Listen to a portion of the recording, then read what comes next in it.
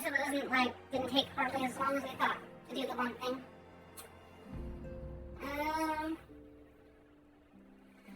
I do have, what is it? I have a,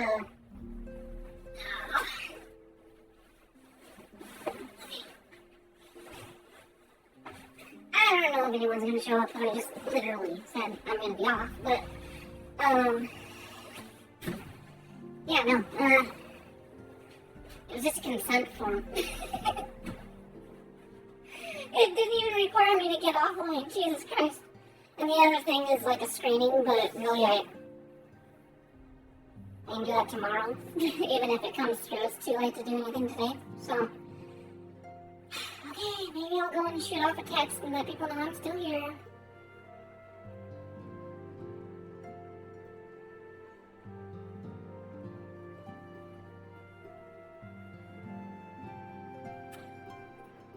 Okay.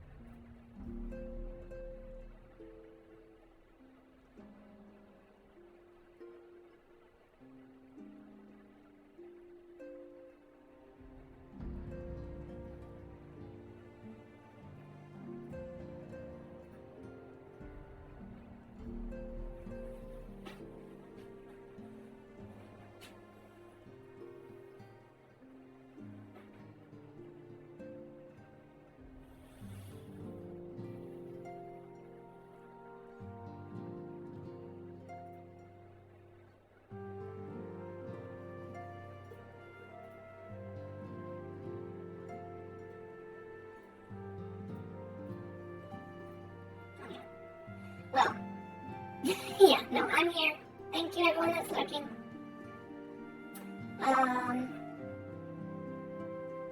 am going to do one thing, though. My artist got back in touch with me. So I'm going to be like, okay, here's the deal. You know how a raspy tongue is? I'll show you what a raspy tongue is. Yes, I'm trying to figure out how to get my character's tongue to look raspy. They literally have no idea how to draw what I've got them drawing, so.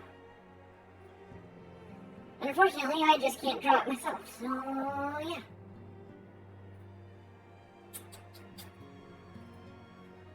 Get 2 pixels wide. Will this look good at all?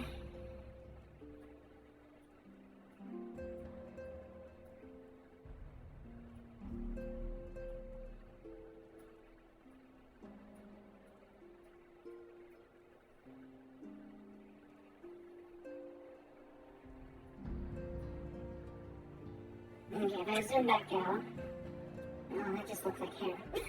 That's tough, right? Okay, what if I do just straight lines, maybe? Maybe lines will look better.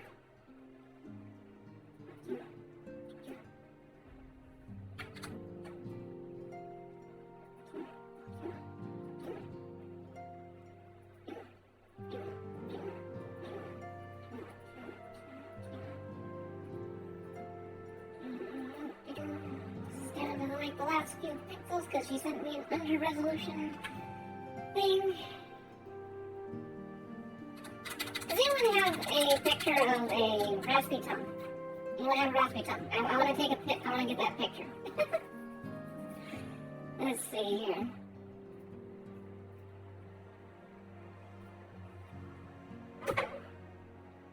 Let's send out a tweet actually.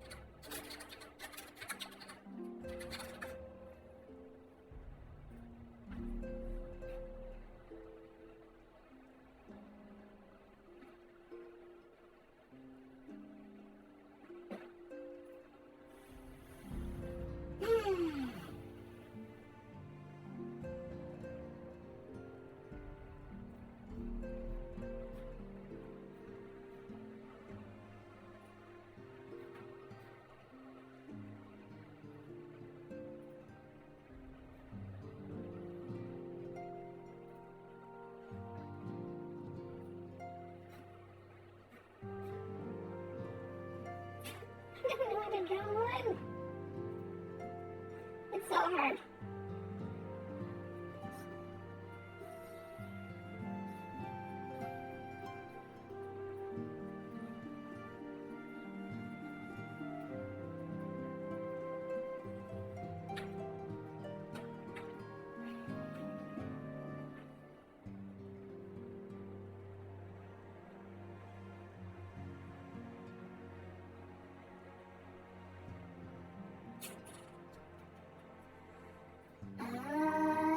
Okay, what if I do this?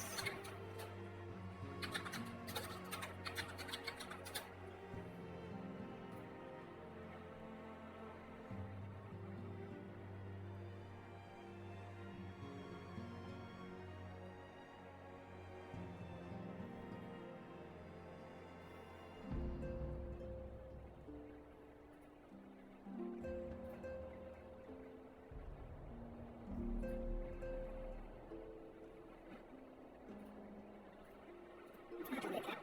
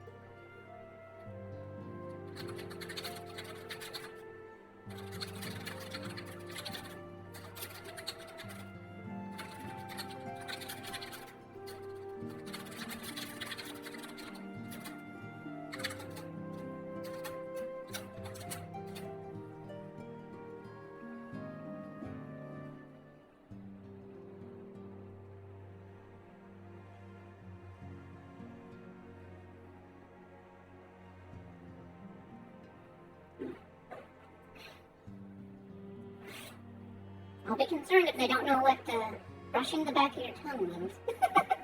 I know that their English as a second language, but I'm just like, how do I get to think of raspy tongue?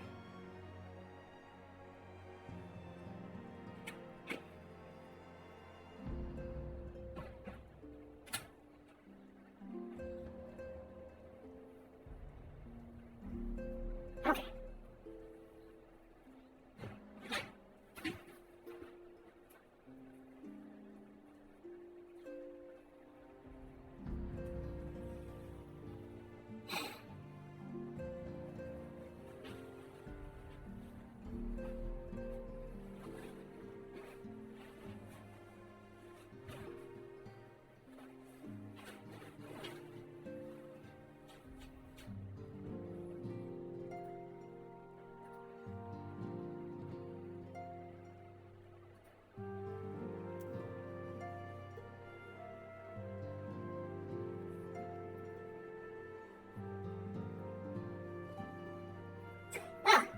Anyways, thanks everyone for sticking around for this weird, like, sort of. I'm gonna believe that one is like a little episode, sort of like a weird hour episode or something like that. It was enough content. I think I should leave it as it is.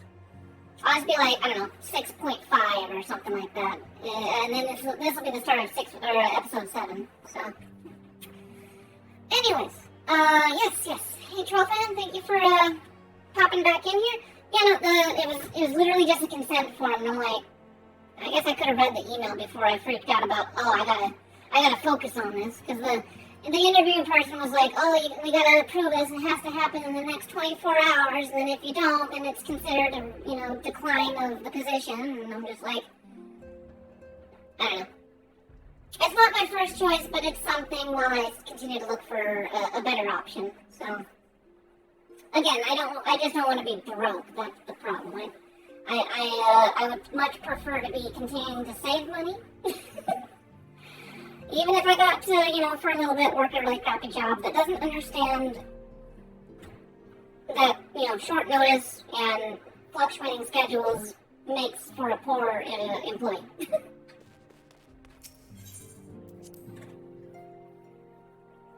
don't understand why they do that though. I know that retailers want to try and like cut costs and make sure they're not like too much coverage for not enough customers or something like that. But there really has to be a better way than punching your name in a computer and being like, okay, well, we can have this person on precisely 11:45 a.m. till 12:10 p.m. or whatever, or some sort of stupidness. It's just like, really?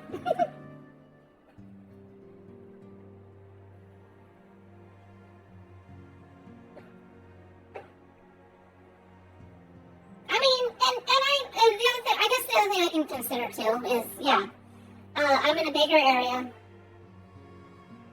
The thing that I'm gonna have to really break out of is where I used to live in. There was literally just the one job, and it took me a year to get that job. It's taken me a week to get this job. I'm just like, holy cow! There's jobs everywhere, and people are hiring, and I just walk in and I get a job. But no, yeah, it took me, no joke, almost a year to get the one job that was, something that I wouldn't have to deal with, I don't know, mom and pop shop with their internal politics and stuff. So I had that experience for a little bit. I worked at a mom and pop networking company, but it was like every other month there would be some sort of family fight, and then it's just like, I'm the employee sitting here listening to them squabbling. I'm like, I don't know why I'm in this. why am I even allowing myself to be in the vicinity of this? But yeah, no. Monies! Yay! Yeah, Zillion. Yeah, it was just a questionnaire. It was literally just, okay, where'd you live? And is it okay for us to do a background check? And I'm like, okay. Then we need to do a drug screening, but that's 24 or a 48-hour sort of thing. Okay, I'm gonna type this guy's name into Google Translate. I'm gonna find out how you pronounce that. Google Translate, do not let me down. Alright, let's see, where's, here we go, Google Translate. I'm gonna change it to French. Francois. Oh, there we go. Alright, so, H-E-U-L-O-I-X.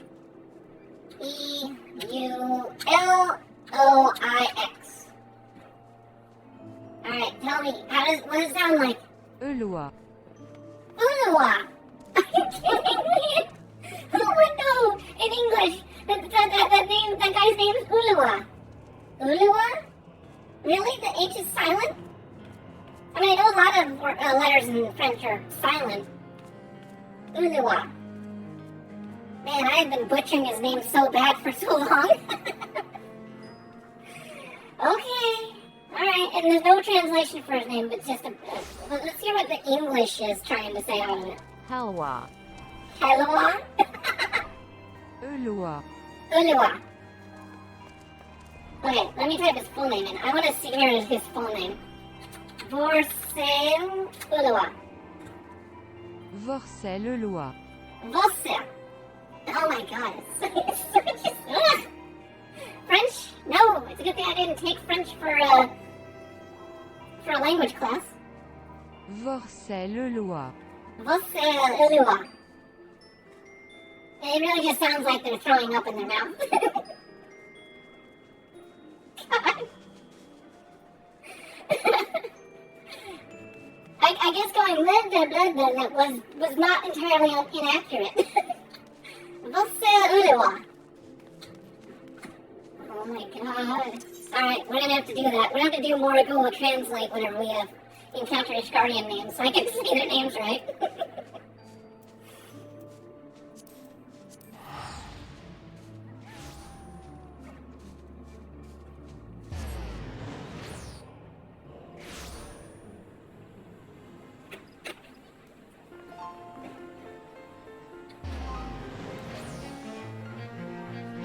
That's probably copyright. Let's run away. No, we're not listening to it. No, those bards playing copyrighted music. No, we are not listening to that. An evil bard, would stand by this guy, a prime quest picker-upper dude, and just continuously play copyrighted music. That would be evil. It would have to be on the Lalafell, though. The silence of the silence. Your arrival has been most anticipated. The appearance of a primal is ever a cause for alarm and unease. Though my men stand ready for any eventuality, I know none more qualified than you to snuff out this threat. Indeed, I would have you do so without delay. The Elder Seer, however, will speak with you first. She is of the opinion that your diplomatic, rather martial skills may better serve our cause. I will leave further explanation to our learned leader. Pray make your way to Novka's altar. The conjurer in attendance will admit you to the lotus stand. Alright, Borsa Ulua.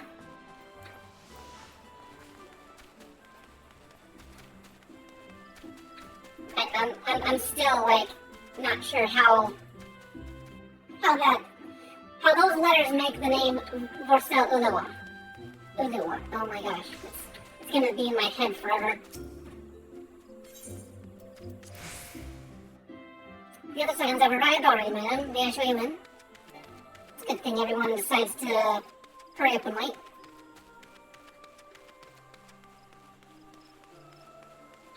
Alright, what you guys got for side stuff? I see the Sylphs have sent out their own representative. There can be no doubt then. It is said that once Ramuh passes judgment, his wrath is impalpable. Could be best to conclude that this discussion Ergradani and his people are placed to conclude this discussion Ergradani and his people are placed upon his scales. Whatever the Elder Seer is planning, I want you to know that I'll be right there by your side. And I'm sure Stola won't be far behind, even if she does think everything's mankind's fault. Well, kind of is, but she does have a case of pointing out the obvious. I'm curious to hear how the Elder Seer means to treat with Lord Drumla. Well, fine, I'll talk to her then. Scions of the Seventh Dawn, on behalf of the people of Gridania, I bid you welcome. I was not joking. Her voice should is so bring slow. comfort to us all in these days of uncertainty. Oh my god. Okay. I summoned you here to share tidings of a most urgent nature. But a short while ago, the great elemental spoke, and his voice was clarion in its intensity. Ramuh is returned unto the forest.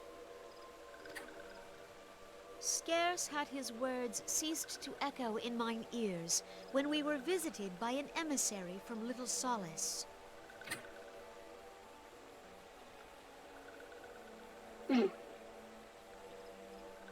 Our guest informs us that the Sylphs too have sensed the presence of the Lord of Levin.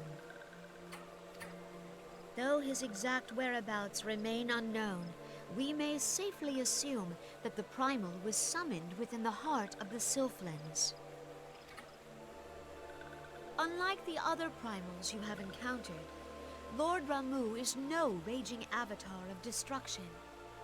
He is revered as much for his wisdom as his strength, serving as both arbiter and guardian to his children. Given that we and the Sylphs found a way to share the Twelves Wood, it is my hope that this sagely immortal will be amenable to reason, and that conflict may be avoided.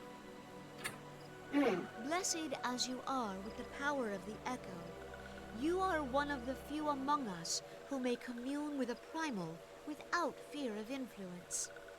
I would ask, therefore, that you represent us in this most delicate of negotiations.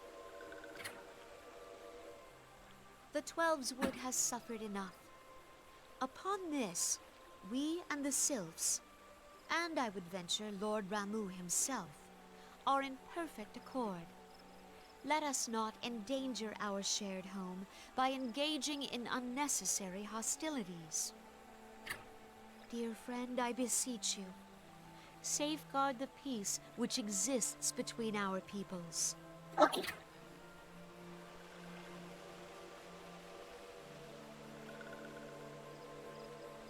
You have my thanks.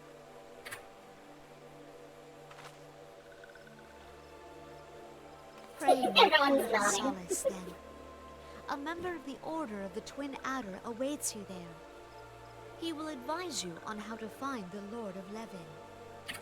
30 minutes later. Sorry for Miss Slow Speech Lady. An ill wind blows through the forest. Oh my gosh. Yet, it is not only the Twelves Wood that flinches at its coming. All the lands of Eorzea shiver in dread anticipation. Have care.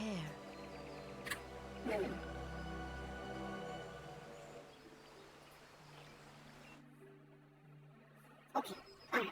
Let me see here. I got a little picture, I think.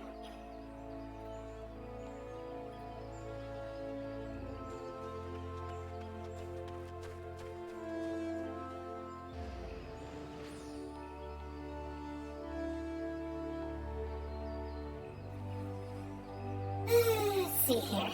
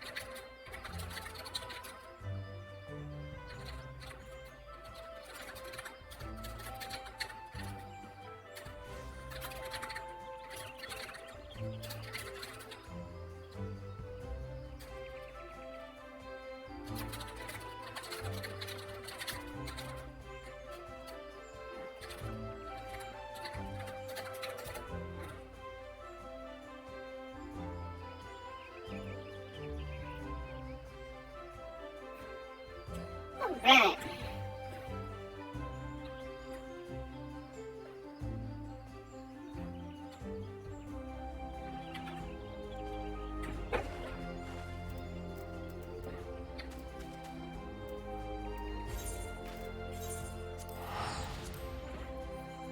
I can't wait to show you guys the picture.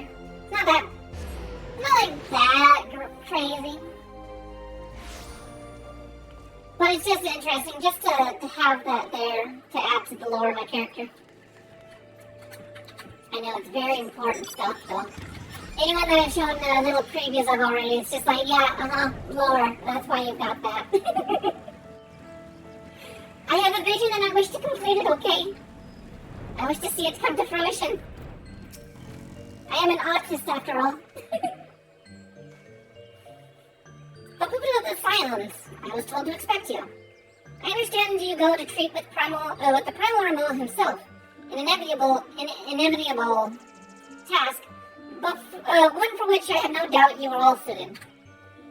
I've been told that your fellow Silons are conducting an investigation of the area as we speak, that we may ascertain the location of the Lord of Levin might be found. I would ask that you abide here until they return with their findings. Can I just go to the big glowing crystal thingy? I know where it's at. Funny little name, Levin and Impression. Levin and Impression. I was told that a messenger would be sent as soon as your fellow Silons has finished their investigation. I do not imagine it will be much longer. Please help, please help! Bad things are happening! This one returns, and returns with good tidings. Wise ones have finished searching. They have wisely indicated, or identified the precise location where the touched one summoned Lord Ramu. Your timing is impeccable, my fluttery friend. Might you be so kind as to escort this good woman to her fellow Silons? This one would, it would be this one's pleasure, walking one. Please come with this one.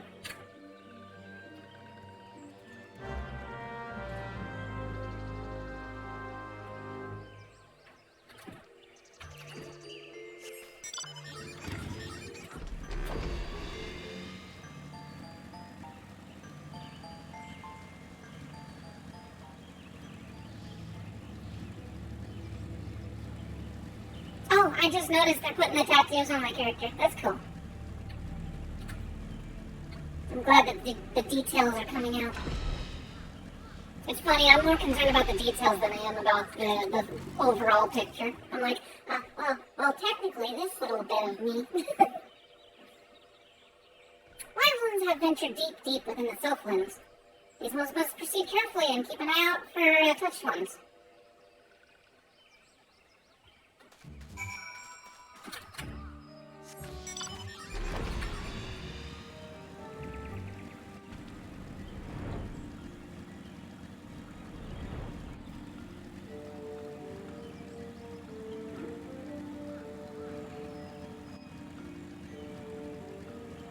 Now, it would normally be kind of a pain to get over here. It is kind of a maze, but we have the power flight. This one is, well, sorry, but this one can go no further. Draw too close to Lord Ramu, and this one may turn mean and nasty like touched ones. And so this one must say farewell for now. Walking one will find wise ones not far from here, to the south. Go safely. Go in safety, Walking One. Now that I'm actually reading their dialogue out loud, there's not enough self-dialogue. I'm sure if I did the Beast Tribe stuff, there'd be plenty of it, though.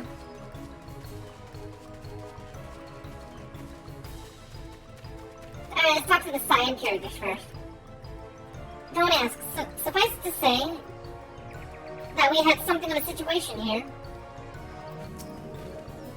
Ah, there you are. It is you, isn't it? Oh, right, yeah. Also, the Sylphlings have a hallucinogenic pollen in the air.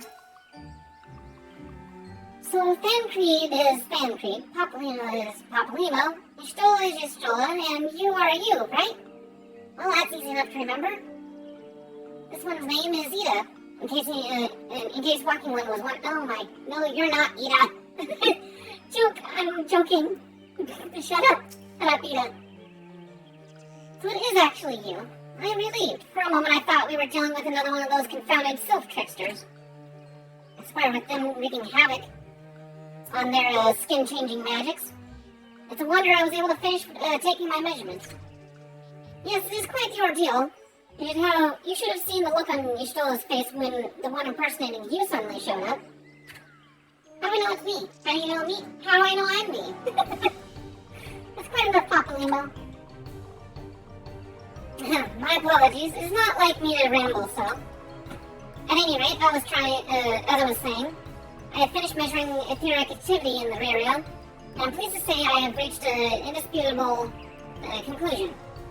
To wit, that Ramu was called forth in the vicinity of the Sylph Aetherite. Come, Fupupu, the Lord of Lebanon awaits. Okay, so I know that they trimmed down the main story scenario a little bit, up to Heavensward.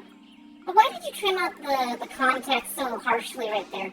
I think, I do recall that we had at one point, there's like a story step, and you had to be in the middle of the Sylph field, and they weren't actually your friends. They were playing around and stuff, and you're like, wait, you guys are acting weird. I feel like unless we, if they skip that entirely, I'm just like, aw, that wasn't bad lore. That was the bad story step. I didn't consider that fluff.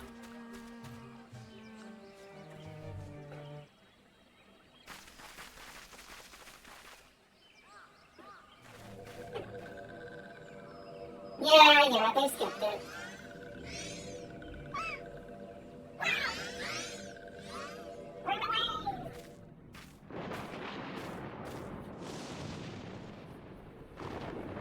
Ainora betrays thee, servant of hiding. Oh no, he's already sussed me out.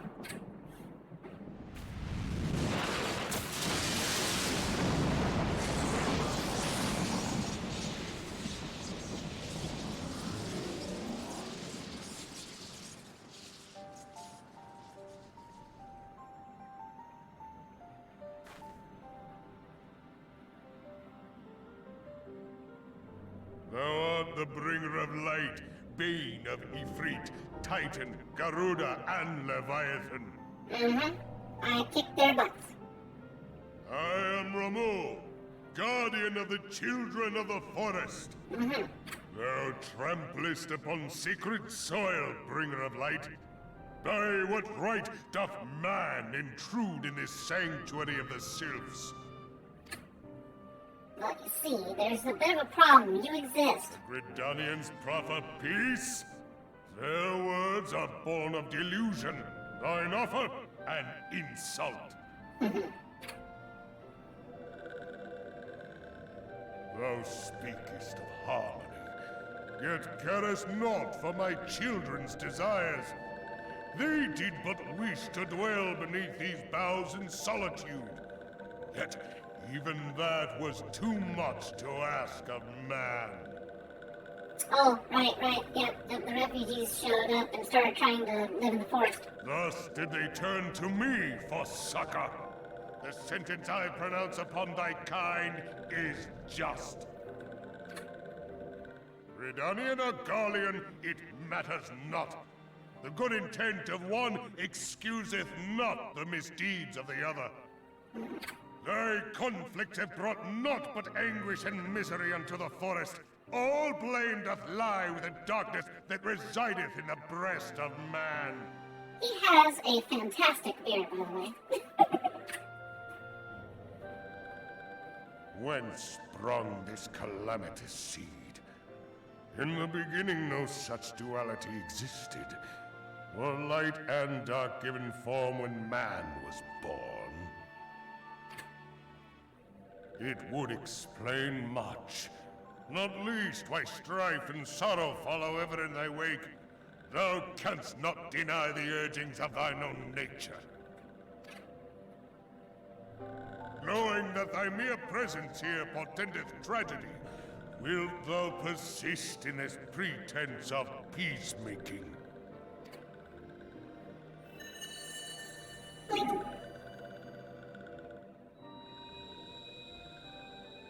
Thou bearest the crystal which I bestowed upon my wayward charges, that they should entrust so precious a gift to thee. Thou standest apart from thy kin. Thou art the bringer of light, aye. But there is something more in thee. I do find this kind of cool, though, that a primal has reason. I shall consider thy proposal, shouldst thou survive my trial. If thou wouldst champion the cause of harmony, I must have proof that thou art fit to play the role. Wither mine ire, and prove to me thereby that thou hast strength enough to stay the darkness which threateneth to consume thee. Yet if thou shouldst be found wanting, know that all men shall perish in the storm of my judgment.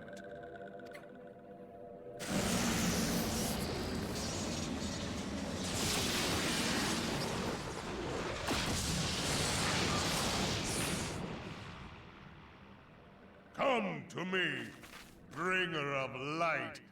I shall await thee on the field of battle.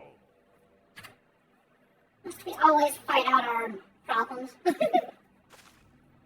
Urianger, it is rare indeed to find you so far from a tome.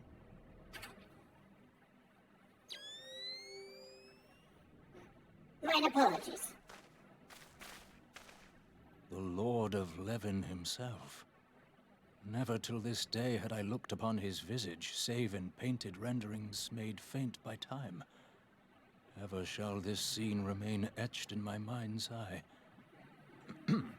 Beg pardon, my lady. Calm down, Ranger. We're about to see much bigger things than one primal. I must beg thine aid on a point of research. If thou art resolved to face Lord Ramu, I would ask thy leave to observe the event.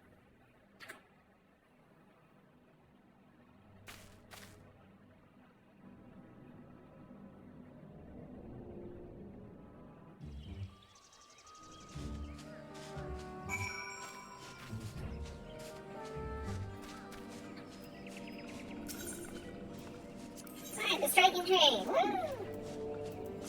I'm going to undersize part of this. And the striking chicken. Alright, time to kick his butt. But we'll listen to the music. Hopefully I'll be long enough to appreciate the cool tribal music here.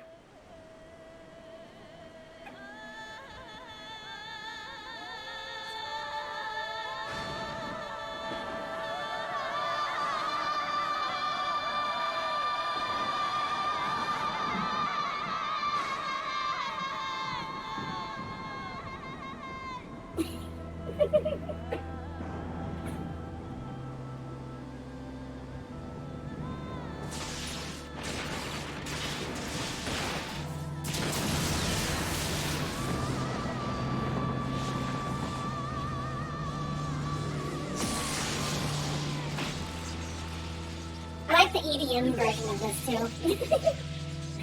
They have it in Eden, the Eden Rain.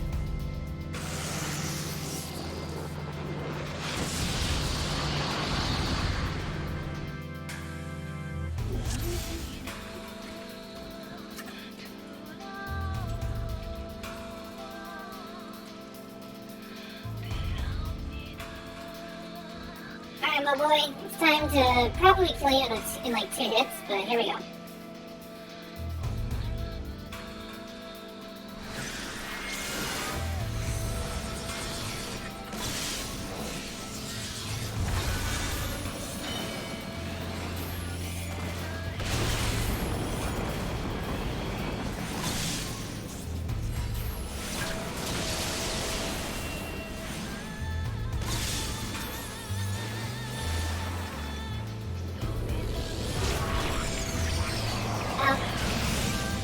I got terrified. No. I think I can kill him.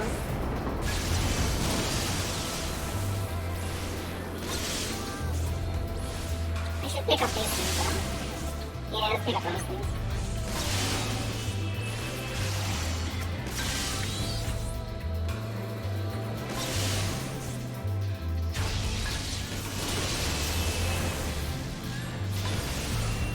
Judgmental. Yep, this is an AoE thing. Does nothing. Nothing. Shouldn't even break my mana wall.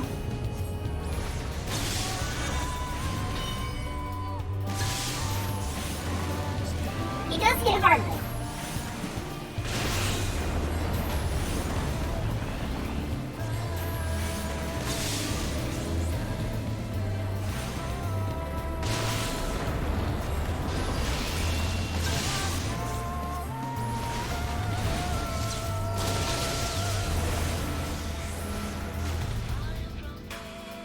He actually stood up to me for a little bit.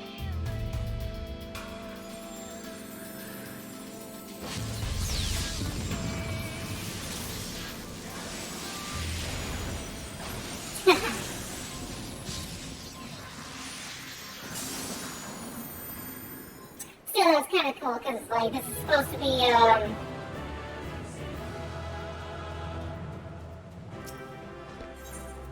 It's supposed to be end-game stuff for level 50 people, but I'm level 80 with high island level, and I have I taken am your sorry. measure, bringer of light.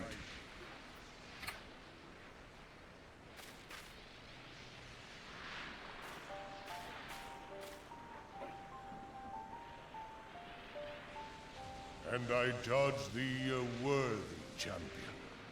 The task of excising the sin that hath taken root in man's heart is thine.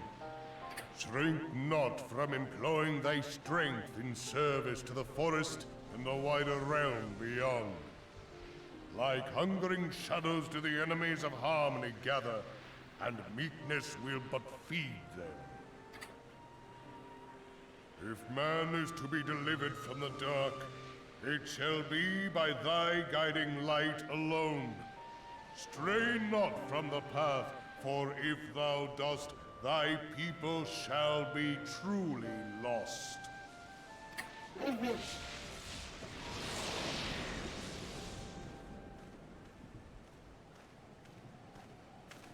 Thou hast slain the Lord of Levin. A regrettable act, but a necessary one.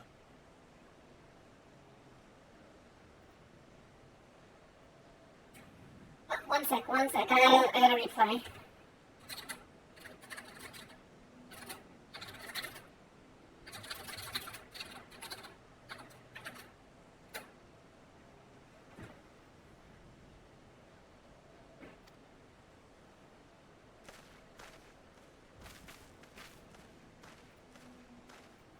witnessing thy struggle, the truth hath been revealed unto me.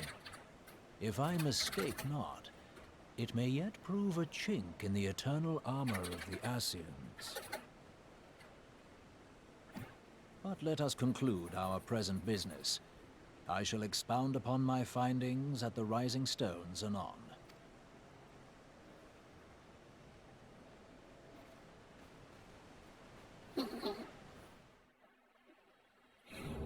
Alright, they just, my artist showed me a preview and an experimental idea, and I was like, yeah, that works, that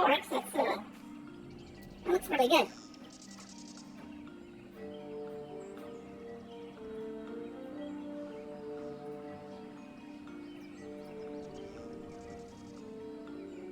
Okay, so let's go back to, I got a debrief at the Lotus stand apparently.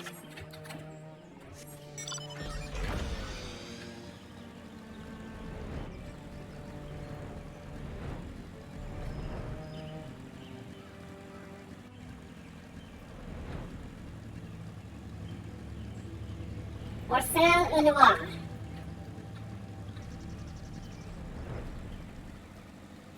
Well, maybe not him. Maybe we do have something. I don't know.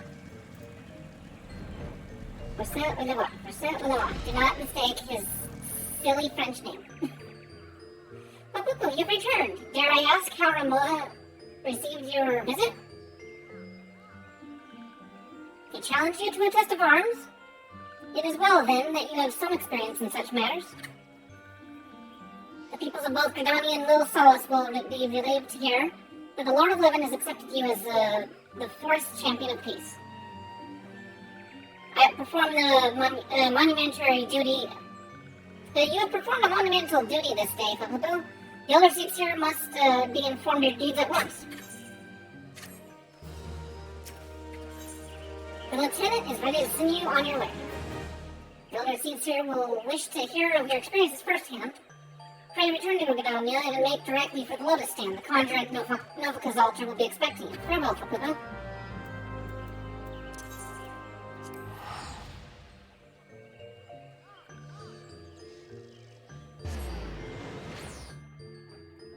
So was it you, Zillan? Or I think it was Troll as well. But there's a couple people that are here right now that they actually didn't get very far or didn't even look into Final Fantasy story. What are you guys thinking so far? Still kind of too big brain, too much. Yeah, just level 50. Still kind of like going over your head, sort of like, I mean, it's cool to watch, but I don't want to go and do it myself. I'm just curious, because I'm curious if anyone ever, if anyone in the chat, you know, goes and is like, well, now hold a second, that was good storytelling, and then, because that's what it was with me anyways, I was like, I want to get people to join me on my favorite game, but where's that point? I think there's a couple of spots that I really liked. Surprisingly, there were some people that liked, certain events that happened in Stormblood. I think Stormblood was kind of one of the weaker, expansions, but speedrun the story, or at least the base story. Yeah, that's pretty much it. Like, what we're doing right now, this 7 days, is me deliberately reading all of the dialogue. But, yeah, just imagine doing this plus, having to do the leveling up and the grinding and, getting your free company, or your grand companies all leveled up and stuff. It's a lot of stuff. It's a lot of content. But not necessarily, like, it hasn't aged, like, the best, I'd say. It is definitely one of those, like, just if you can afford it, get the story skip, go to Heaven's War. I fancy my presence was more help than hindrance during our troubles with Leviathan. But this time around, well, even I have my off days. Yeah, you just kind of poofed. The hero of the hour, let us not keep the Elder Seats here waiting. You should have seen Moxio when we got back to Little Solace. Grateful is an understatement. I thought he was going to shake Papaluma's hand off. To have seen that Ada's appraisal of the situation held some merit after all. Mayhap I should not be so swift to discount her intuition. I know. sorry, Ishtal, you do become a really awesome character pretty, like, at some point, but I guess you do have your beginnings too. She's kind of a tree-hugging sort of You are criticizer. returned to us, dear friend, and none the worse for bearing the heavy burden which I did press upon you. Most glad am I of this. I am informed that your efforts to negotiate a peace with Lord Ramu ended in conflict. Pray tell me, what befell? Well, he was really old, he had an awesome beard. Betrayal of you? I was fear an there honor. is truth to his claim. It is the darkness within us that attracts the darkness without.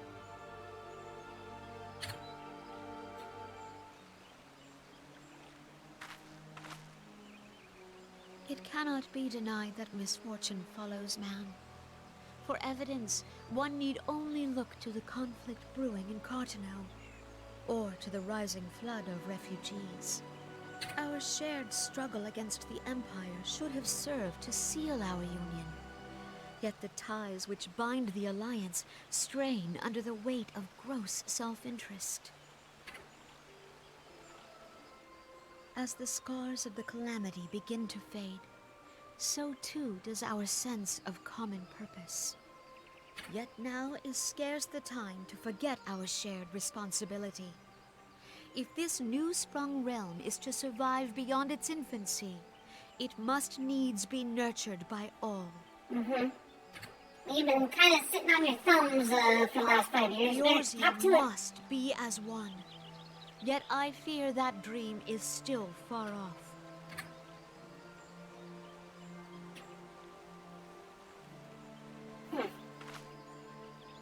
On behalf of the people of Gridania and the elementals both, I thank you for all that you and your fellow scions have done. Full oft have I been compelled to look to you for aid of late, and offered all too little in return. As leader of this nation, I shall endeavor to prove a more worthy ally to your cause henceforth.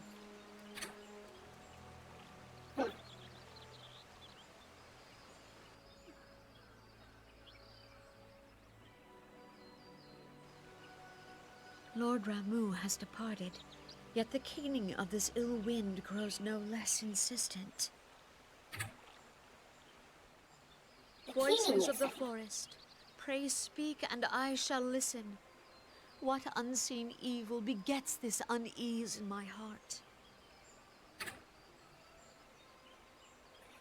Well, it's kind of hard to explain a multidimensional world or universe-ending sort of thing on the horizon, especially whenever the way that the elementals communicate are through magic. They're a purely magical kind of creature. So really, it's just the connection of or how, like, listening through their souls. That's the best way you can hear them. Let's see here. Alright. Thus ends the daunting mission. I'd hoped that Lord Ramu could be persuaded with words alone, but nonetheless, I can only admire the adroitness with which you responded to the primal sudden challenge. It seems that everyone in J2 was pleased with that outcome. What say you, Flipopo? Shall we gather back in the Rising Stones and ponder lessons for the day? How about these people? I want to talk to you guys. It seemed that Ida's appraisal of the situation held some merit after all. They still carry their old dialogue stuff if I didn't talk to them in the Lotus Stand.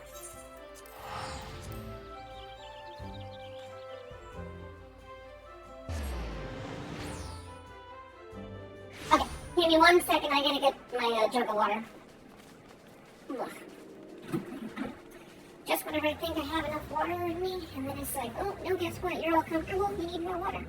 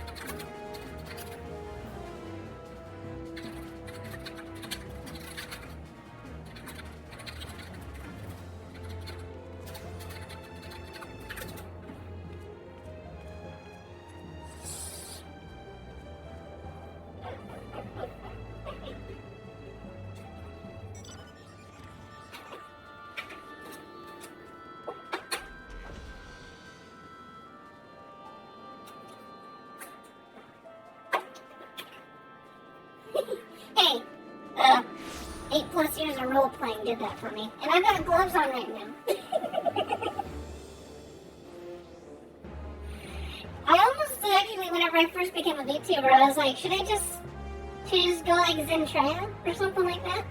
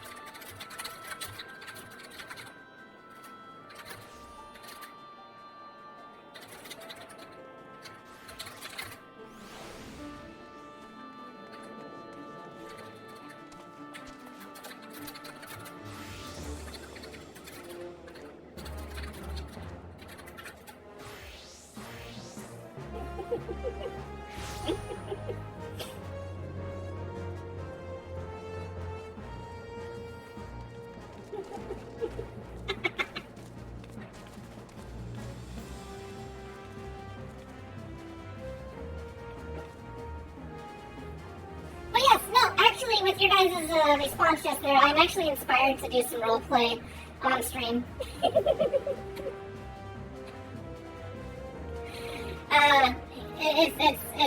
It's always been a worry of mine. I'm like, I don't know, most people that watch streams want something to hear.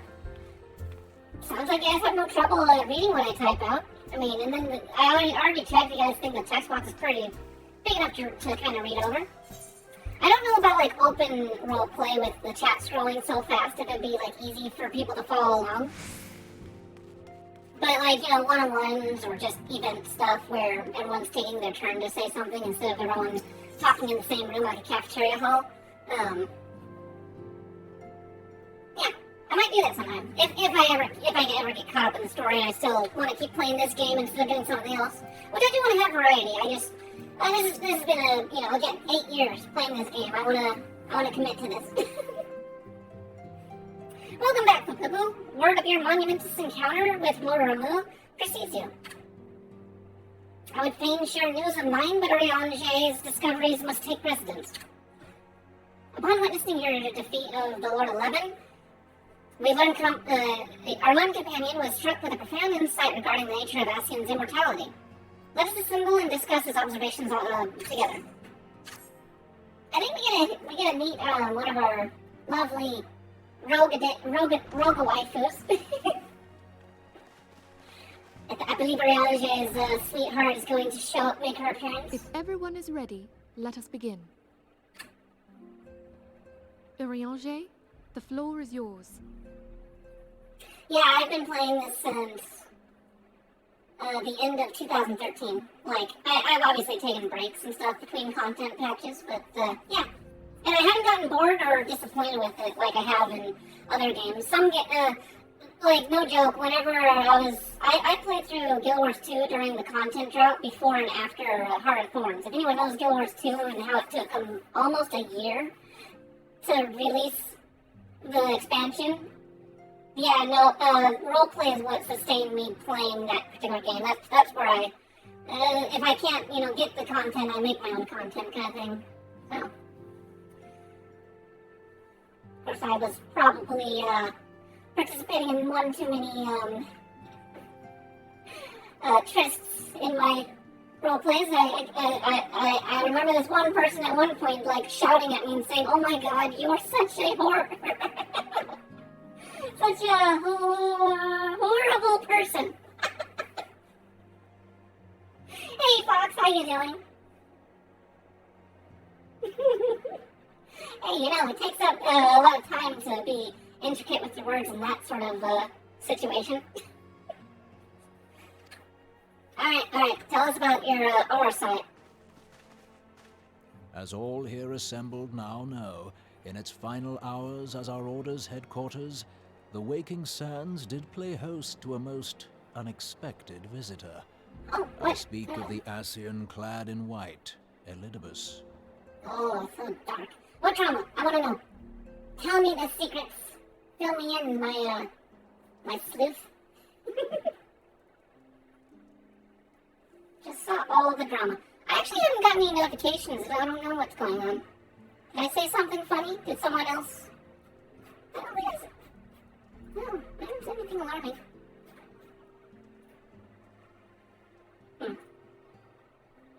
Oh, the V Shoujo stuff. Yeah. Yep.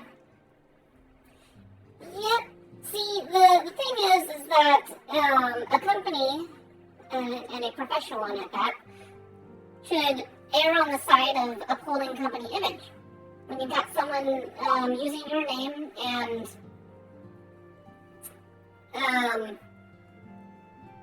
putting a black mark on your company, that already instills an amount of distrust in Bishojo itself, even if it's not their fault.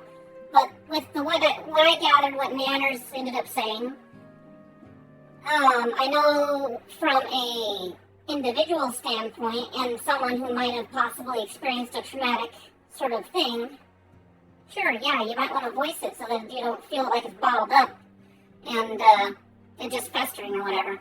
But from a company and i.e. a representative of the company, you want to not talk about the drama, especially not anywhere that it can be drummed up publicly, because then that instills even less trust in the operations of Bishojo. Like, what Nux did was not a problem, and Bishojo's silence was not a problem. They both did what they thought was right. Bringing up the fact that it was causing distress inside the company regardless makes, in my opinion, if I was applying for Bishojo, I would probably be doubtful of continuing with my application. Especially for those more qualified people, those people that actually might be indie VTubers and might be like, you know, I'm doing good, but a org would probably do great for my brand, and then they see this come up and they're like, actually no, there's a couple of people in there that are too chaotic. Oh, no, I was just giving my opinion on, like, the fact that, with Bishojo, there's a drama that came up in the last week or whatever, that, someone was using their name to make false, application, acceptance letters. And they were telling people, they were like, oh, congratulations, you're on the next stage of being hired by Bishojo. And these were, like, bigger indie VTubers that were, like, sending out messages on Twitter saying, oh, OMG, I can't believe I was accepted. And it didn't help. I think some people misinterpreted it as a joke, and it became a joke. But, like, some of those people were like, I was accepted into Bishojo. Now I'm starting to think to myself, too, I'm like, I wonder if any of those were, like, legitimately people memeing, or if they got the letter and they were memeing because they're like, I never even applied to it. Anyways, Nux mentioned that he hadn't applied for Bishojo, yet Bishojo still sent out a thank you letter for, and that it was going on to the next stage of the interview process.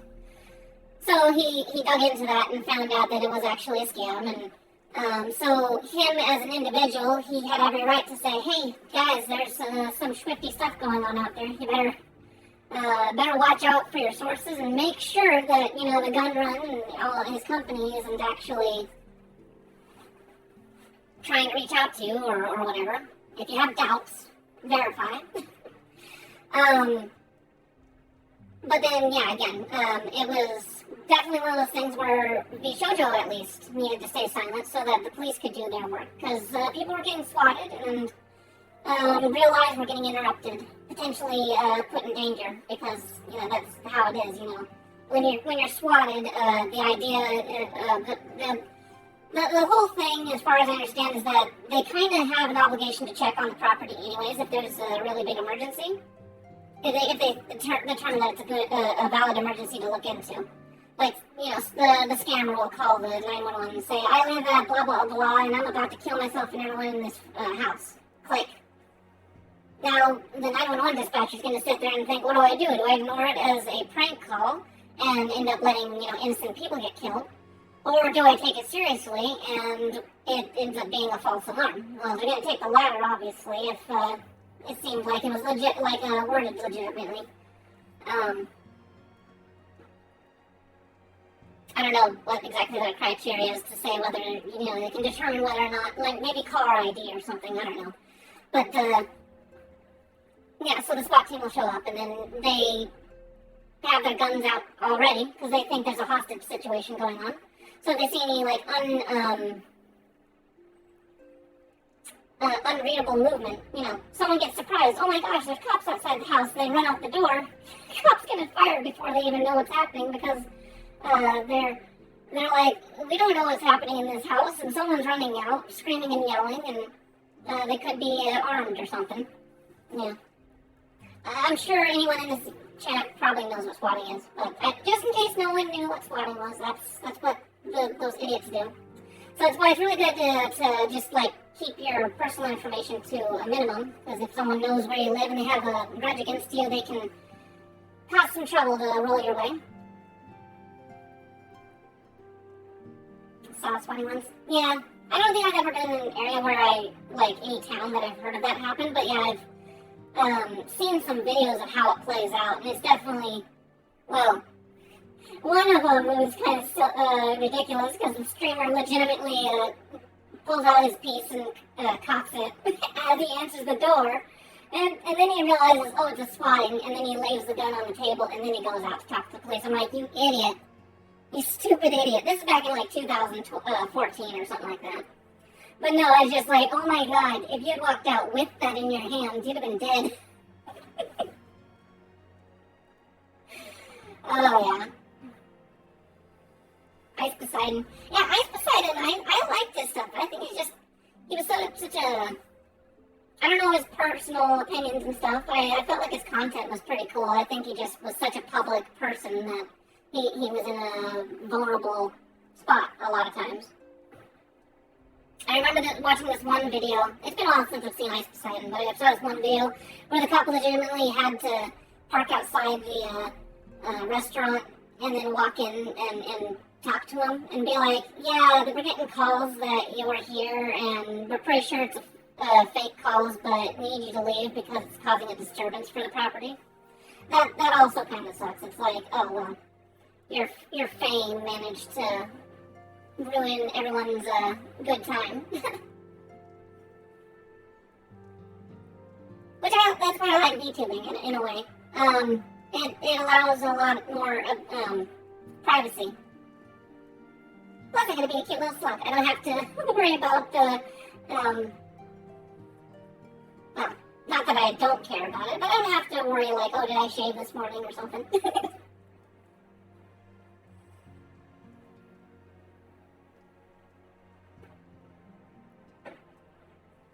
Big tip.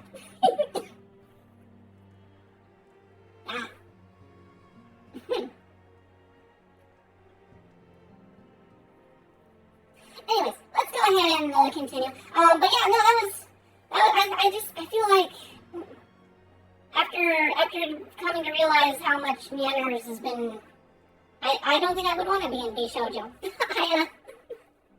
I feel like she would be the one particular person that would legitimately make me not enjoy being, even if I was something that could participate in that group. Because I know I would probably get along with Iron Mouse. I mean, she's a lovable little succubus. But Nanners just seems like SJW whiny baby in real life. That's like, oh, you didn't use my proper pronouns, I'm gonna get offended and make all of our collabs, not fun or something like that. I don't know what it was, I forget what string she had, but she had just had a huge blow up about her pop song. It came up again. And so this person that had a negative opinion of her deleting that video, they had a collab, and I just remember seeing Yanners being so timid and shy and stuff, and I'm like, you're probably feeling guilty as heck. You're probably thinking, oh, I am such a trash person, and now I'm talking to an influencer that sort of she's probably read all of the little like notes and stuff from that guy in his community. And she's like, don't have this turn into a bad publicity stunt. I specifically try to turn off the Neander's notifications though, because just in principle I don't really like how she's handled her career. But I can't fault her for being successful. I just, the stuff that she's continuously doing kind of makes me like, no, I don't want to support that. Yeah. Probably, yeah. And I don't totally know what that does. Again, my only real reason I ever got like upset with Neanders was because when she blocked me, I don't even know what the heck I did. I don't know what I said, but I very early on in my Twitch shenanigans got blocked by her. And then I finally found out, oh, she did this and that. And I'm like, well, she's not really a genuine person. She's just there for fame. Yeah, like you said, for fame's sake. And I don't, again, I don't knock people that do that, but I just don't enjoy folks that will, bend the knee for the sake of public image. Like, abandoning what you actually like. I'm almost still half convinced that Manners does like the things that she denied in public, anyways. But it's just the fact that those people actually rose her out of obscurity. They supported her because she was kind of that like edgy sort of joker about all of that. I don't know how to word it. I don't know. It's above my head. I don't have the most knowledge about it. But she did get to a point where it struck me as not someone I wanted to support.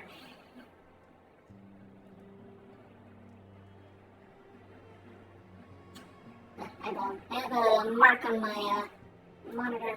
It's not going away. No. I thought I had a freckle on my face. No, that's something on my monitor. Yeah. Huge hypocrite. That's the thing.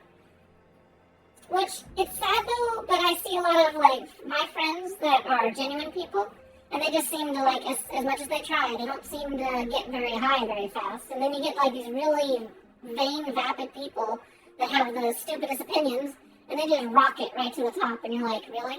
All you do is squeal like a whore on screen, and somehow you're not being banned by Twitch. What, did you, like, post some sort of really left-leaning sort of thing? Yeah, I mean, like extremist sort of, I don't know. I get to talking about, like, there's obviously a social circle of sorts that if you're not in it, then it's a slog. If you're a part of it, though, it's almost like an easy ride to the limelight.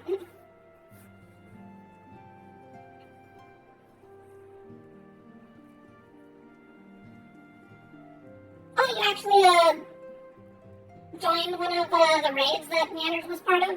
I know that the Vishojo played Final Fantasy for a little bit. I don't know how long, but they played it for a little bit. Huh.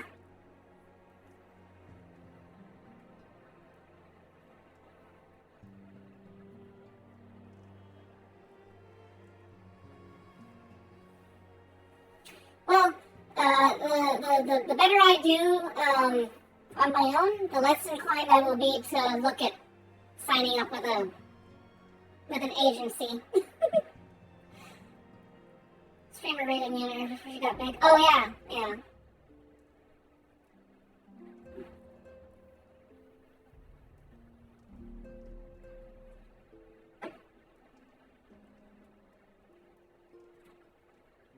I can agree with that.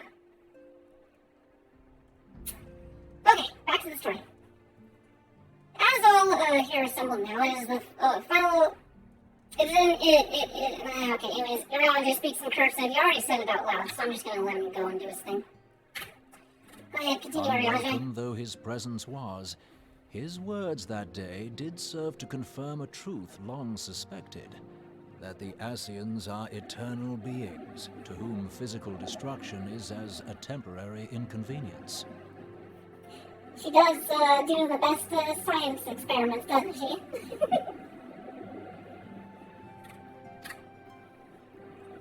In the intervening time, Urianger and I have striven to discover a means by which the Ascians might more permanently be slain. And 'tis my belief that we have found the thread that will allow us to unravel the twisted skein of their existence. In the moments prior to Leviathan's most recent manifestation, the Sahagin elder who summoned him was observed to undergo some manner of ascension. The etheric readings taken by Y'shtola at the time of this transfiguration have proven most enlightening. Pray, do tell. The disruption to the flow of ether was sudden and dramatic. So tangible was the agitation, I scarce had need of my goggles. Funny you mention The that. significance of Y'shtola's readings might better be understood in the context of mine own, taken at the instant of the Lord of Levin's demise. Unlike the Primal, the Sahagin was not subject to etheric dissipation. Oh, that's interesting. So, the Primal's ether would disperse, but I guess the only thing that happened with Sahagin was he was absorbed. He wouldn't have necessarily dispersed. It would have been an eternal bubble, a fish bubble. Before discussing our new discoveries, it may benefit us all to recall what we know of etheric behavior. Oh, here it goes. What is it? PowerPoint presentation time. I knew it. It was bound to happen at some point.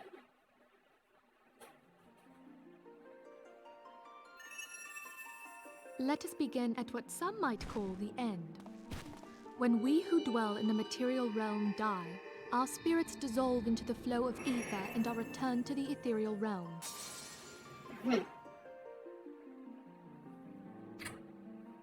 In turn, the restless energy which suffuses that plane streams back into our world, giving rise to new life.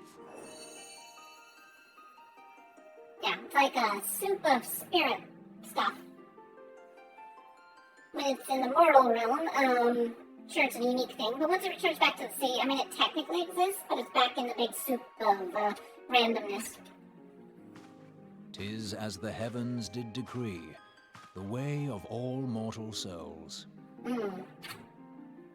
Twixt this world and the next do the ethereal currents swirl, bearing the very essence of life. Thus doth the cycle of birth, death, and rebirth continue unabated.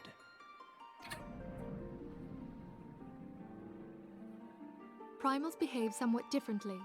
In order to manifest and then maintain a physical presence in this realm, they must consume vast quantities of ether, most often in the form of crystals. Though they may seem to live, their flesh is but ether given shape.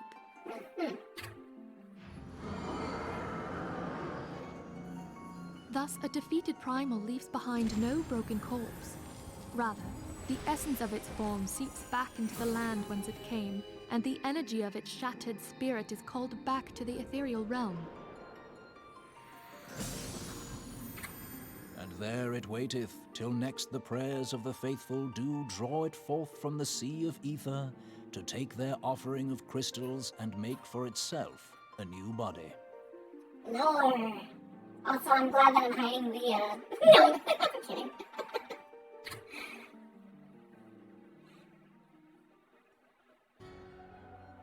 Which brings us on to the third group, the so-called immortals. They exist in a manner all their own. Quite. Even as the Sahagin elder fell to the Admiral's musket shot, I witnessed the release of an ethereal cloud, which immediately took possession of a nearby minion. Okay. A soul that dissipateth not upon the death of the flesh. The secret of life everlasting, and in the claws of a Sahagin no less. But I wonder, what would happen to one of these obstinate spirits should there be no suitable host for it to claim? If mortal death entails a return to the ethereal realm, it seems doubtful that the soul of an immortal would venture there. Nay, it merely withdraweth a distance, unto the shore of the ethereal sea, perchance, but no further. In the place in between, yep. Yes, it exists in neither this realm nor the next, abiding instead in the space that lies between them. Hey, Spidey, how you The doing? Ascians took control of Thancred by means of a crystal of darkness, an artifact which, if our theories are correct, serves as a gateway to the place I have just described. I was hoping people had forgotten about that. I am sorry, my friend. We're not going to easily forget The that. weary road of our research hath brought us unto an answer. The Sahagin ascended to an immortal state, but he did not possess a crystal of darkness through which to flee this realm. Thus was he consumed by Leviathan. He was just basically, floating ether magic, ready to be absorbed by Spirits something. defeated Ascians in like manner, and thereby deny them resurrection.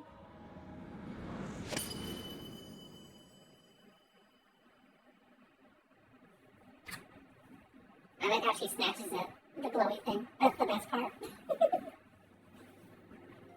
Therein lieth the path to victory.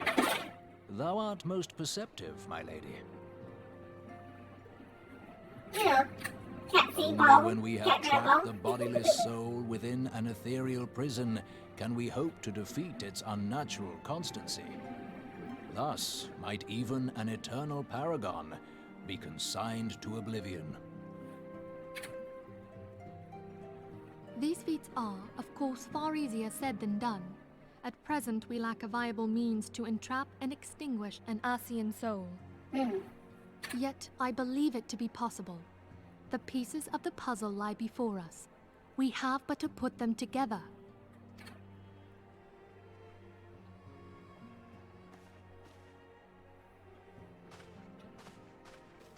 Exactly, I the will depart layer. at once to convene with the sages of Sharlayan. Together shall we divine the steps by which our goals may be achieved. I have the utmost faith in you, Archon.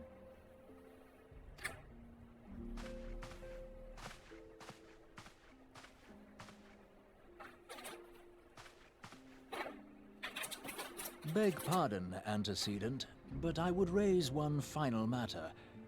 Even now, a Sharlayan survey party seeketh to ascertain the fate of the students of Baldessian. Their findings shall soon be known to us. Though you harbor feelings of dread, I bid you surrender not to sorrow, but abide instead in hopeful prayer. Yes, okay. I shall, Archon. Thank you.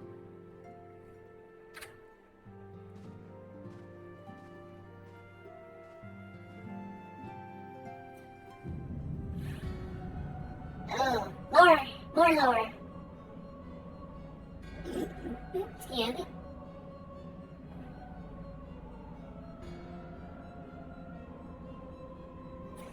The Lord of Levin is returned to Ether, as was Leviathan before him. Rama's acquiescence was most intriguing. Infernal Vortex, Crag, Whirl, and Levin all have now been humbled by the Bringer of Light. The limitless potential of man, Hydalin's servant grows mightier by the day. I'm guessing what their voices sound like. And yet, she proposes a great cost to her mistress, whose strength is all too finite. 7 times have the masses survived in the rejoining, but their souls are growing weak and wane.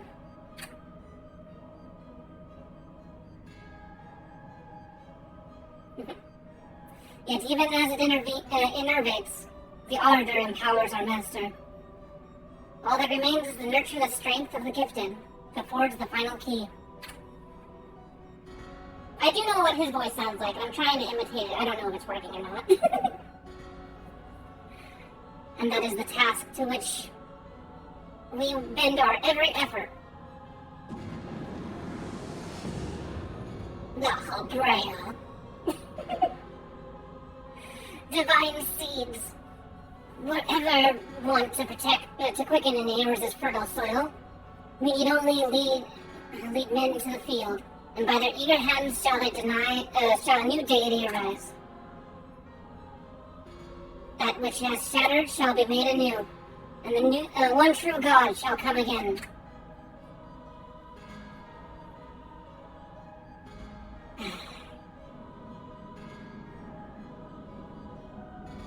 So I don't think this is an actual representation of Zodiac. I think it's just a statue, but it does look kind of creepy, don't it?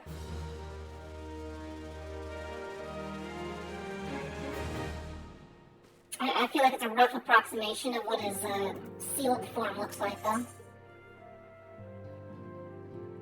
The Guardian of Eorzea. Oh, by the way, filler episode. This is probably going to be filler content right here. Now that the matter of Ramula has, for the present, been put to rest, there is something I should show you. I would show you, Flipupo. It is a letter of thanks, signed by the leaders of the Eorzean Alliance, acknowledging the Scion's tireless service to the realm. It mentions in particular the names of the defeated tribals: Ifrit, Titan, Garuda, Good King Moggleman the 12th, Leviathan, and now Ramula. Needless to say, there is only one among our number who have faced them all. And though these words of gratitude were addressed to our order as a whole, I feel that they were meant for you above all others. I too must offer my heartfelt thanks for all that you have done. In the course of your duties, you have never once failed to answer my call to arms. You are a true hero, Flipupo, and Eorzea is much safer for your presence. Pray, do not misunderstand me. I said safer, not safe. I know only too well that we can ill afford to lower our guard. The Assassins may be relied upon to sow chaos in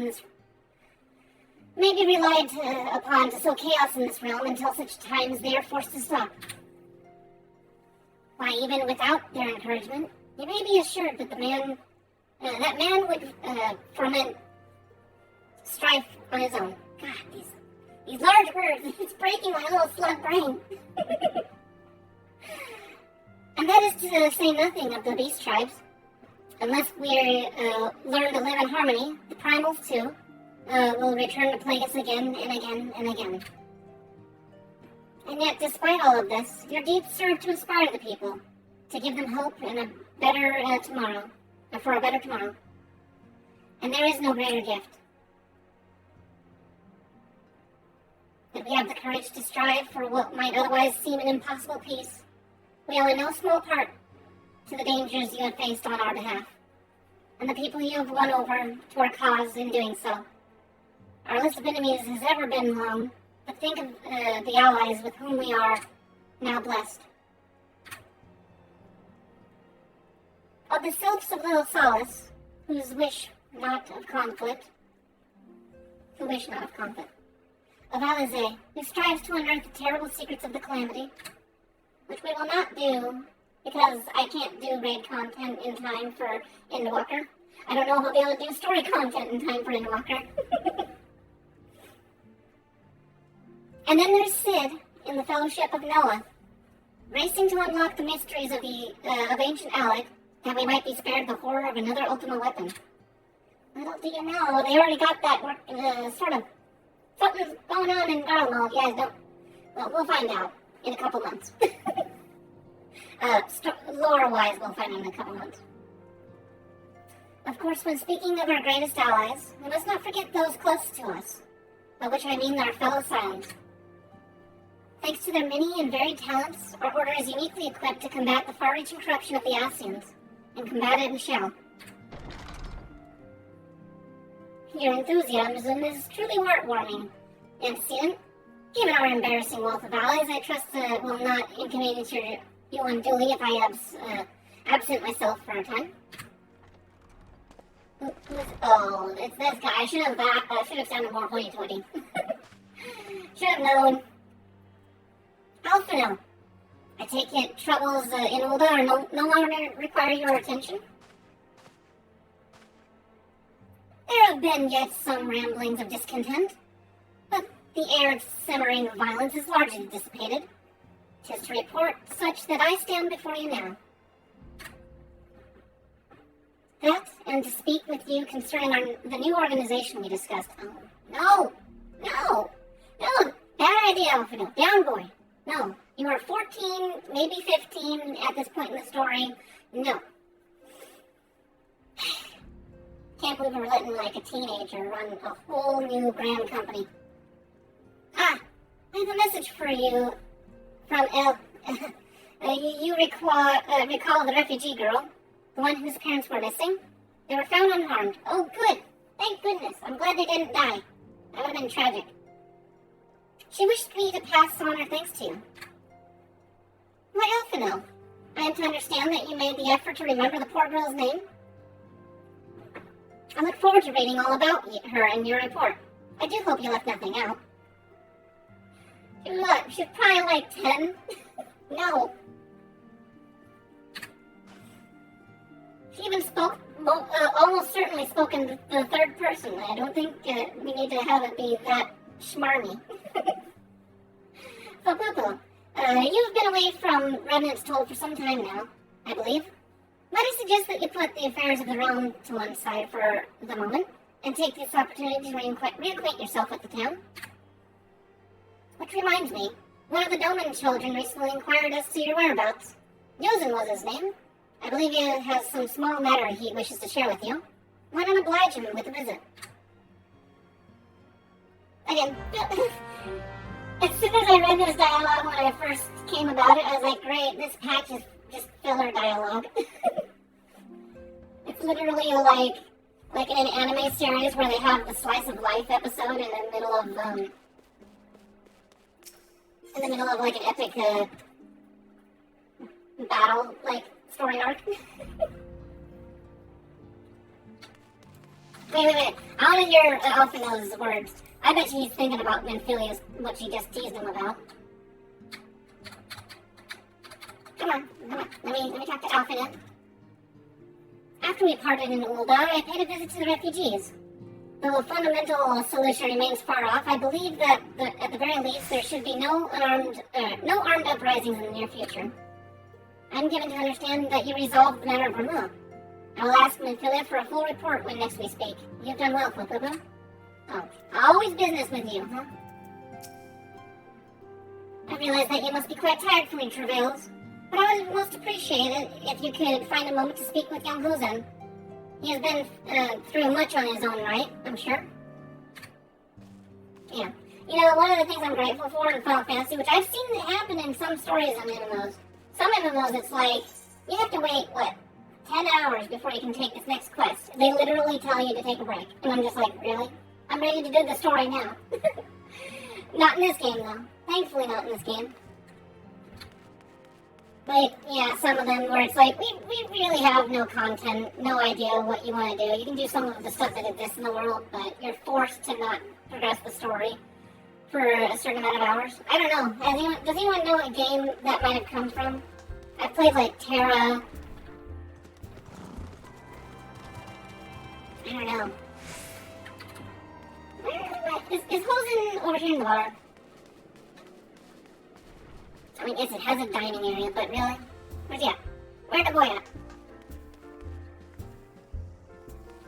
Is he in here? Did I walk right past him? I think I walked right past him. Yes, I did. I totally walked right past him. I'm totally not having a streamer moment where I'm oblivious of the things that are happening on screen.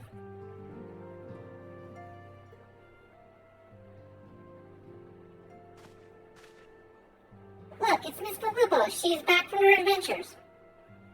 We heard you were off fighting primals, and that they're some of the strongest enemies you could ever face. I wish I could have seen you in battle. Anyway, we all want to be heroes too, so we finally formed our very own Doman Adventurers Guild to protect all the Domans. Oh, do you think you could train us today, Miss Palupo? Maybe you could show us how you fought the primals? What's all the commotion then, eh?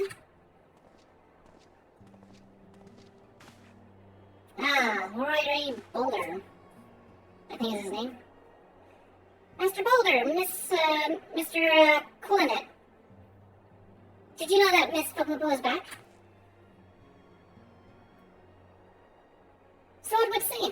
welcome home, Pablo. My companion and I but recently became full members of the Scions, and I believe proper introductions have yet to be made. I am known as Horary Boulder, and this bookish fellow is Cullinan. Cullinan? Okay, it's a French name. I'm going to type it in Google Translate so I can say it right, because it drives me up a wall and I can't say it right. History. Translate. So, again, this guy's name. Vorcel-Loi. Vorcel-Loi. Oh my gosh. Why? Why do they have French names? Okay.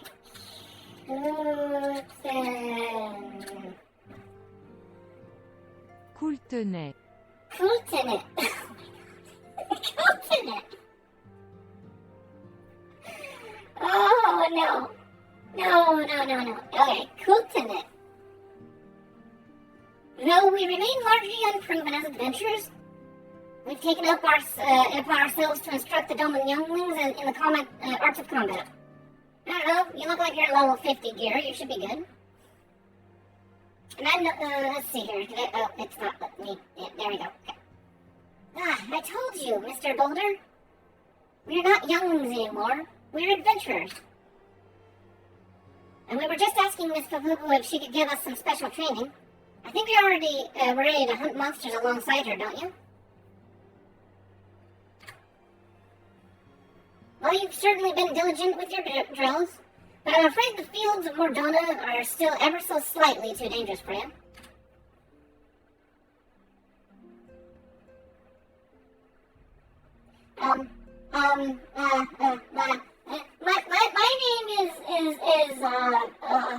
My name is kind of more Italian than French. Kind of. I mean, it's, alright, you kind of got me there. Alright, but I know how to pronounce my name, okay? And all my consonants, all my letters have pronunciation. I don't go ooh-ah and ooey and, you know, I don't know.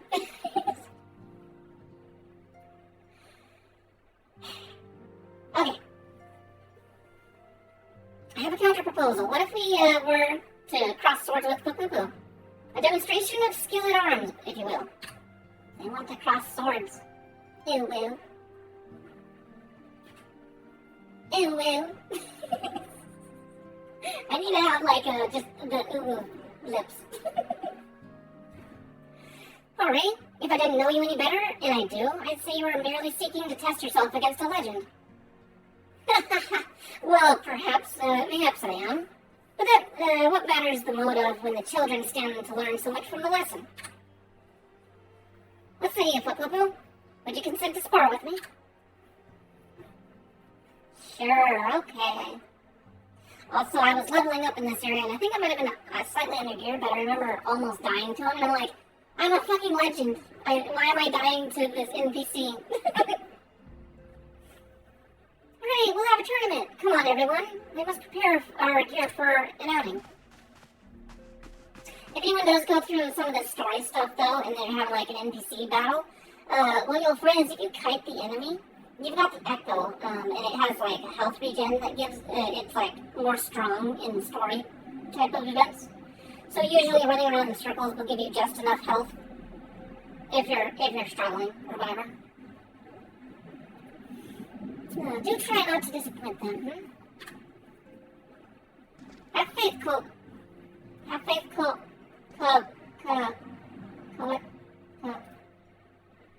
Coultenay. Coultenay. Have faith, Coultenay. I shall summon every last ounce of my strength to make this a worthy contest. The fields to the east of town should prove suitable for our purpose. I very much look forward to our bout.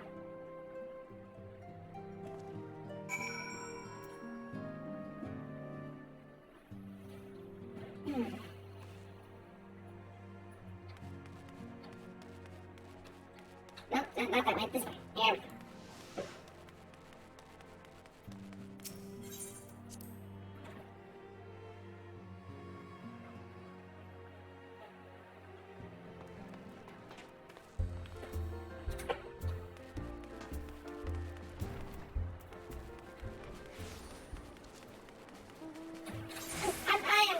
curious, though. I just want to double check.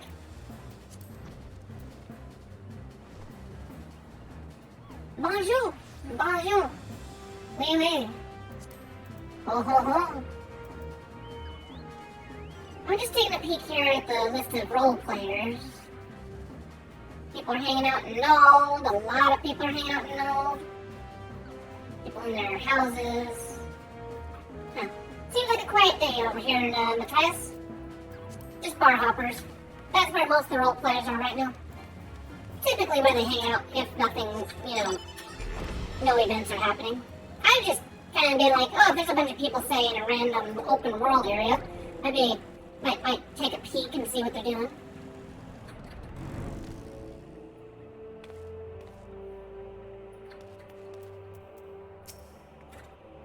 Is sparring dangerous? I don't think I want to see anyone else being hurt. We had a master of lessons back in Doma, and the way he taught us was very different from Mr. Boulder, but I'm not sure which way is better. I think I like them both. As we left the Writing Stones, Master Thancred asked us where we were going. I told him we were off to watch you and Mr. Boulder fight, and he looked very surprised. I hope you haven't made him cross. Miss Popopo is here. Let the battle begin. Oh, I think Thancred is probably just like, alright, well, let's hear. Cool whip. Cool whip. Since becoming a Cylon, I have had much opportunity to hear news of your epic deeds. I must confess, then, that my excitement rivals that of the children's at the prospect of seeing you in action firsthand. Okay, well, I'll take care of this big boy. Twas good of you to agree on this, Footlopo. I trust you are ready to begin? We don't need no easy mode.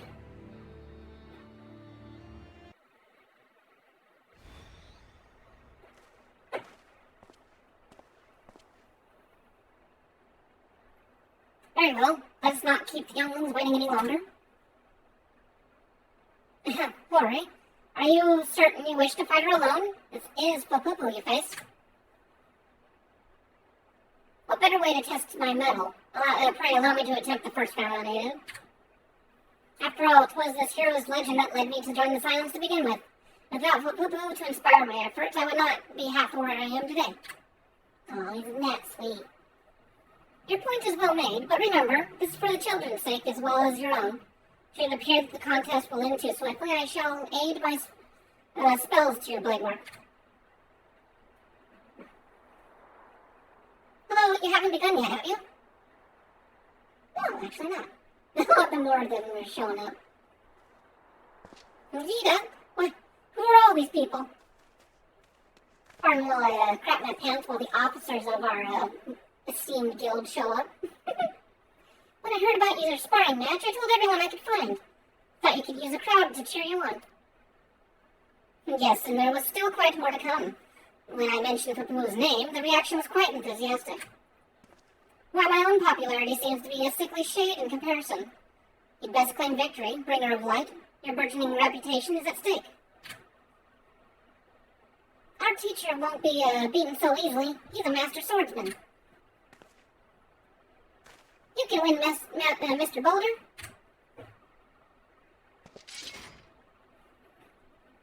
We shall see soon enough. On your guard. He's got the stupid grin. Alright. Plant that thing. I'll just do that. Keep the damage off me.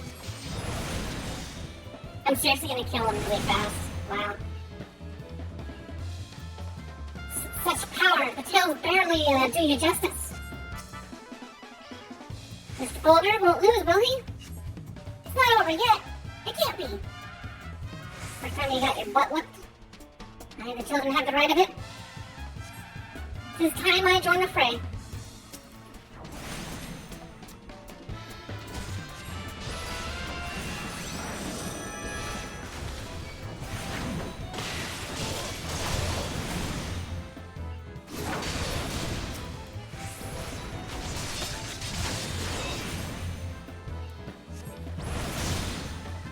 I did alright. Oh no, he looks hurt. Miss Fukubu is so strong, but you can't give up, Mr. Boulder. Can't disappoint the younglings. Hey, calm down there, boy. It's about over, you know. Oh, I see. You're gonna do that, huh? What? Come on. Oh, you got his invulnerability up.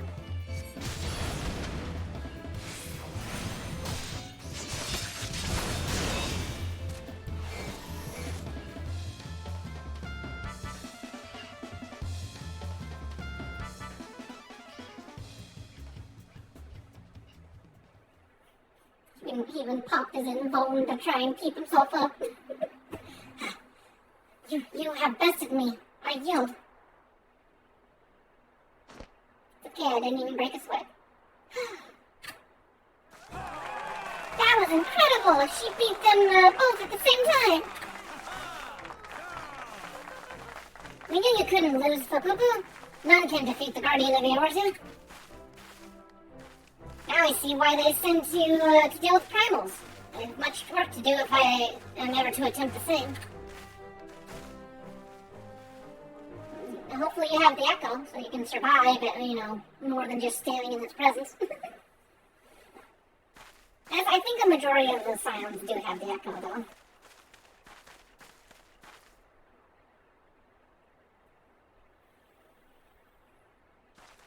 Impressive as always, Fukubu. It is ever a pleasure to witness the spectacle of your martial prowess. And judging by the smiles on these many faces, they too appreciate the hard-won strength that keeps the perils of this realm at bay. Can you just stop thinking that you have all the cards in your hand? You don't know nothing, kid. Guardian of Eorzea. Yes, that is the most fitting title.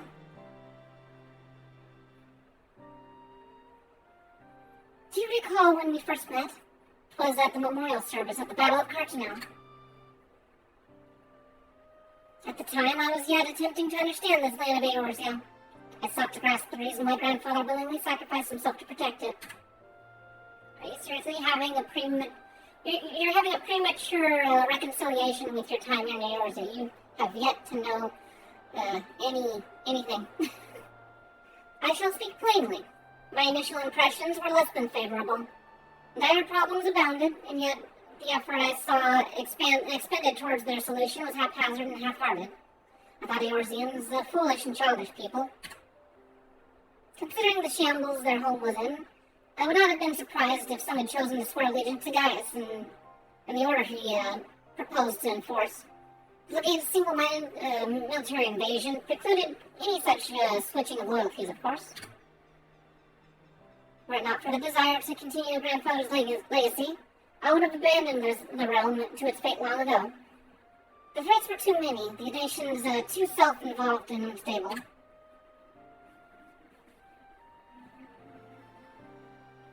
It's a face I want to give them all the time.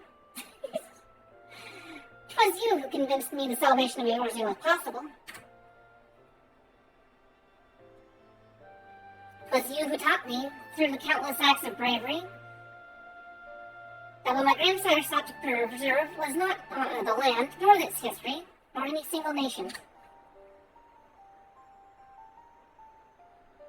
It was the people.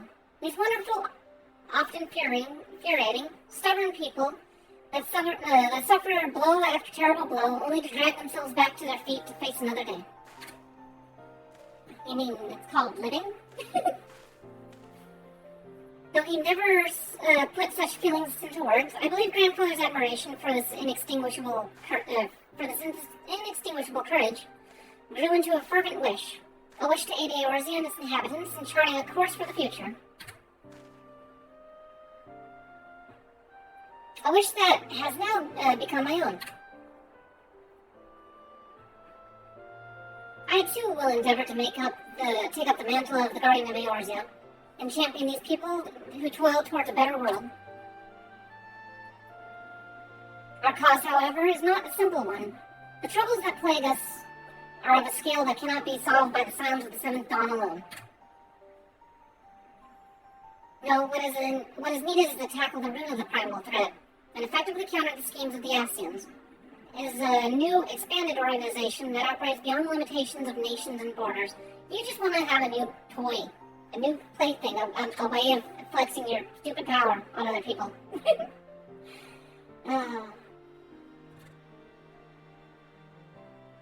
Meat mop?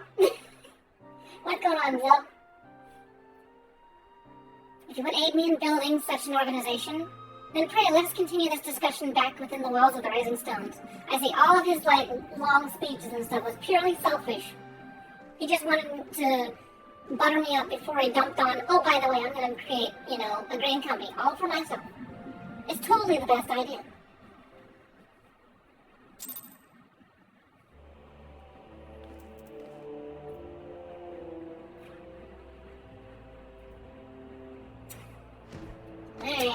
Alright, Alphino. Give me the lowdown so I can, tell you how awful an idea it is.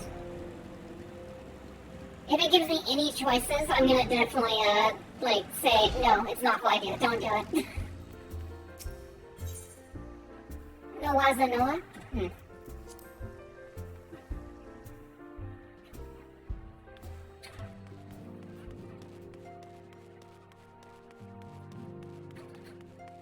Oh, yeah.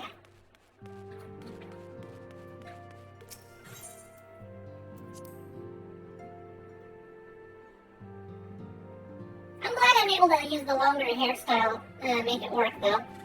Very, rarely do games give you an opportunity to have long hair and make it work. Philly, what do you got to see here? The problem with it is presently subdued. Now is the perfect time to focus on new endeavors.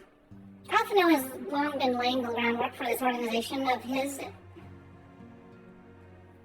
and he looks to you to help turn his proposal into reality. Pray lend him what aid you can.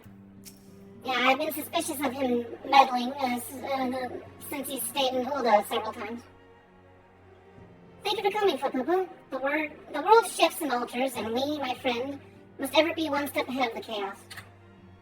What I propose is a formation of a new organization, a group that shall pave the way for a truly united Eorzea.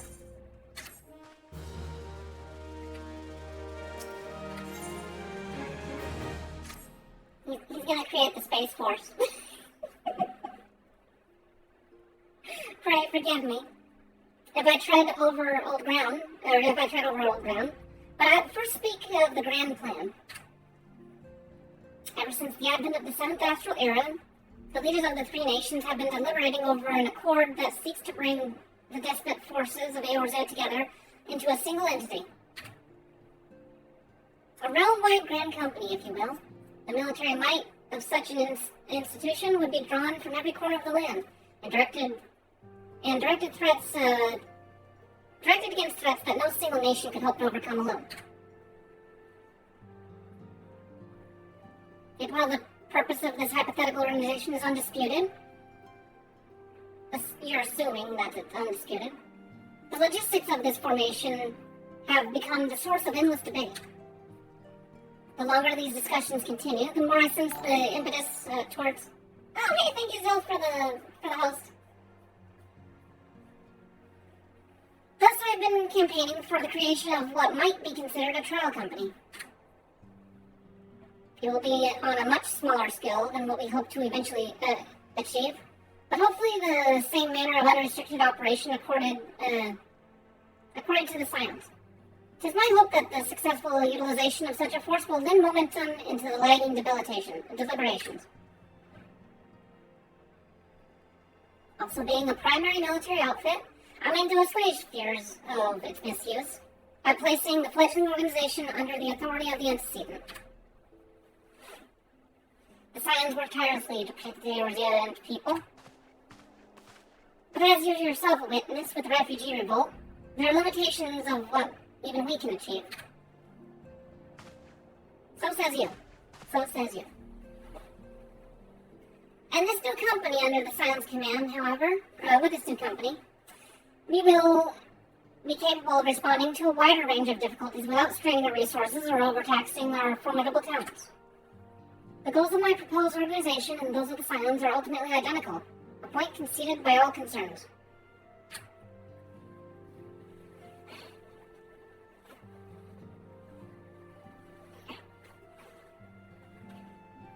But before I can move forward and with establishing this precursor of the true border-spanning Grand Company, it is yet necessary that I visit the 3 leaders and gain their official approval.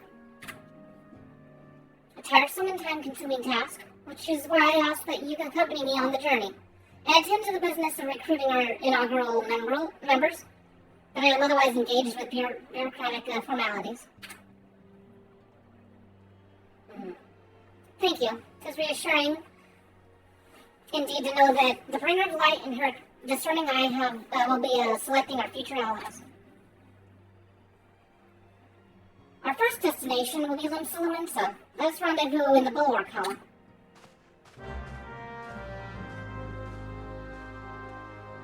I think the only good thing that comes of this idea of his is Real. Is a character that we don't really tie into until we sort of convince him to join this Grand Company. And then he's like, oh, I'm more suited to be a Scion anyways, let's go ahead and do it. And then he's pretty good and a pretty good informant. Actually, I should probably just teleport. Let's do that. One sec, gotta adjust my seat.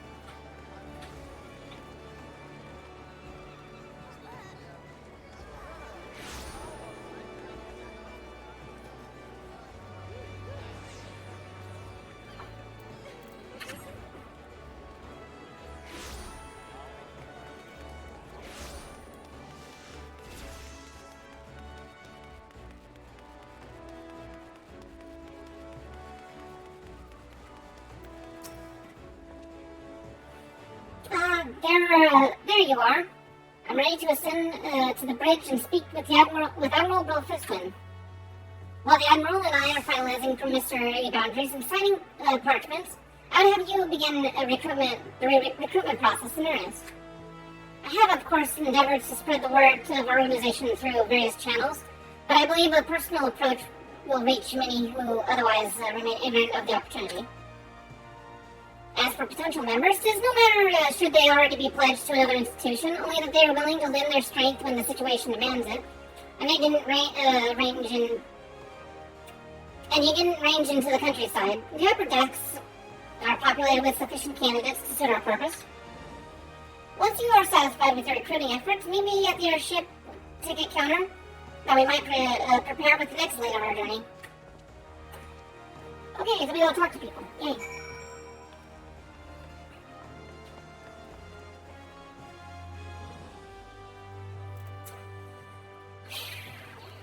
It's warm in this room.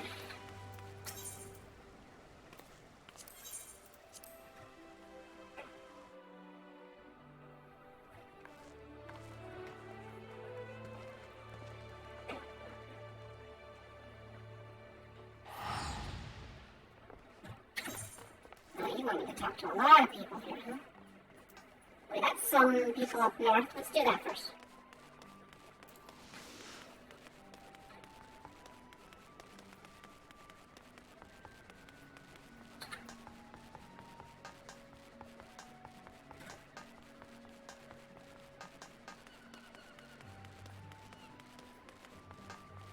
I'd actually almost be willing to start up my own free company if I had enough people that wanted to play this game alongside me.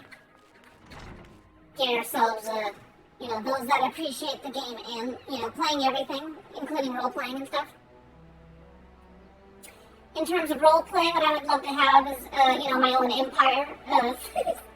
Sort of reminiscent of what I have in my own backstory. But, we have ourselves with prime location, where we're the hot place to be on Saturday nights kind of thing.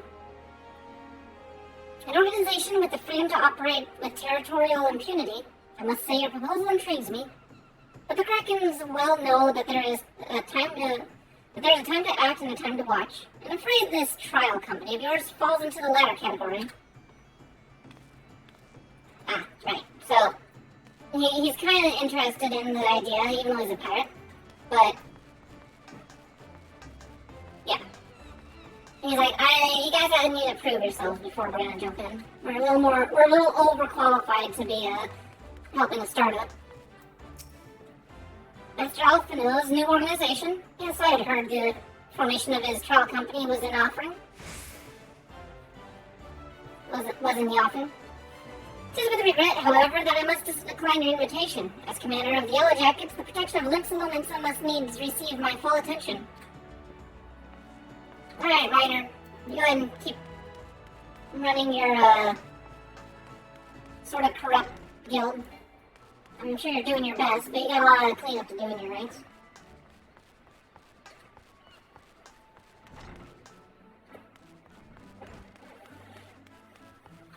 Oh, no. I wouldn't go so far as to say start up a recruitment of all VTubers. No, never. No. Just my friends. Although, when they get global servers going, that would be kind of cool if I could get, like, a mix of English and Japanese Final Fantasy players to join up. So we could go and visit the Japanese servers. I'd have to learn another language, though, and that's so hard. I've been trying to learn Japanese, like, passively, for a couple years.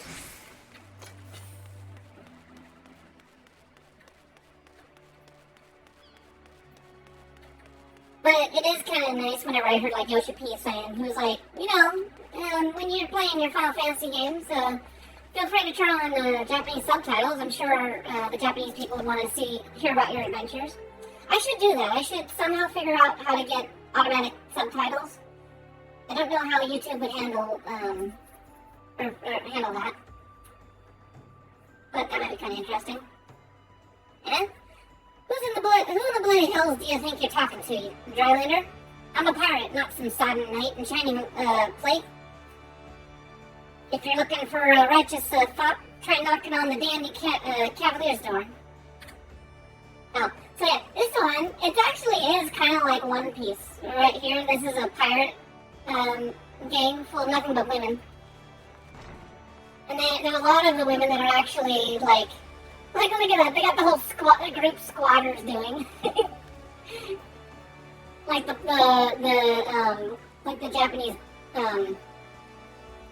Yakuza people.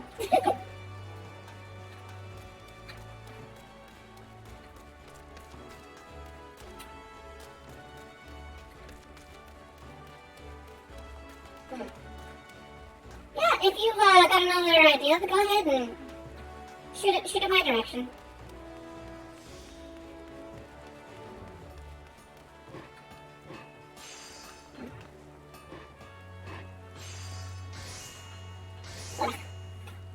Hair in my mouth. Let's play the guessing game. Is that human hair or a cat hair? The precision, the precursor to a United Eorzean Grain Company. While I do admire the scope of your ambition, my responsibilities at Maldique and Bentley's keep me close to the forge.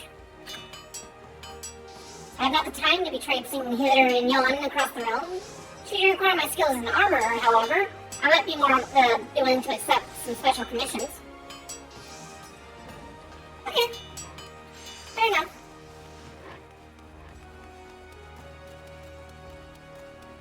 I think quite literally only one person takes my offer in this area. It is our friend and ally, our comrade, Rio.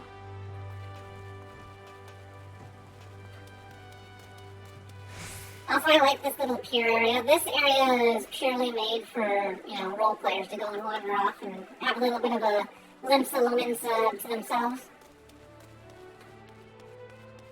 Look, it's so pretty. It's a nice little archway. There's absolutely nothing out here. Purely for role players, as you can see.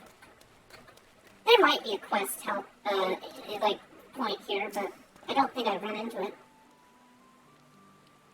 Well, if it ain't, this is the guy, Mule. He's a good guy. Watch out for him. Well, if it ain't Fatuto, I did not forget adventure brave, I'd not forget adventure brave enough, or daft enough, to seek the shortcut into Titan's bedchamber. You remember old Rio, don't you? Formerly the Company of Heroes. 3 vessels at Bronze Lake. Aye, it ain't often I drag my arse up to Limsa for a drink. But I'm glad I did. How fair are you these days? Huh? You're looking to put together a new crew? Top tier work? Ha, sounds like a right lark, it does. Alrighty, lass, count me in. The heroes may have gone their separate ways, but I ain't ready to climb to me grave just yet.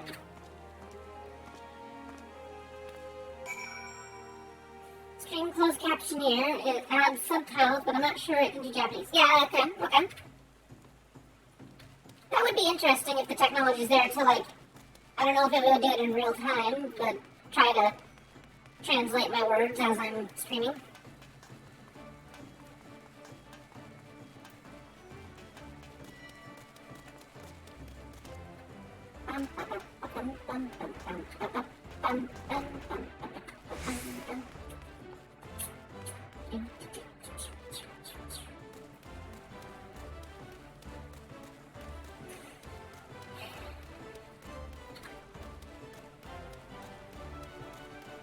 Well, yeah, no, I mean, the idea of getting a NFC started with no small number of them being VTubers, that'd be kind of cool.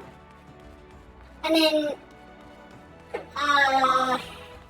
it could turn into something similar to, kind of like some of those other people that start Minecraft collabs and that. You can get a collab going for some VTubers shenanigans on this game.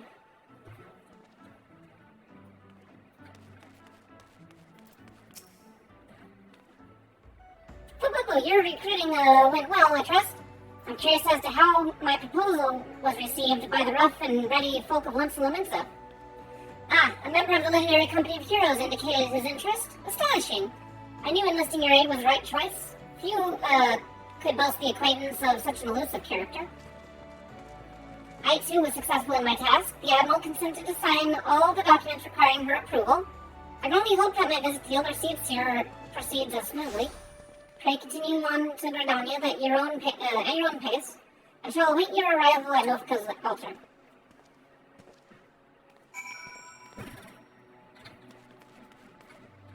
Alright, well, we are right by the airship guy. I might as well talk to him.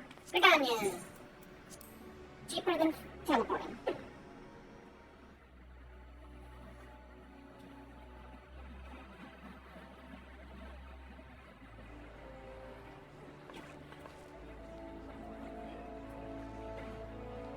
Oh, nice! Yeah, I'm looking forward to that too, for your sake. That's gonna be super clear, I bet. Probably can have your eyeballs up to the screen and not see a single pixel.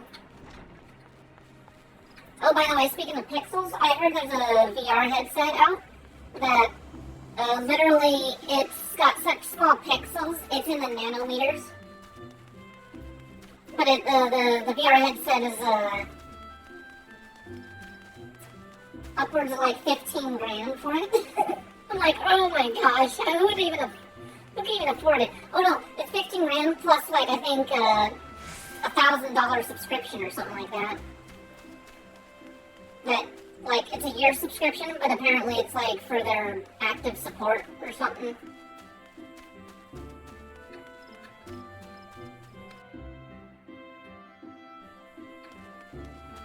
However, I am interested in them bringing it down to the consumer level, you know? Doesn't need to be, like, everything max to the, you know? Besides, what games out there utilize all the tools that the toy could do? My audience with the Elder Seat Seer is due to commence momentarily. I would be grateful if you would once more see to the task of recruitment here in Gridania. After you deem the well of potential candidates has run dry, Let's rendezvous at the airship counter as before. Alright, time to go talk to some people.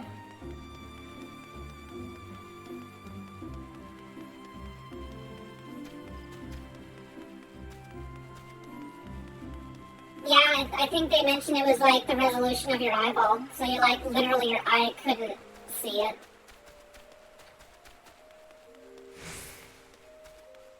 Well, what it does is it's a smaller version of the original image to kind of like force that depth perception of some sort, I think. I'm not sure. Or I think it's like as you pull it closer to your face, it like gives you finer details. So it's not as hard on your video card. Although I did see how it like literally hooked up to 2 video cards at the same time. It required almost like 2 computers just to run it. Not this guy, not Laternus. No, not this guy. I know who this guy is. And I'm very, it's actually much more fresh in my mind than playing through it normally. Like, I completely was oblivious as to who this guy was. But now that we're going through the story piece by piece, I'm like, this dude tried to sell us out to the Garleans. Oh god, can it truly be you? By what fickle fortune must the first face I see upon my release be yours? Eh? Could it be that you don't remember me? It was I, Laternus, the man whose crimes you exposed? I was a whaler and a regular patron of Bustrons. Yes, now I remember. Who? I want to insult him. I so want to insult him.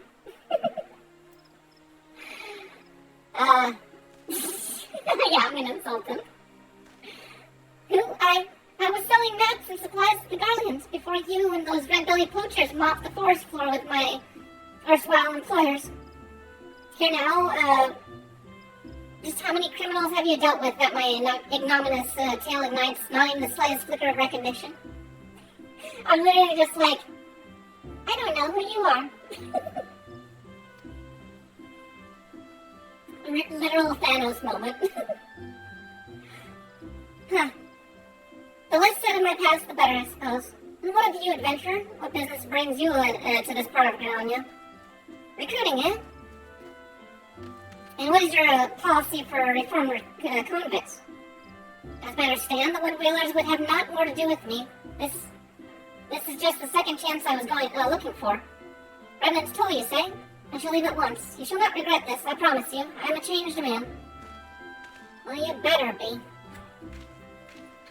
I don't know. I feel like he's like that Dark Souls guy that betrays you. He's got a funny name. Tickles? Is it Tickles? I don't know what his name is. Someone who knows Dark Souls lore better than me should be able to say it.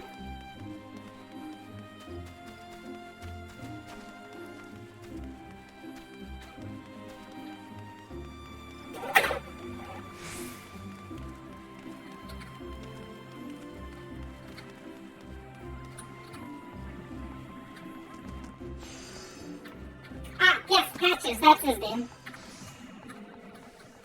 That's the guy who just like outright dupes you every moment you turn around.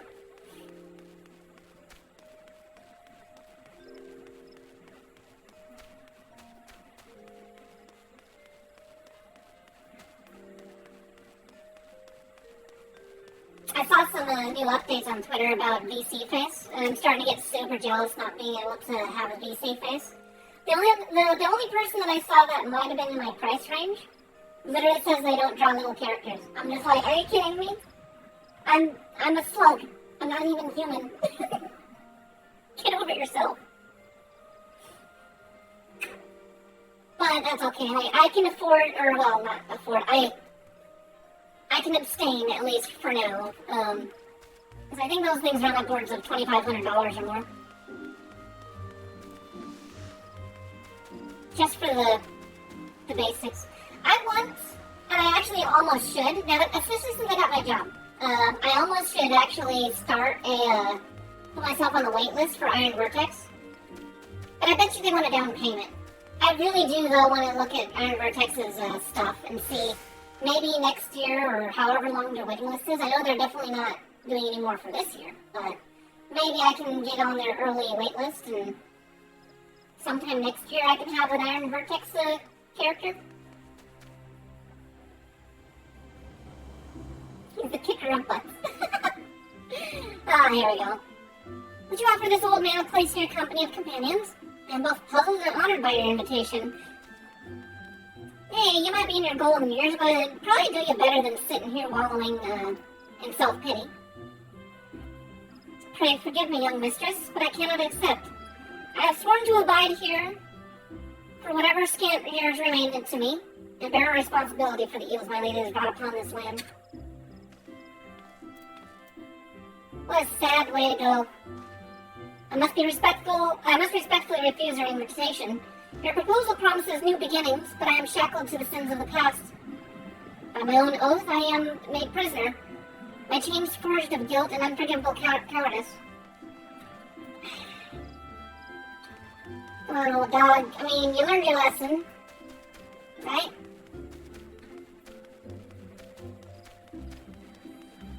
So, are we going to talk to Minthilia's sister? Or not Minthelia, Y'shtola's sister? No, we're not talking to Y'shtola, unfortunately. Oh. Elena. Grandfather, you must call it a day. Let us return to the guild and rest ere your tormented back gives up on you for good. I'm terribly sorry, we were just...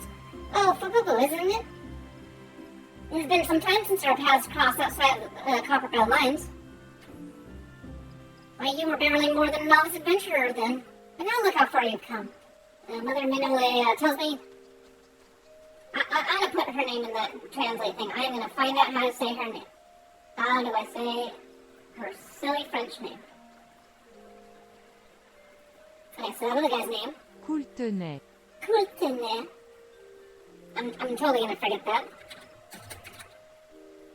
Mione. Mune. Mune. Mune? Mune. Okay, her name is Mune. Mother Mune. Okay, French.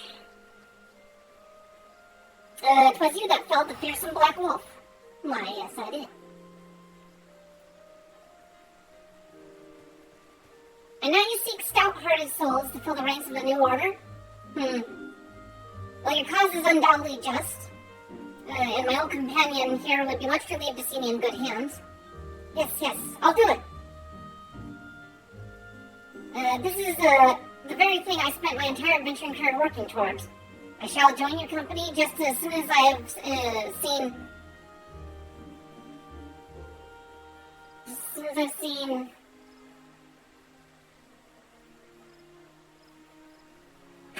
I'm just gonna leave this window up.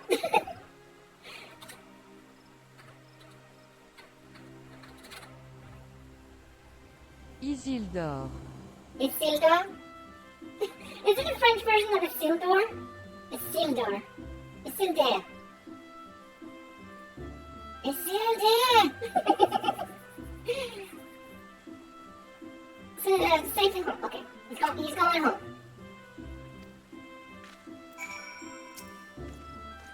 My back is perfectly fine, I tell you. You'll have to tie me to my bed if you think to prevent me from... Ow. Well, perhaps I'll rest for just a short while. Oh, I know that pain all too well. That moment when you move just the way that you regret for the rest of the week. And then you're just like, oh no.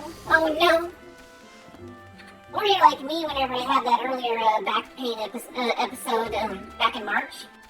I wasn't live, thankfully, for it. But it was literally one of those things where I was standing and, like, progressively, even as I got to the floor, I was about to, keel over in pain. I was like, oh my god, I feel like my spine is about to snap. Never have I felt such pain before, and I wish not my worst enemy to have that kind of pain.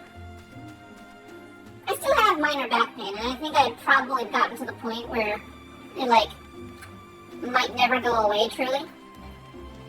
But I am trying my best to make sure that I, don't let whatever happened this last time, happen anymore. It's funny, though. I will say, when I told my chiropractor back where I used to live, I told him, I was like, yeah, I think I popped it out of place again. I think I know exactly what I did to do it. And he asked me as he popped my back in place, he's like, well, was it fun? I'm like, shut up. Shut up, you know nothing. What news from Poo-Poo? For my part, the elder seats here was most amenable to our requirements.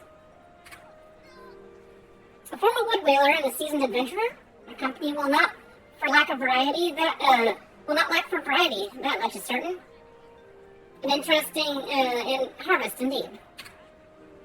Shall we strike to Ulda with the iron is hot? Let us meet at the Royal Promenade and endeavor to conclude our remaining business. Our journey draws to a close.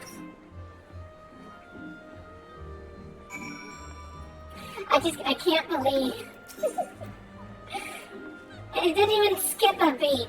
So I was just like, oh my goodness, really? Was it fun? I kind of, what, yes. Yes, it was.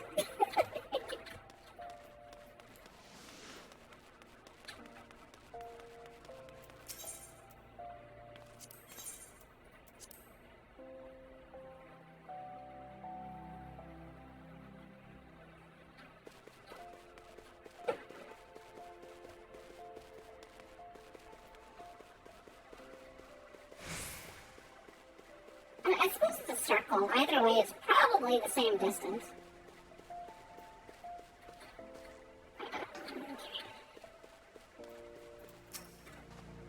Oh, the Gilded City were once fortunate to find Longworth. How many times do you have to remind me of this? I've started my adventure in this area. I know about this city. I hope some manner of fortune is with us, and that this final leg proves as successful as the previous two. I suggest descending to the lower level before beginning your recruitment efforts. I do not think the Sultana will take kindly to us poaching from her personal guard. Let's meet back here in the promenade when our respective tasks are complete. Good hunting, Papa.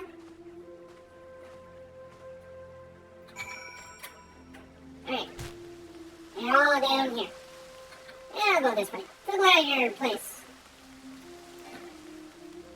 The blood sounds. Maybe someone who's looking for a scrap wants to work for a fledgling. This guy, Wilred. Wilred is a good boy. He also dies pretty early on in the story. Oops, is that spoilers? This is kind of a spoilery playthrough. Huh? Wait, you're the lady who came to Lil Almigo looking for that masked devil. Who knows what might have happened if you hadn't? I'd probably be dead, and a whole lot more of my friends besides. We were such fools. Hero, this disaster really got me thinking about our homeland and about the outsider who saved us from ourselves. I realized how easily I'd been manipulated, and got to make myself a more worldly man. So here I am. A new company of champions, and you say it will take me to all corners of the realm? That sounds exactly like the kind of opportunity I need. And don't worry, I'm not the same stripling you met in Lil Amigo. I prepared myself to fight the evil I now know is out there.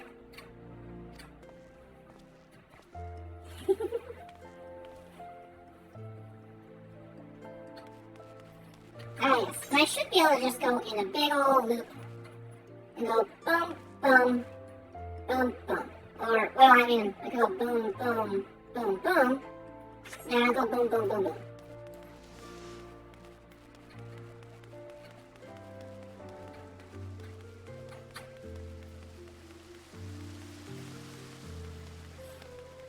The inner machinations of my mind are an enigma. All you hear squishy sounds.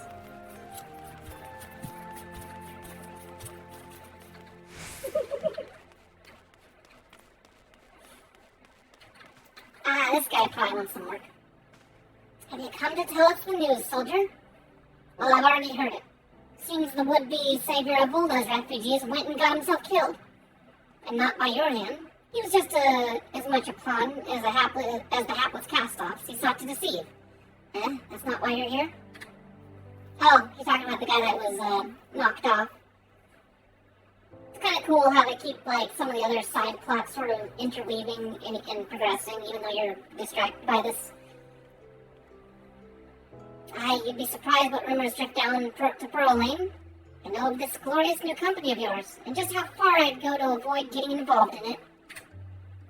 Whispers on the street says your organization is funded by corrupt coin, by syndicate money. If you think you're recruiting for a just cause, then you're a bigger fool than I took you for. Alphino, we're calling it off. All the people that wanted to join us, they're going to be silenced, and the rest of this idea can be thrown out. A company that looks to cure the ills of the entire realm, of the realm entire. Listen, friend, I can scarce bear the complaints of the next stall over, let alone the conundrums of a neighboring nation. Oh, you won't help us. They won't help us. I'm Cass.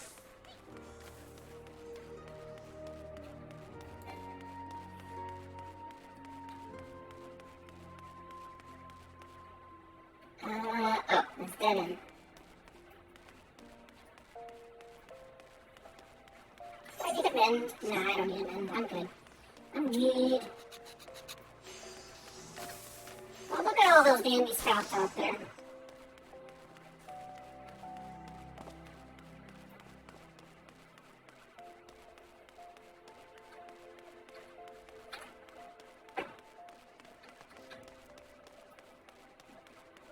I feel tempted to, every time I'm in the city, to type out and shout. It's like, what game did you come from?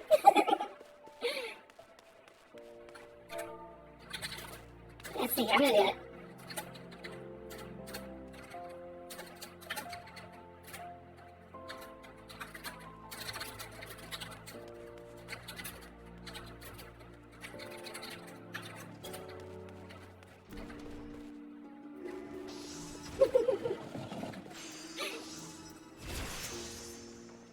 I'm sorry, you wish to recruit me? Is this some new fashion manner of proposing to a lady? Well, I'm afraid you're wasting your time. This lady is already spoken for. Good day to you, miss. Yellow moon.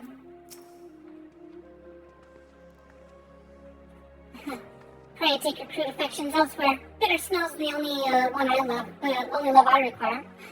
Aw, she's dating Bitter Snow. That's so cute. I forget who Bitter Snow is, but I'm pretty sure I've seen him.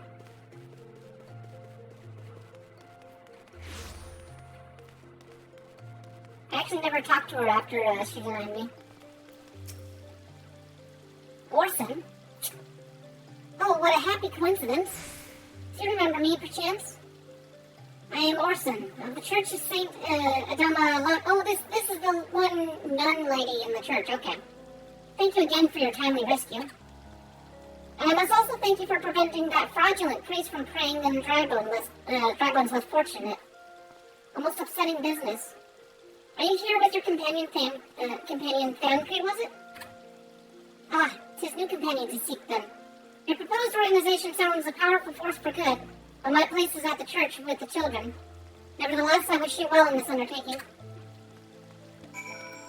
Well, can't blame a person committed to their place. I'm gonna take a teleport, because I don't want to walk the rest of the way.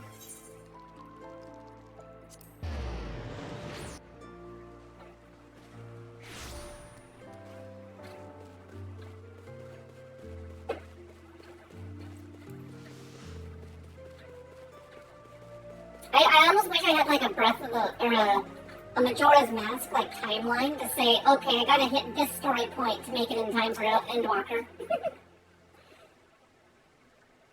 Actually, I do kind of wonder, am I gonna get to Heaven's Ward in this episode or not? Maybe not, but I am making steady progress. How fared you, Fapupu? What hidden gems did the streets of Ulda offer up to your unrelenting gaze?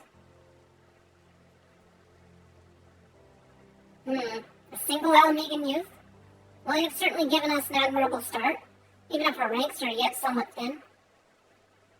In these troubled years following the calamity, talk of Eorzea's salvation must seem akin to grasping at clouds. But there are those who have risen to the challenge nonetheless.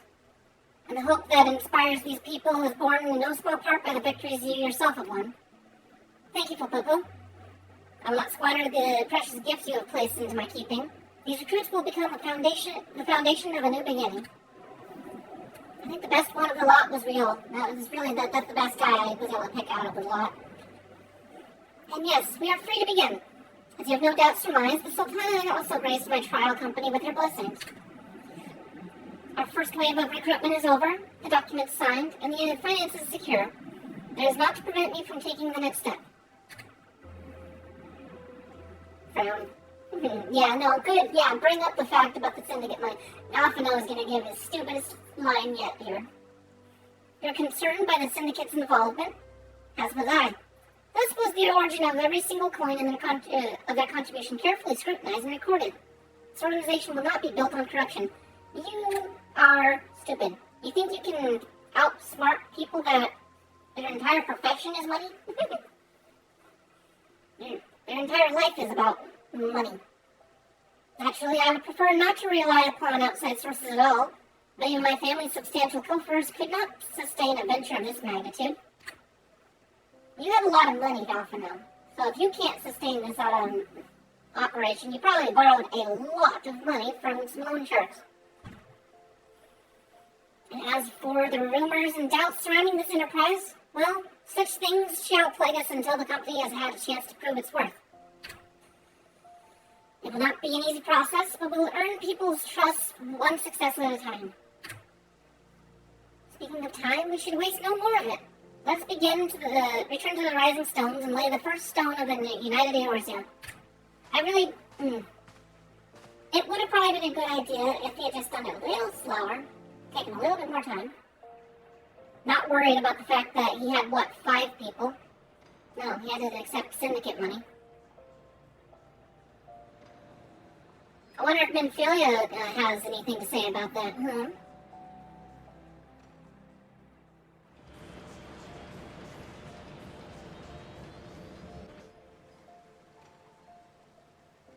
Nanamo! Best Lala.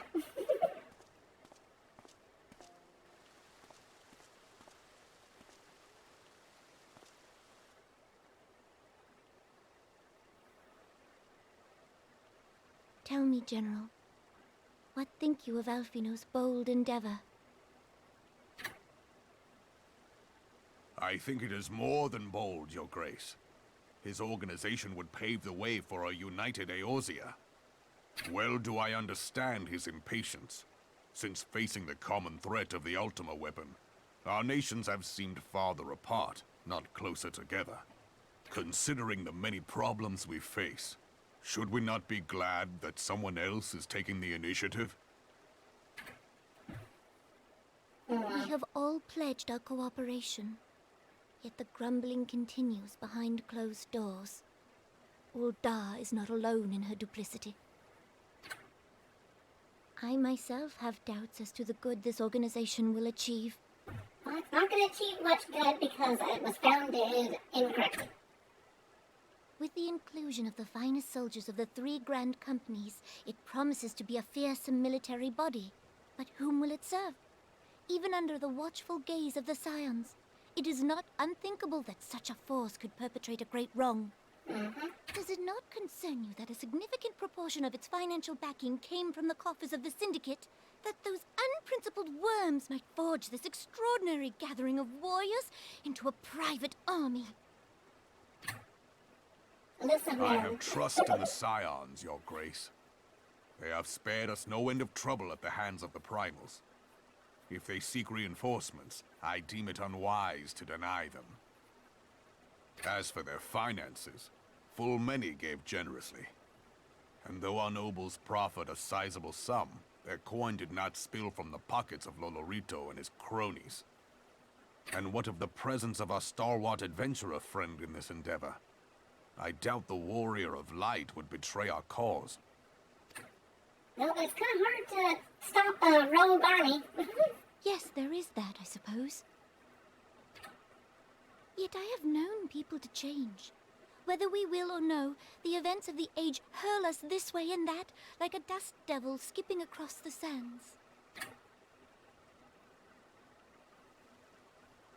cannot be done about Kalechi? I have explored all avenues available to us, Your Grace. But as Ul'Dan law now stands, we lack the evidence to convict him of any crime. To arrest him on spurious grounds would only play into his hands. He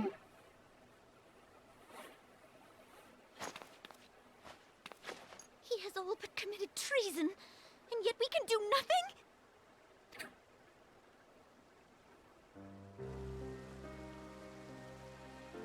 Angry Lala. What a government! What worth the royal house! How deplorable this mockery of justice! He'll get his due.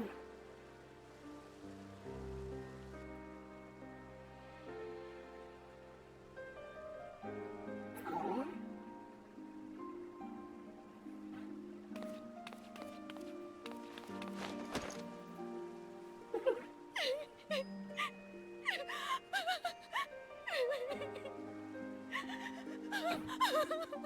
Have faith, Your Grace. It is not over. No.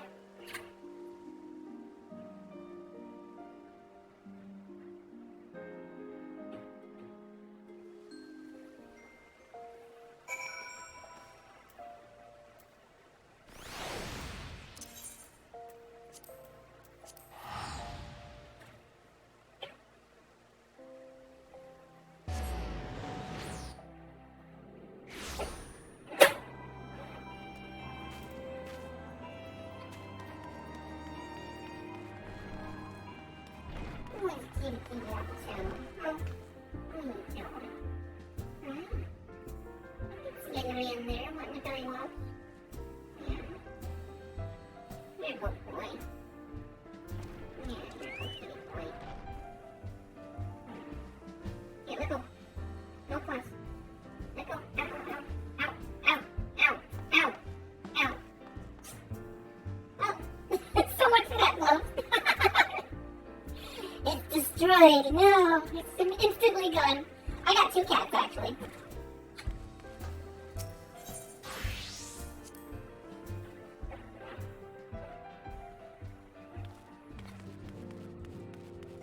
I have a big cat, tuxedo cat. He's super smart and lovable. He's just lying there beside me, watching me play video games.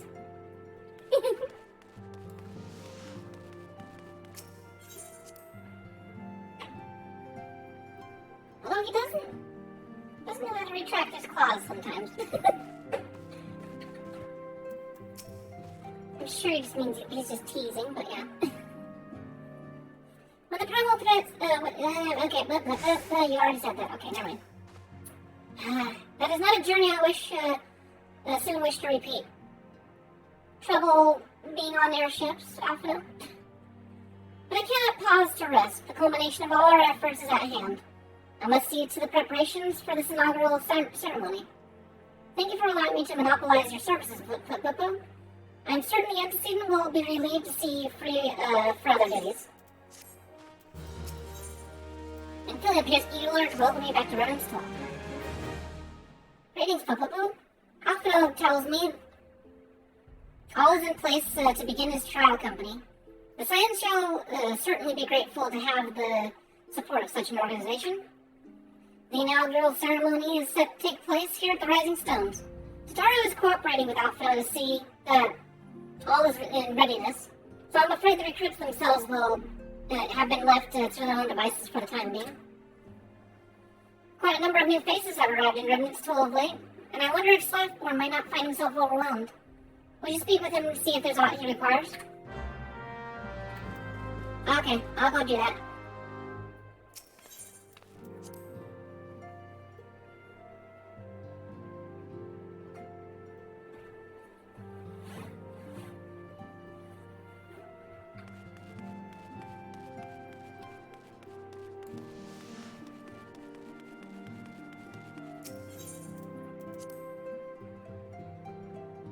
I just realized we're still in part 5. Like, oh my goodness.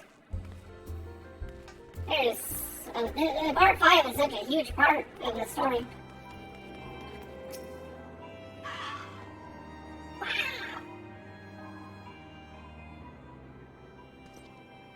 I do you for, Fukupu? I thought you've had your hands full of helping out others in this new arm of the Scions. Well, I was making sure that they weren't giving you a hard time, you know? Ha! I barely noticed your recruits arrive. It was barely a trickle compared to the flood of treasure hunters we have passing through here every day.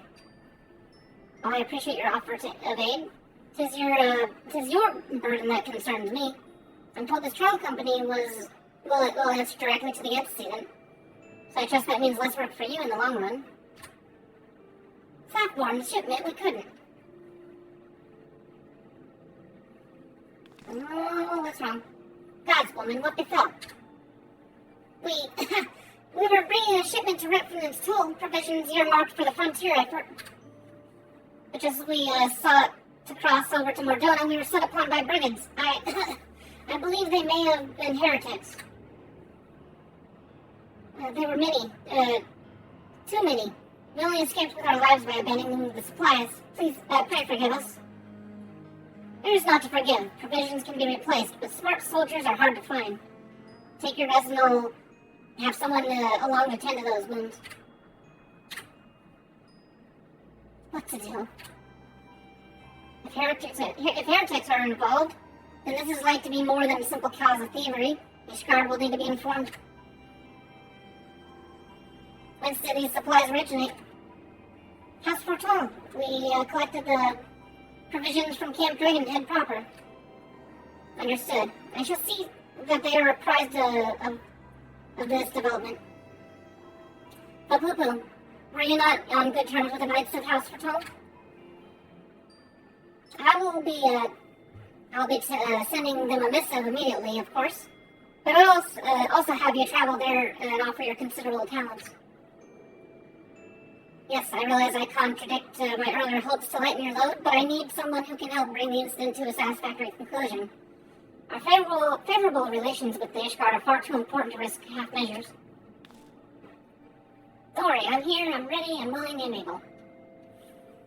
Thank you for your understanding. I'm certain Lord Hoshifal will be glad for your assistance.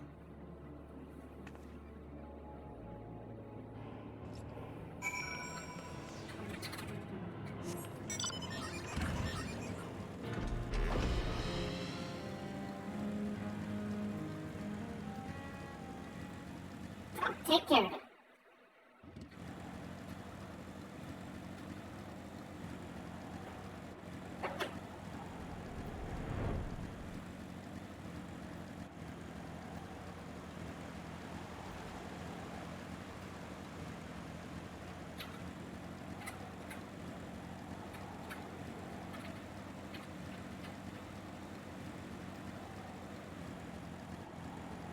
I mean, I could have teleported, but I'm already almost there, so whatever.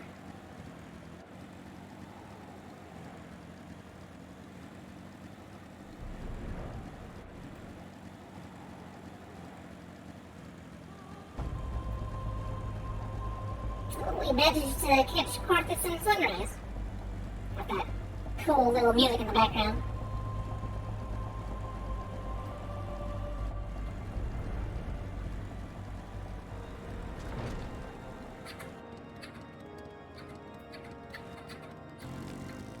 On my mic. This is how well if I was supposed to address someone. Just stand right on the table. Well, if isn't my friend Fukuko. Would you care for a plate of roast charcoal? Some mulled wine? Yes, of course. No? I see that you have not come to my hall merely to escape the biting cold. I was in fact on the verge of opening an urgent missive from Revenant's Toll, and I suspect the timing of your arrival is no coincidence. So, I'm pretty sure Hashifon is queer, but I think that the translators, downplayed that, because they probably thought it was too distracting for English, the localization team. It was a slightly different time. I mean, I'm sure it would have been fine to have him be flamboyant in front of you, but, yeah, if you ever get a chance, check out Zepla's little review of how he's got, this wonderful sort of, personality in the Japanese text. It's just kind of funny though, because it's just like, I don't know. It'd be one of those instances where you see if it was like a cartoon or something, there'd be flowers or whatever showing on the side of his wing. Or it'd just be very, very decadent for a man.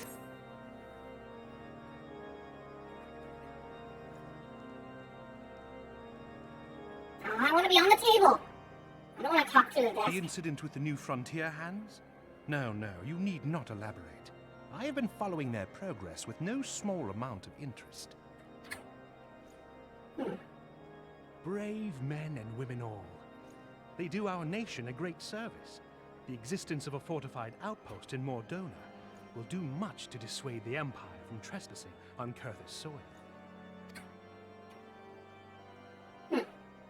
Right glad am I that you have chosen to lend your support to this endeavor. Never let it be said that House Fortom does not acknowledge the efforts of her allies, or her debts. 'Twas in the spirit of gratitude that I arranged for sundry supplies to be delivered to Revenant's Toll. That the shipment should chance to be waylaid by heretics is poor fortune indeed. Poor fortune, I say, yet not without precedent. If you would know the truth of it, these incorrigible villains grow more organized with each passing day.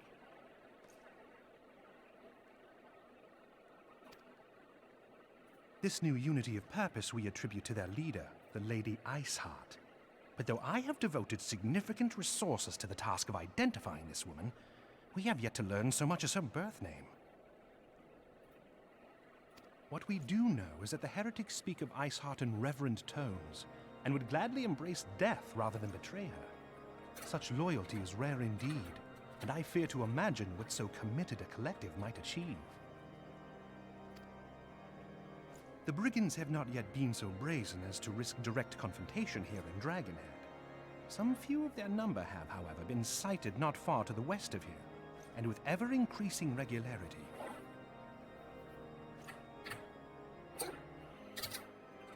A visit to Whitebrim Front may bring you the answers you seek. Will you brave the snows, knowing what implacable foes may lie in wait?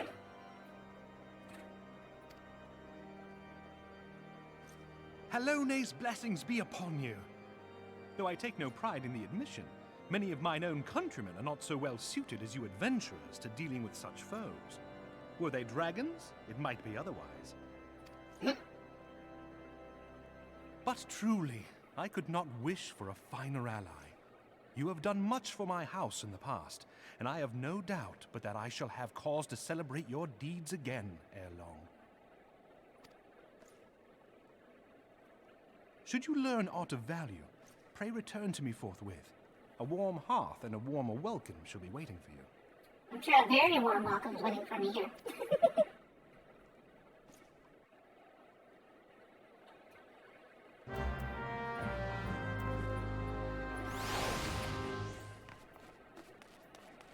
Wait, 1 sec here.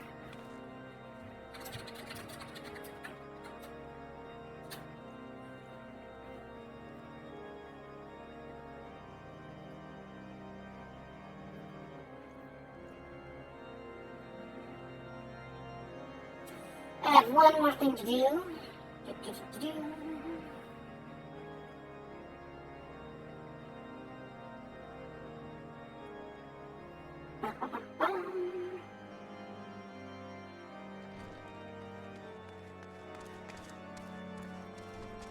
$.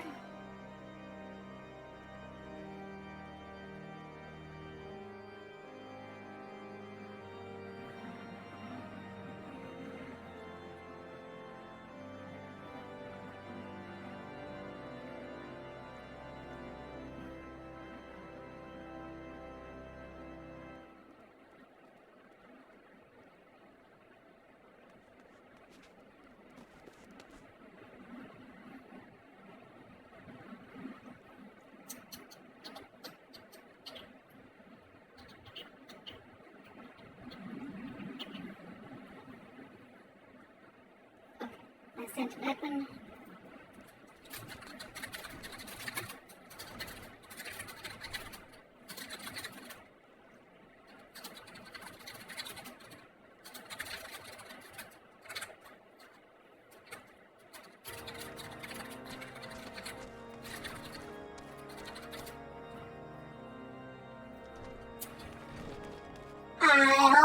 a picture to share. Are you following me on my Twitter? Are you ready for some more Pika stuff? It's just a body shot. It's just it doesn't have like a background. It doesn't have, but still, it does supplement my my lore, and just everyone likes art of Pika. I need to get a scab going though, but those are like a little bit more expensive. But yeah, no, it's almost done. I would say my only complaint is that the face is still not quite what I want it to be, but if I ask them to make any more adjustments, I feel like it's gonna like go stray further and further from something that looks good. You know how it is, where it's like this is why whenever I recruit an artist, I usually tell them just do your thing, because usually they know their vision better than anyone else. And it's not like what I asked for a change is bad necessarily, but I do think that it's not quite hitting where I want to. But I'm not really out of. I'm not out of a lot of. They still did a very good job for the most part. I'm gonna say for warning that the face isn't quite, at least in my opinion, up to my standard. But other than that, I think it's a good picture. Fabubu, welcome. You are pleased to know that the repairs to the stone vigil will proceed apace. We shall rebuild sharp and strong, and that the Dravonians might batter themselves senseless against our shield in the west. I venture, however, the matters of the masonry are not what brought you to Whiterun.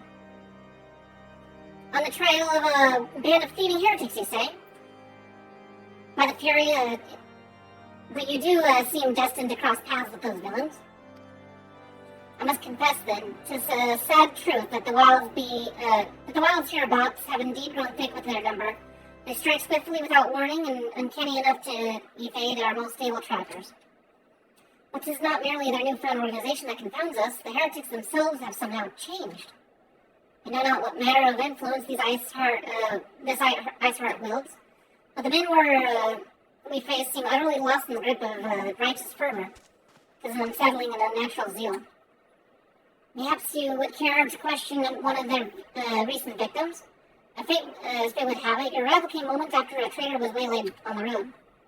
A patrol found the unfortunate fellow lying senseless in the snow and carried him to our infirmary. Assuming he has regained the use of his faculties, the merchant might recall some small detail that could aid you in your task. Oh, right, yeah. So, what we're happening upon is kind of the catalyst that prompts us to. Well, it's not. It's the secret primal of Realm Reborn that no one really knew about until it was released. I mean, with ice and stuff, a smart person could be like, oh, it's gotta be, Shiva. But I do know that the Iceheart storyline kicking up does mean we're getting pretty close to Heaven's Ward-ish content. Tell you what happened? Why, yes, of course. I'm quite recovered enough for that. Anything to help catch those cowardly black hearts. I was traveling my usual route in Whiterun front when a sudden blow sent me reeling. The next thing I knew, I was on the ground, and several heretics were rifling through my cargo. Arms, armor, crystals, they were taking everything. Did you say crystals? I think you just said crystals.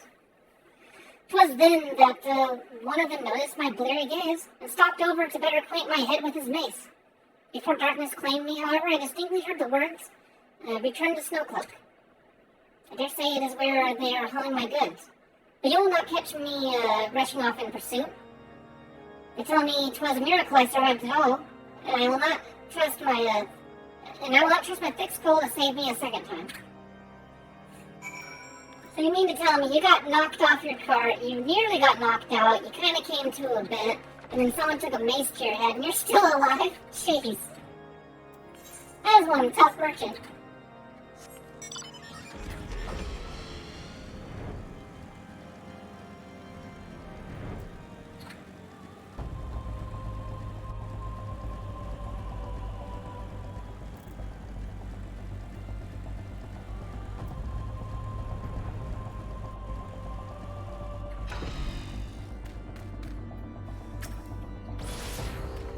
on with you?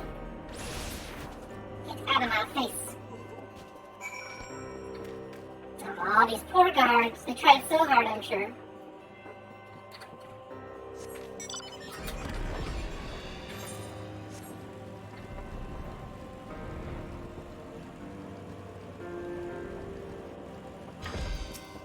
How's Durham there, mate? God, your weapon's foul. Wait, I recognize you, adventurer. Are you, come see...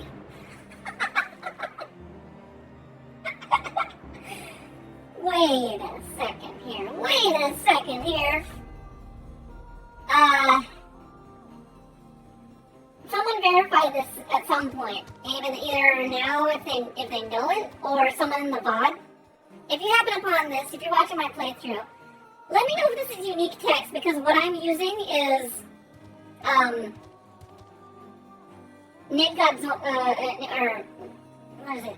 Nidhogg. Yeah, I'm using Nidhogg's staff. And I always wonder if he recognizes this, if this is unique text because I'm using the staff. He sees it, he's like, oh, it's a dragon staff, you must be, oh wait, you're an adventurer.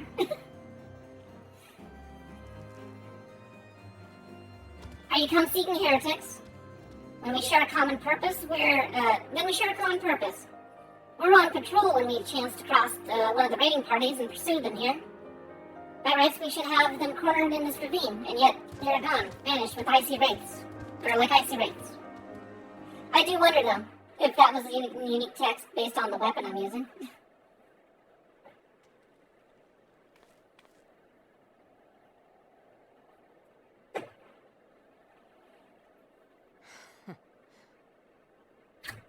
I see, little peekaboo. Peekaboo. Oh yeah, my cat says that too.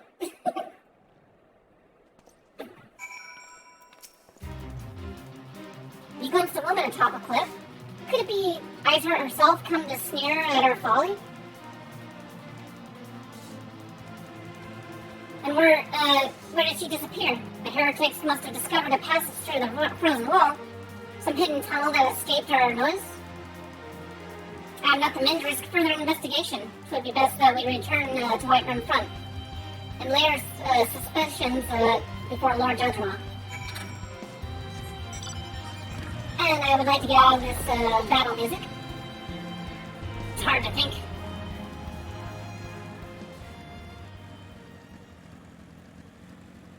I got some notifications. What have they got?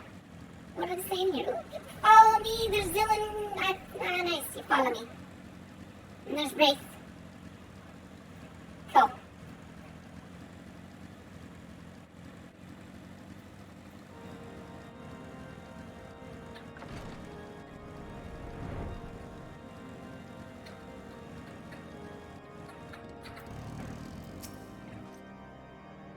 So, Boo-Boo, it appears that I owe you my thanks once again. The surviving knights spared no detail in their report. The men you found near Snowcloak were some of my finest.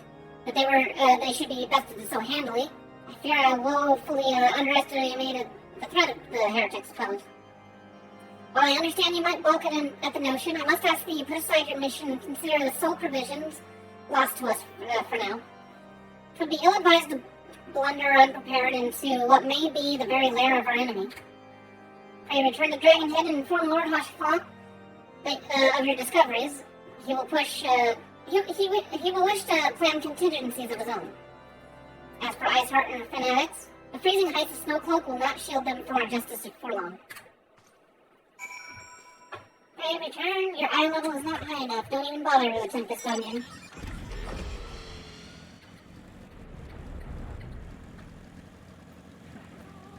Let me just teleport. I don't want to fly. Only 70 kilo.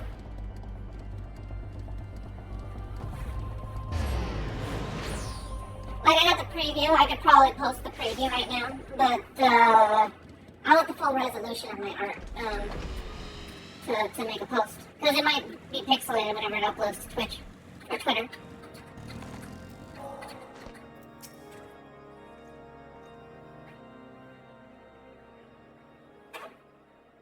Voiced? Your return is most timely.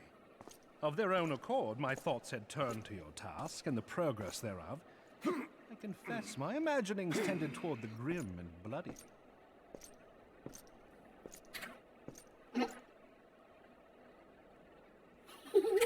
Oh, I missed it. I missed it.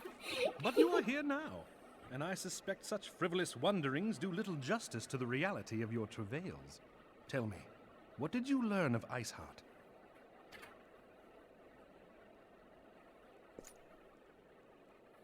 Indeed, and this transpired at Snowclip? Of all the highlands, that towering wall has borne the worst of the region's brutal shift in climate. So inhospitable has Snowcloak become that we have still to survey the area in its entirety. Could its frozen heights conceal the heretics' hideaway? Mayhap a more robust reconnaissance effort is in order. Putting such considerations aside for the moment, we still know far too little of this Iceheart. That she is capable of commanding such a band of fanatics bespeaks natural authority, and no small measure of charisma. As much as I would like to fathom this mystery with you, the situation has grown beyond my personal purview. I am bound by duty to inform the Temple Knights and request that they bring this matter to its conclusion. Given the glowing reports the new commander has garnered thus far, I am certain that they can be relied upon to take appropriate action. Though Iceheart's true identity yet eludes us, you have provided us with a point from which to begin. Sometimes it takes but a single stone to prompt an avalanche.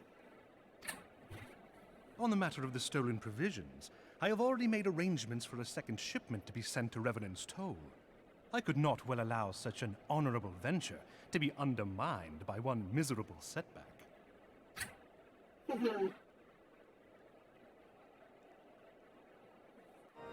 He's such a charming fellow. Pray tell the frontier hands to fret not over the stolen supplies. 'Tis but a pittance compared to the rewards we shall reap for having a solid stronghold in Mordona. I don't need no bike for this trip. Just the power of teleportation.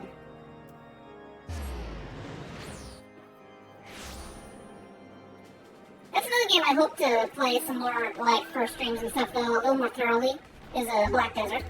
But one of the things I do kind of, in a way, kind of appreciate with Black Desert is that, like, there is no real teleportation in that game. So wherever you stand, it's like, you got yourself into this mess, you gotta get yourself out of it manually. There's no, Slackborn. I am not paying attention to what my quest objective is.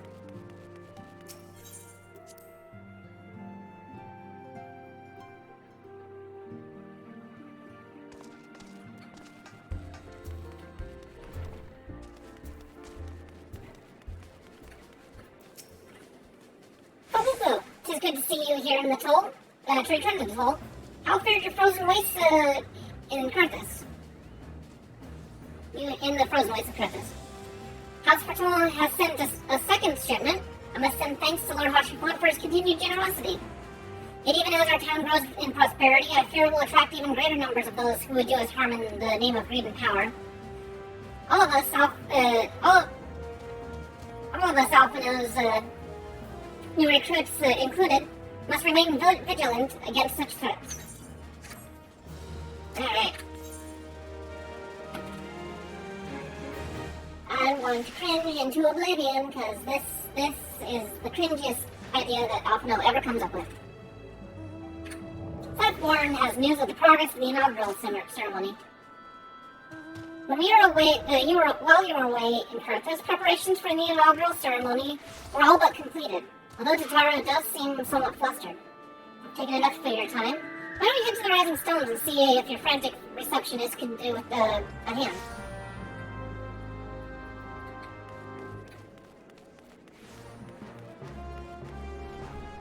I still think that's kind of cool. I bet you the text was specifically because of the weapon I'm using. A weapon must fuck. Oh, it's you.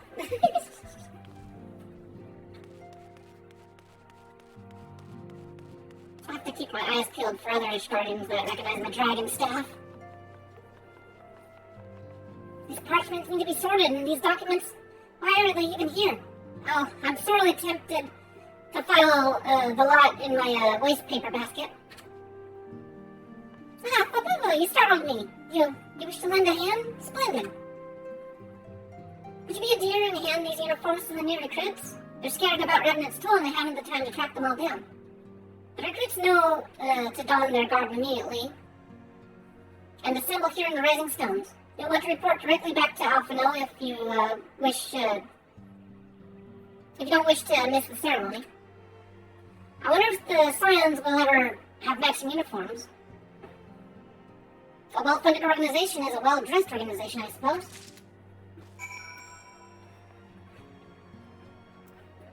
I like our individual clothing. I mean, we can have style.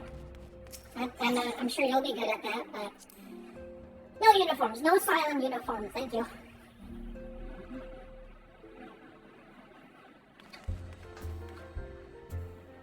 Oh boy. We got a lot of people to go and give uniforms to. Say, can I just stick my staff up your butt right now? Not because I have a thing for sticking my staff up his butt, but because he deserves it. I know what he's gonna do. Those who believe this company will see no riches are short-sighted fools. The giving of oneself is an investment in the future. Thus did I sign my name to the cause. Let's see, a deep blue uniform crafted specifically for Alphino's new trial organization. Well, here you go. These uniforms are a splendid idea. Once our organization has made a name for itself, there shall be wealth aplenty in selling replica costumes to the adoring masses. Always about money with you, huh? I began as a humble Aetheryte guard. Yet as you have witnessed, I stand poised to join the rise of a glorious new order. Where before my pockets were empty, now they shall bulge with coin. Can we kick him out? His motives are money. Everyone knows a little fellow's motives with money means no good. Also this guy, I don't trust him. I'd the best to manage my fellows here, but I admit I have no idea what we're supposed to be doing. Just kind of like, everyone's sort of scoping the place out, but what are we doing? Ah, our new uniforms. I'm reminded of my induction into the Woodwheelers. No, I fail to see what so engages their attention. It is funny though, because like, all they're doing is they're just staring out in the distance. Although Laturnus could probably need glasses. That might be one of the things. I'm going up here. Hello, I want my mount. Thank you. The Scythian has at last returned from the adventurer's life, retired from the adventurer's life. Though I shall miss his wisdom and irrepressible spirit, I am excited to forge my own path forward. Ah yes, the uniform. Thank you so much. Truth be told, the thought of pledging myself to such a lofty organization is somewhat intimidating. Do the others have their uniforms already? I should be ready on my way before the ceremony begins. I will make you proud, Isildur. Okay, never mind, we're not gonna... Boing, boing, boing. There's our boy, Rio. Hello there, lass. Looking for me? Was you? I'd suggest giving a whistle, but I'm not sure as I'd hear it amongst all the bustle. Yeah, this used to be a hub for in the game, and it was pretty busy. Oh, proper uniforms and all. This thing will cut off the blood to me head. Not to worry though. I'm sure she'll be fine after making a few adjustments. Yeah. Although you are wearing a choker. Why would you worry about stuff choking you if you're wearing a choker?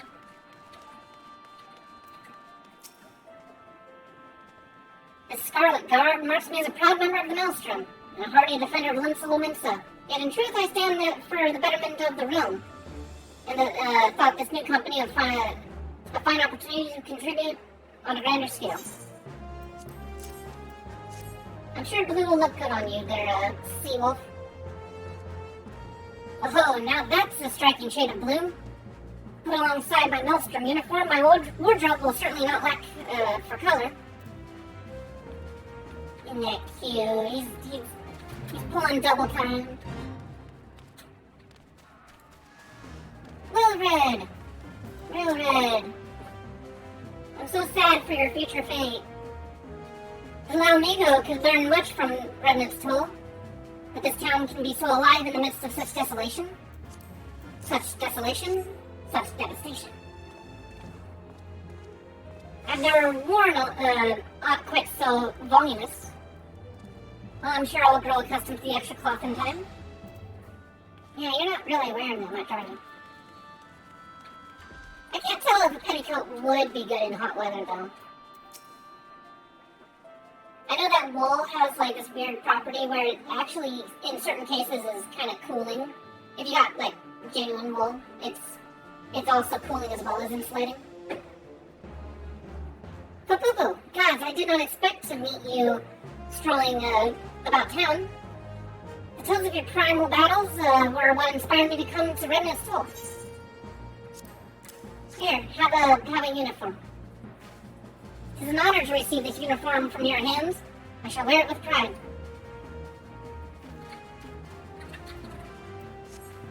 Oh, also, I think that they originally had this quest where it was just a circle and you had to find the people. And it was literally like the most frustrating thing. Ah, Ilbert. Ilbert, how you doing there, my boy? Doesn't that look like the most trustworthy face? We could trust him with our life. We could trust him with several lives. And 2 dragon eyes. I don't believe we've met. I'm Ilbert. And I will have the honor of leading my fellow recruits as captain. Much did I lose to the calamity, and I look forward to aiding the others in rebuilding their lives. Hey, you want to mention that you're Raubon's brother? The uniforms are a shrewd decision. There's no easier method of creating a common bond among what is essentially a band of strangers. Alright, what more do you guys say here? I was barely more than a refugee myself for a time, and I know what it is to be without hope. I shall do my utmost to see this company succeed. I don't like you. I wish you would die.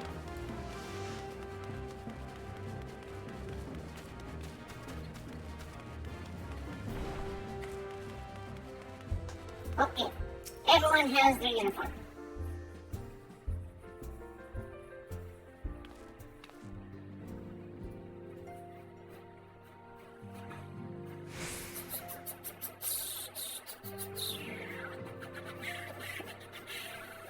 I just want to see what is on this one. I'm gonna check a little notification. Nothing. Ah, there we go. Lubricate and stretch. Okay.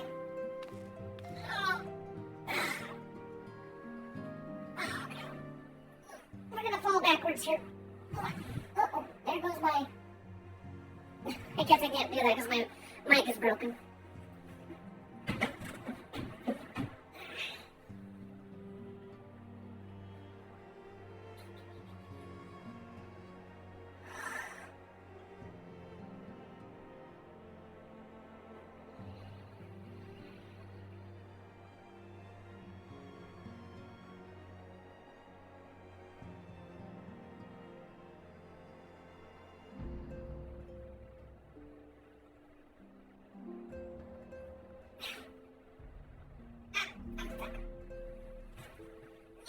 Okay. Alright.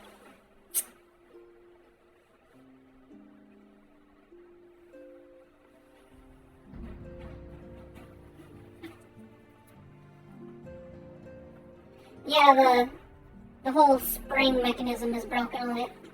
So I almost pulled it off the desk, and I don't know if it would, like, hold itself up if it fell down completely. So, I'm like, hanging on a thread right now.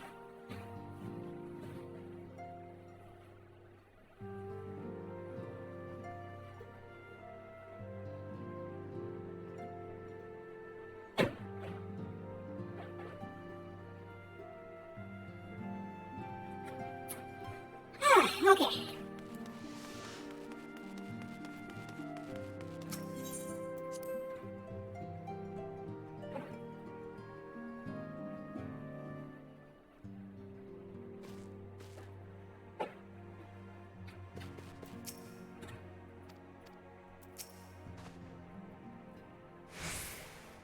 Yes, Bubble. Tataru mentioned that you were handing out new uniforms. I assume you've now met the rest of the recruits? Some few answered the call to arms, but I put forth through the established grand companies and such. We are not yet an army, but there is much a small core of elite warriors can achieve. They're kind of rabble. They're rabble. They're not really elite warriors. Did I mention I thought of a name of the company? It is my hope that it shall soon be known across the breadth of Eorzea. For the moment of truth draws near, Fogubo. Once the last recruits have gathered, I shall make for the official announcement. Alright. I'm gonna go. I'm gonna hide. I don't want to be present for this monstrosity. Comrades, your presence here this day No, signifies I will the not deal with momentous it. No. choice that each of you has made. With your strength now pledged to the scions of the Seventh Dawn, you are beholden to no single nation. You stand as the vanguard for a united Eorzea.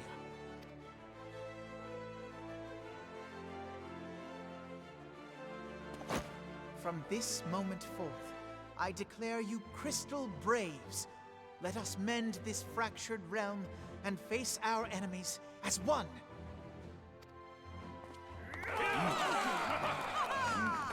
Whether it be the Beastmen and their primals, or the conflict in Carteneau, it is plain that the nations of Eorzea cannot solve the problems which plague the realm. Thus does it fall to some few heroic souls to succeed where they have failed.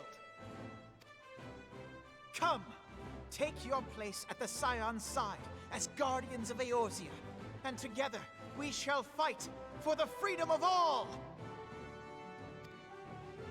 For the freedom of all!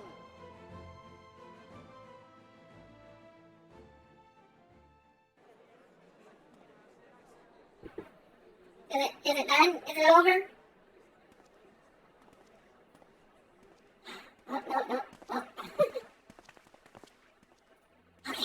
Alright, I return after that. Oh, no, it's still happening. It's still happening. Or should I say, Crystal Brave Commander Leveilleur? Stinky. Gross. I don't like this.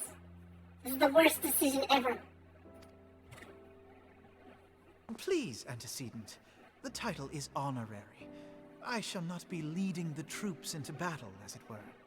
So you're trying to put this on rails. This is not a good plan, Alphino.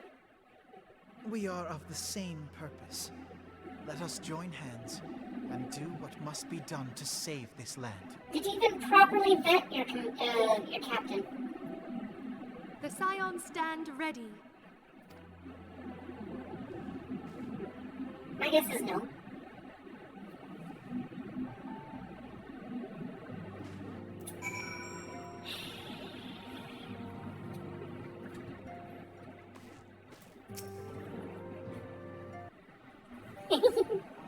I'm eager to see what the Crystal Braves might accomplish. This shall prove an interesting time indeed for the Scions. Also, I like it whenever Yes. Asmongold would have, like, the Pog cursor all the way on her chest. So our worst fears are confirmed. The entire Isle. Such power defies comprehension. Truly? Kryl is alive? Thank the 12. Oh my god, no. Well, that probably sounds awful when I do See. that. Pray. I probably go into, like, the changes. stratosphere whenever I go Yes. too high pitched. I shall pass on your words to Urianger. Urianger. My thanks. I shall contact you anon. When I learned of the loss of the Isle of Val, I dared not hope that my friend had survived. Yet, by some miracle, it would seem she has.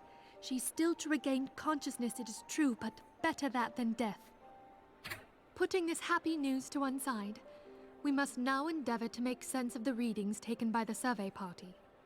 It appears the etheric disturbance which accompanied the Isle's destruction is of a magnitude alarmingly close to that of Ultima. Could the Ascians be responsible for this devastation as well? I forget Eureka's story, but I don't think it was Ascians. Have you heard aught from the Mother Crystal since the battle with the Garleans? No, she kind of faded into the ethereal sea in that vision. Then she speaks to neither one of us. Heidel's silence portends naught but ill, I fear.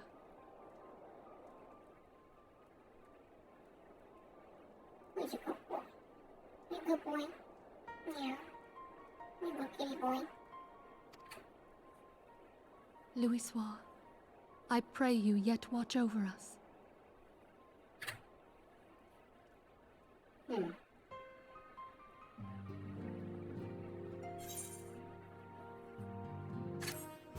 I might need to do like a Game of Thrones watch along or something.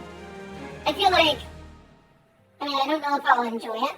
I hear it gets pretty bad during like some of the later seasons, but it might be interesting to be like, oh, we're gonna just have a big old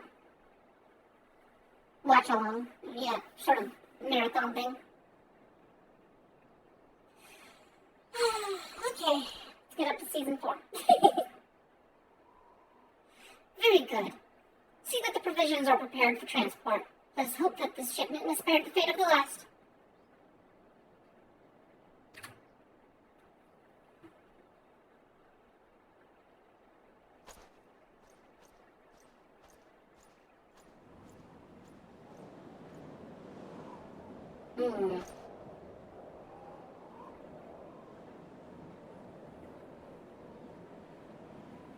The winds are uncommon fierce this night. Oh, we got Ishgard in the distance. Oh man. But yeah, no, thanks Zilla for hanging out. I know it's probably really late for you, so I shall see you tomorrow. Or yeah, I should be on tomorrow. I might get shaky with like my stream schedule when I have to work, but it's better than not having any money.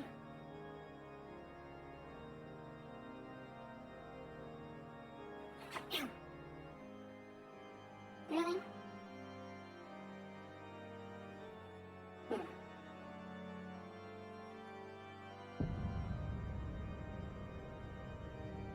I fear it'll go so well that these evil people are standing at the side of the holy sea.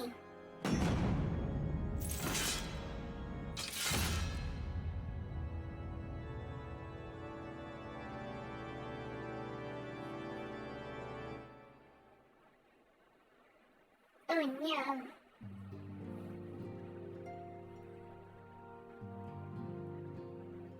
Hey, we've finally completed part 5. Alright, I'm gonna take a quick little 10-minute break. I'm gonna try and shoot for 10 minutes. It might be a little bit longer, but I will return. I will just AFK as I give my legs a stretch and all that stuff. So, I will catch y'all in a little bit. Bye. Well, I'm not leaving, but I'm just AFK, of course.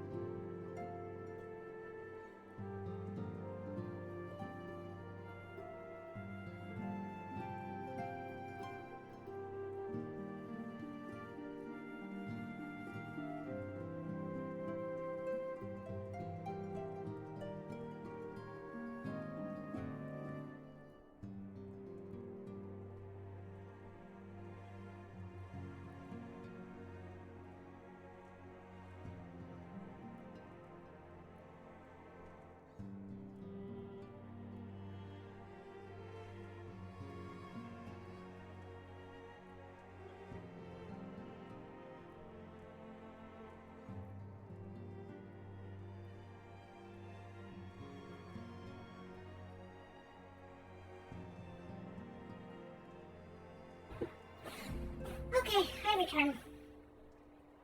Sort of. I still have the grand task of having to somehow get seated again.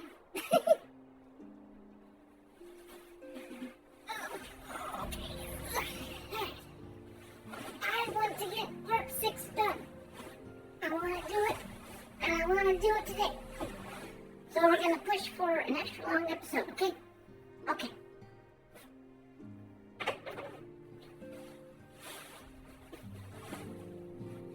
You know, part of me is inspired to be like Anna, though. You know, she doesn't really say stuff super loud, but she's still got a lot of personality.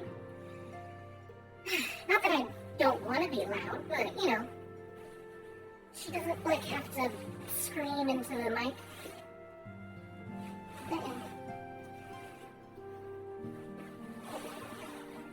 It has some sort of quieter, refined sort of tone of voice.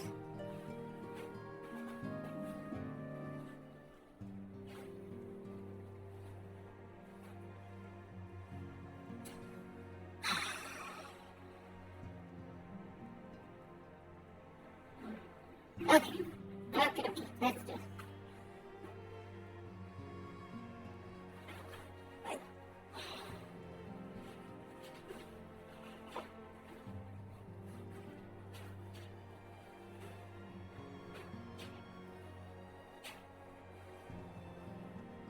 Is everybody ready?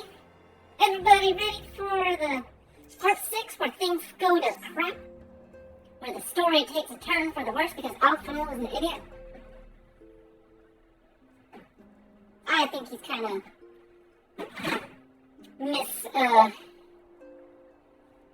misguided in his ambition. Look at this, already, the very first mission. Oh, well, thank you, troll. But yeah, no, here we are, a traitor in our midst. I guess the text isn't, chat box is in the way. But it's like, Alpha creates the Crystal Braves, and immediately, it's already, people are starting to be suspicious and smarmy and stuff. It's like, yeah, I don't know if I had the inkling that things were going to go bad when the Crystal Braves were first created, but I do have an inkling now.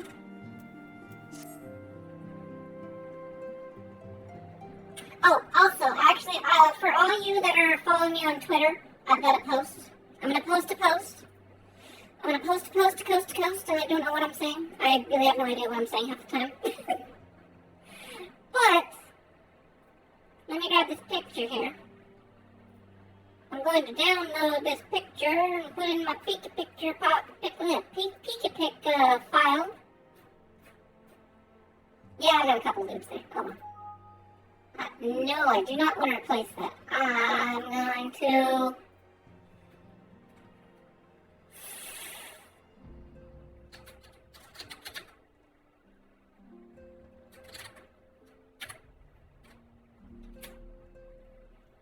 Okay, I name it that.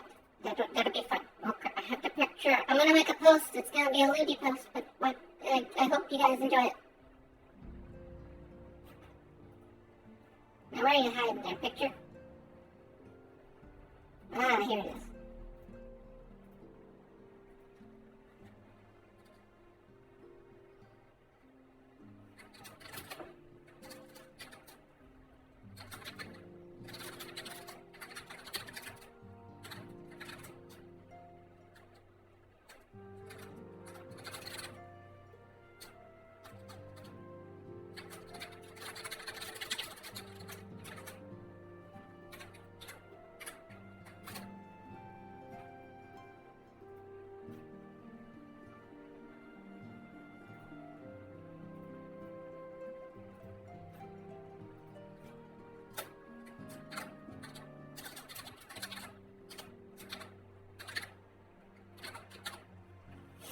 I think that'll work.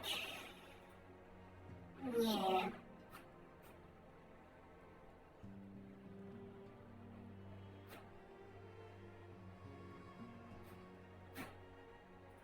Okay, we'll upload it now. We're doing it. We're posting it.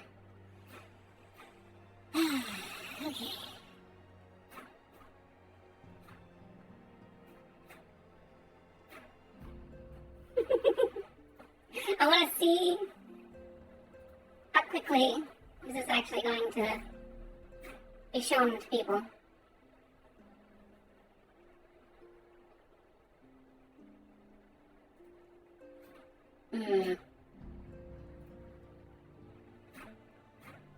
Yeah, okay, it's going in all the feeds there. Yay!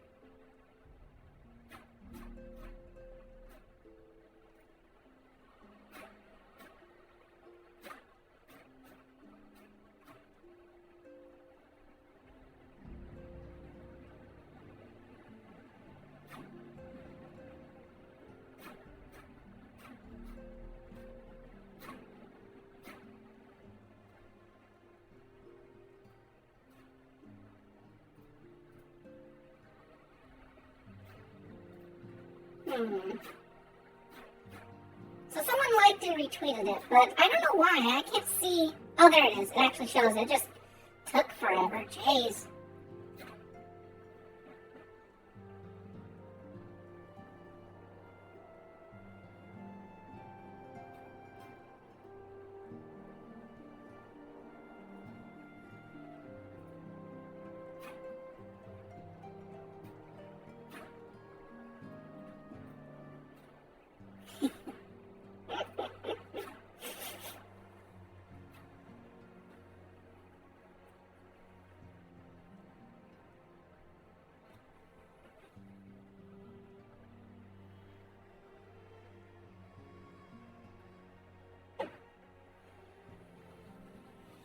Oh, yeah, Lindsay will be fine.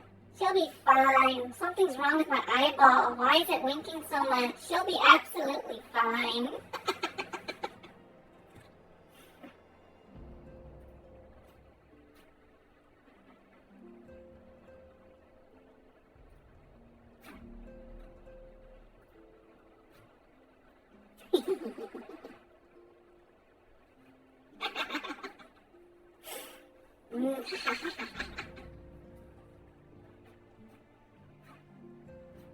The start of such devastation.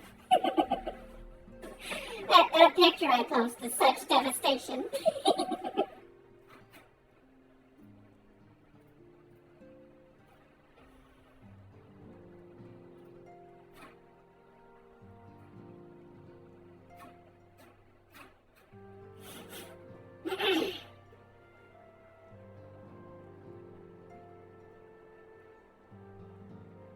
Sorry, appreciating my art.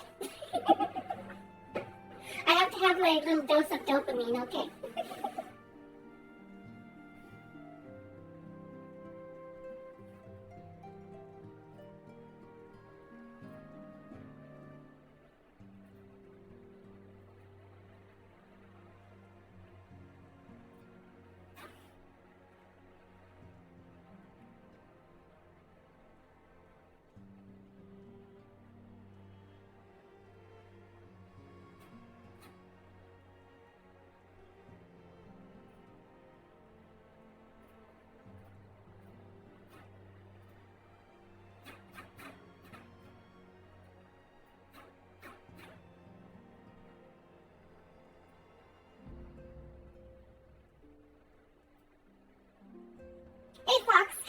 one?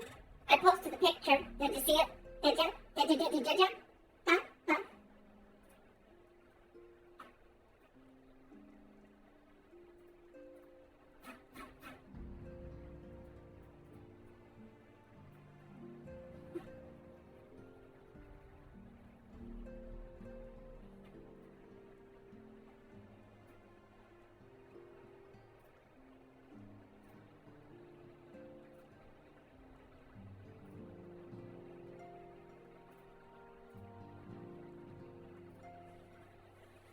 You just saw it. Okay, cool.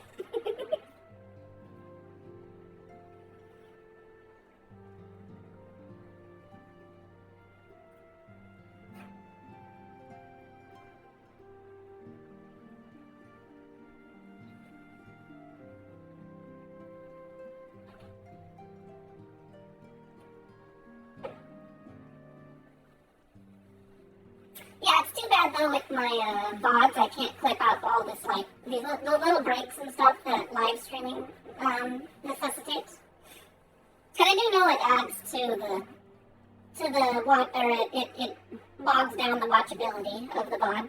But anyways, we are going to continue, and I'm going to leave this little image up here while I watch the numbers tick up as people respond to it. Yeah, I'm definitely gonna have to work with this. I'm gonna definitely use that as like references for whenever I do skibs and stuff. So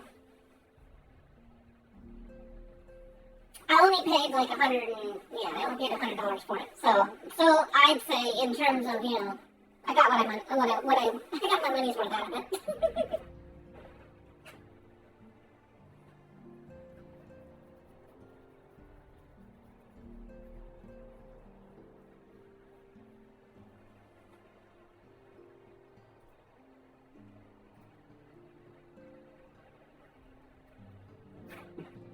You know, actually, Fox, you do pose a good question here on Twitter. I'm responding to you in stream on Twitter, isn't this meta? But I was going to say, and I guess I'll reply in the message too at some point, but being how, like, short I am, you kind of wonders, I mean, it looks proportionately huge, but at the same time, it's like, she's only 4.5 feet tall. So, yeah.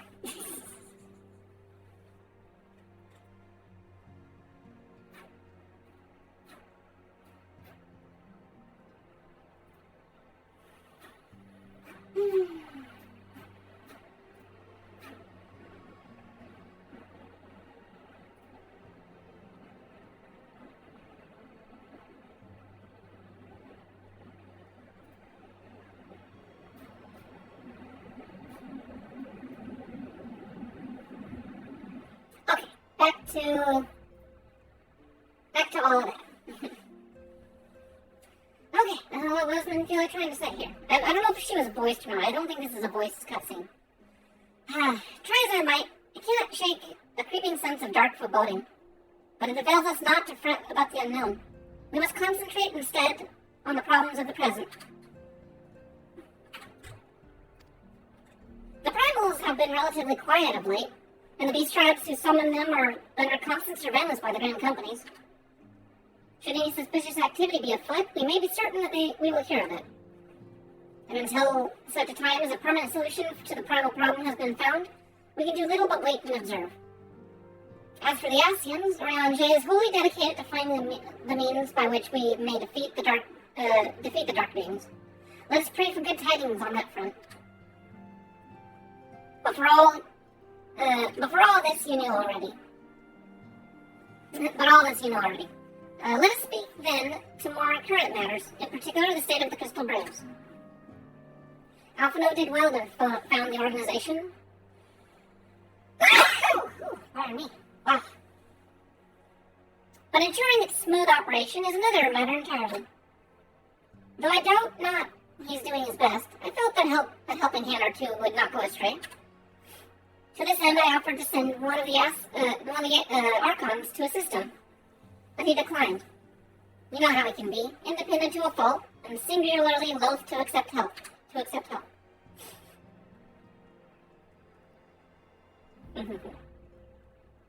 How many times,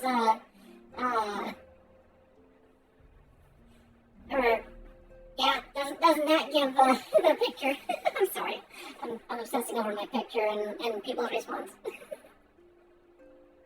Okay. Anyways, save, of course, that when that help comes from you, often out has entrusted countless matters of import to your care in the past, and I believe you would not hesitate to do so again, were he to offer. I should be most grateful if you would go to him and support him in whatever manner you are able.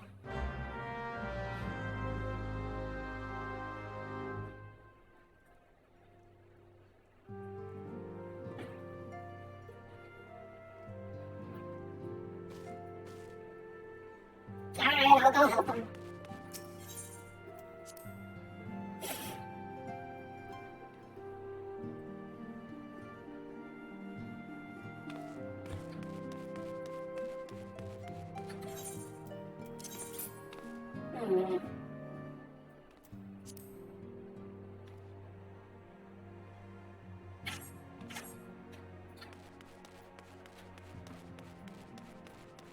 Oh, as Vampire does say here. A dazzling floral arrangement, each blossom a peerless beauty in her own right. Ah, the blessing and the burden of an overactive imagination. Oh, he's just being Vampire, being poetic right now. What is it, Poo-Poo-Poo? And do be concise, I'm rather busy. Huh? You would lend a hand, you say?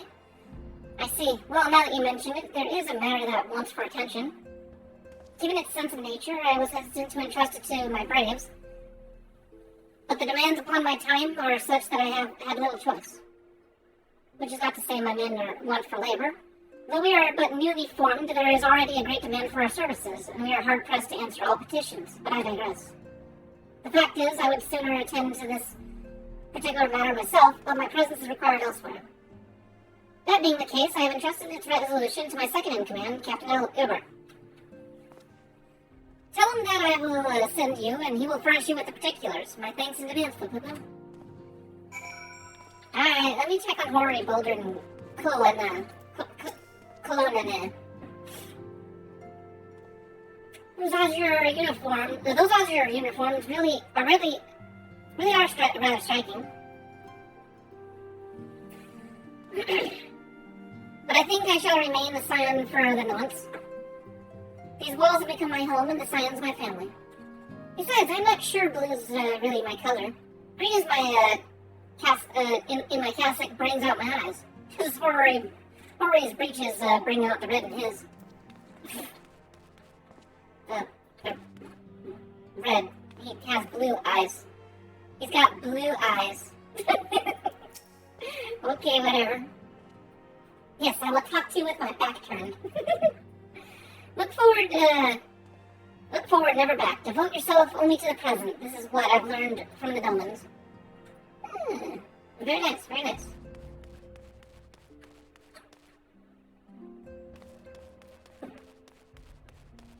I stole a Fleming.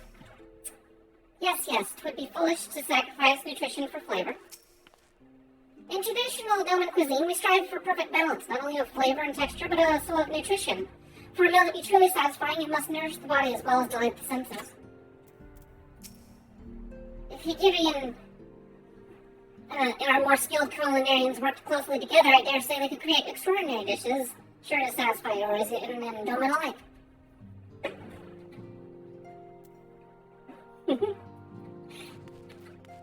I'm short. I am allowed these things occasionally.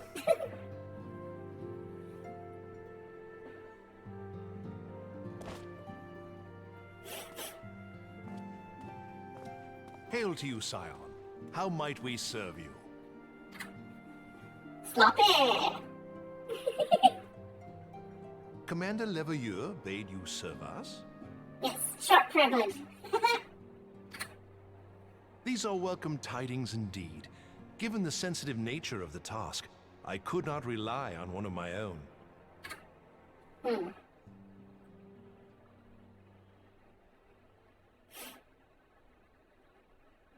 are you being so queer? That which I'm about to tell you, I tell you in the strictest confidence. in this echoey chamber, of course.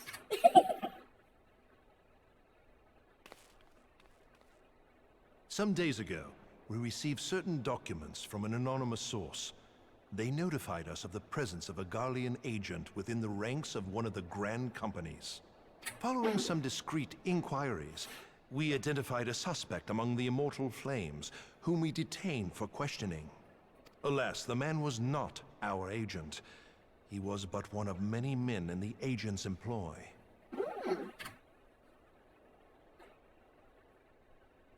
We pressed the traitor for a name, but he had none to give. He claims never to have met his master, whom he knows only as the Ivy. The Ivy? He was, however, certain that this Ivy had coiled itself around every part of the Immortal Flames. It would seem our quarry joined the company some time ago, and gradually recruited others to his cause. These conspirators are the vines by which he learns our secrets, all without exposing himself. It won't be easy to identify the Ivy amidst this tangled mass of subterfuge, but we have a tendril in our hands, and we shall follow it all the way to the gnarled root.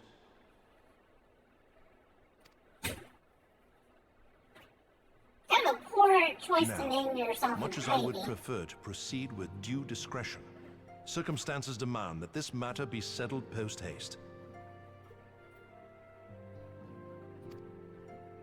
Garlemald's War of Succession nears its end, and it is feared that the Empire will soon resume its march on Eorzea. When it does, we can ill afford to have traitors in our midst. The Ivy must be rooted out now. We must begin by apprising General Roban of our findings. I would ask that you accompany me to the Hall of Flames, and remain on hand to see that things go smoothly. Assuming the Ivy's tendrils are as widespread as we believe, he will be aware that an investigation is underway, and if that is the case, he may well move against us. Yeah, I mean, I have a special muscle designed specifically to hold my head up right if I need to. But I like to think that being my size, I deliberately don't even look up. I'm just like... oh, goodness. Wow. Ooh. Boy, aren't we glad VTuber sneezes isn't around no more. That was a blunder, wasn't it? Wasn't it?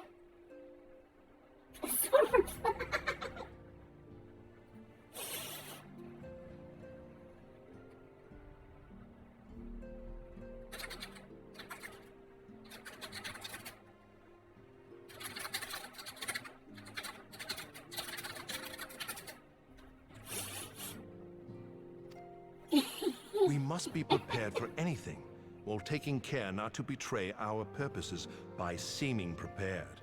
A simple enough task for a one-woman army like you.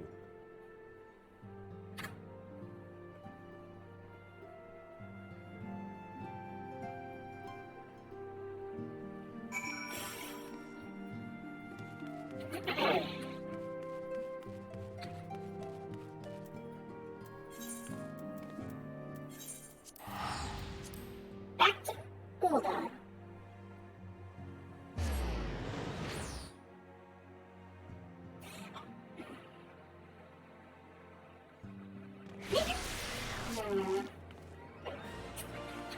Huh.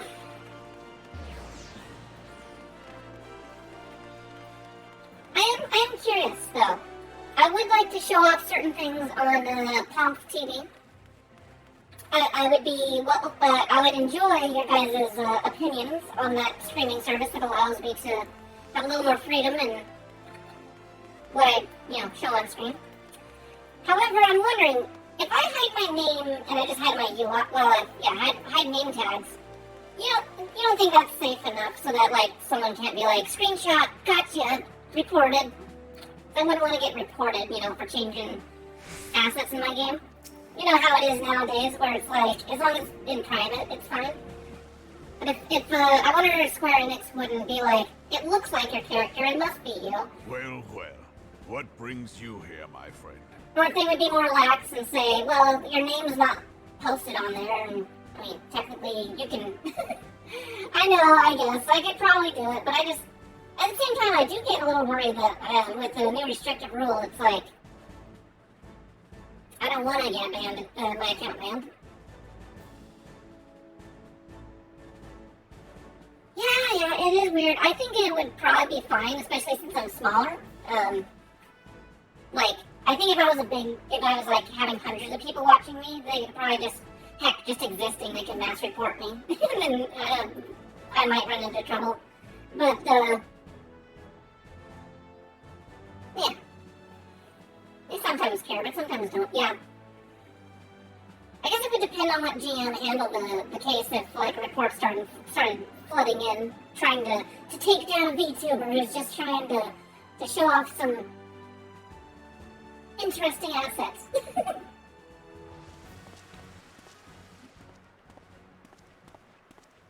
She is here at my behest.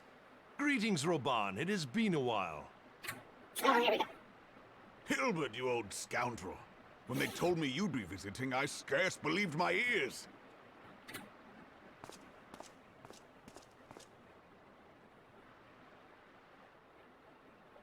But look at you! The honored captain of the Crystal Bloody Braves. Who'd have imagined, eh? Not many, but fewer still would have imagined your destiny lay in politics, old friend. Aye. We've both come far, have we not?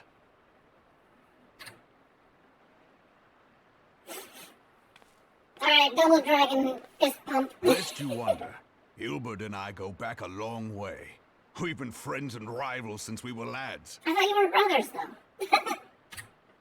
The last time we saw each other, Alamigo had just fallen, so you can guess how many summers it's been. And in all that time, not a word from the fool.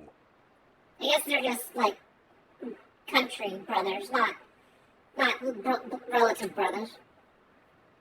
Ah, well, my dealings tended toward the modest and mundane, unlike some I could mention. As I hear it, no sooner did you reach Thanalan than the brass blades clapped you in irons and dragged you off to die on the blood sands. Being a stubborn sort, you won 1,000 matches and earned yourself a place in the people's hearts while you were about it. Then, with your mountain of prize money, you bought the Colosseum and secured a seat on the Syndicate. Those balls, brother! Rags to riches does not do it justice. You're a hero to the common man. Pah! Spare me. I am no hero. If anyone is worthy of that title, it's our friend here. Next to her, I'm little more than a glorified butcher.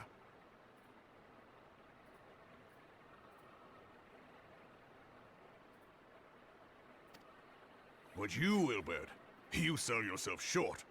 By all accounts, you are an adventurer of some standing. I like to think that I did my part for the greater good. But if you're no hero, then I'm no adventurer, not in this company. Anyway.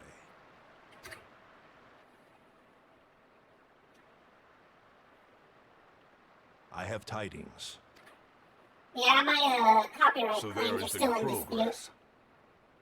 But it's super annoying because even in their little, like, exceptions section, it says that United States. And it's like, hello? They have 100 different countries all mushed together on there. And then it's like, but we're gonna, hold your content as hostage. I've let it be known that this meeting is a reunion between old friends. None will give your visit a second thought.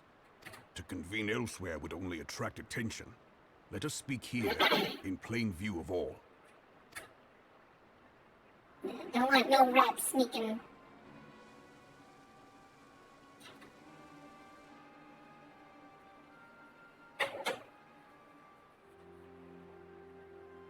So it is we who have been compromised.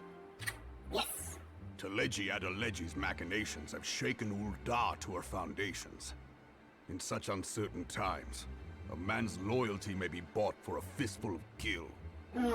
But if this snake has truly been in our midst for as long as you say, we must needs consider a far graver possibility. Conspiracy. Could it be that the Monitorists have been in league with the Empire from the first? Very well. I will have my most trusted men investigate the matter. Continue your inquiries in the meantime. It does me well to see you again, old friend. When next we meet, let it be over a flagon of ale. I look forward to it. Let us reminisce of bygone days, and drink to the future of our homeland.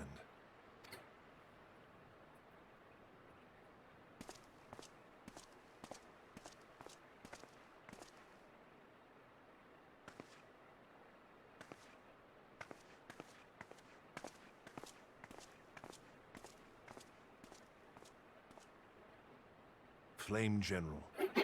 You wear the mantle well, old friend. I must work hard if I'm to keep up. Well, it would seem your services were not required after all. I dare say we have Roban's prudence to thank for that. Still, I was glad of your presence. My thanks, Scion.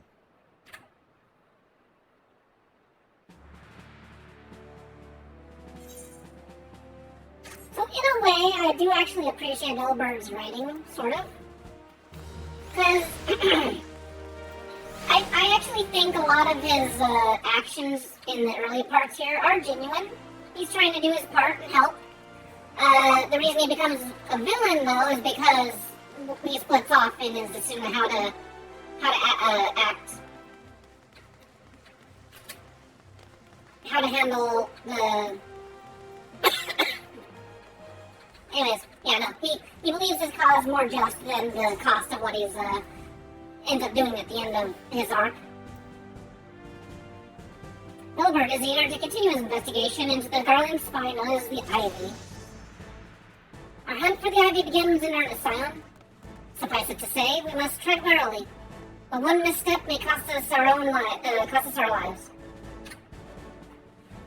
Our business here is concluded for the time being. Let us return to the Rising Stones and report to Commander Levier.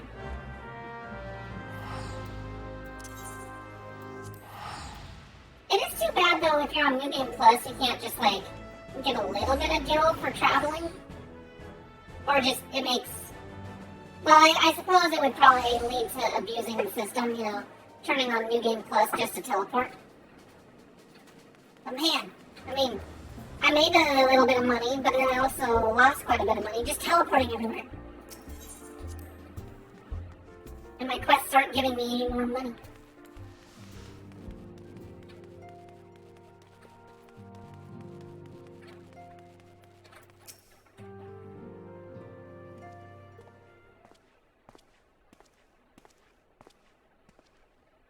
We have returned from Ulda, Commander.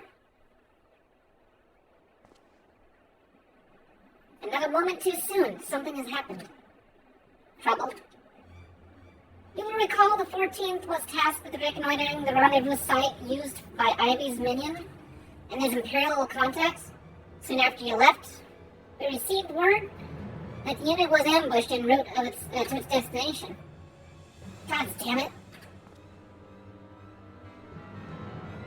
According to the report, one of ours has been taken captive. The Garleans are not wont to treat their foemen with dignity, and have grave fears for her safety. We must dispatch a rescue party at once. Recall those braves who are afield. Begging your pardons, Commander, but we've not the time. I'm afraid I must ask you for your aid once more, Scion. An ill-prepared rescue party will serve only to provide the Garleans with more captives. Yet time is of the essence. Simply put, you are the best chance we have. Captain Gilbert has the right of it. I trust you are willing? Of course you are. Now, Ilian of the 4th lies in wait in the tangle near the entrance to Castrum Sentry. Seek her out, and she shall appraise you of the situation.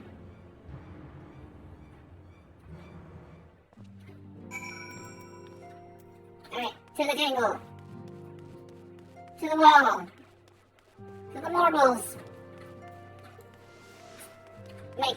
Yeah. Oh no! Lalafell going into tentacle hell! Look at these people, they're so cute!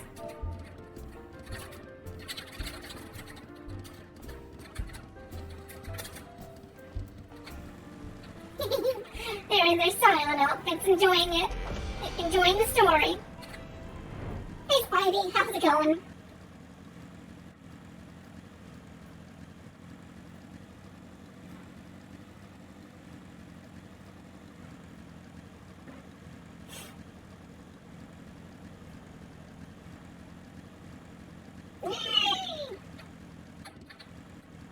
Okay, I can accept Fox's tentacles.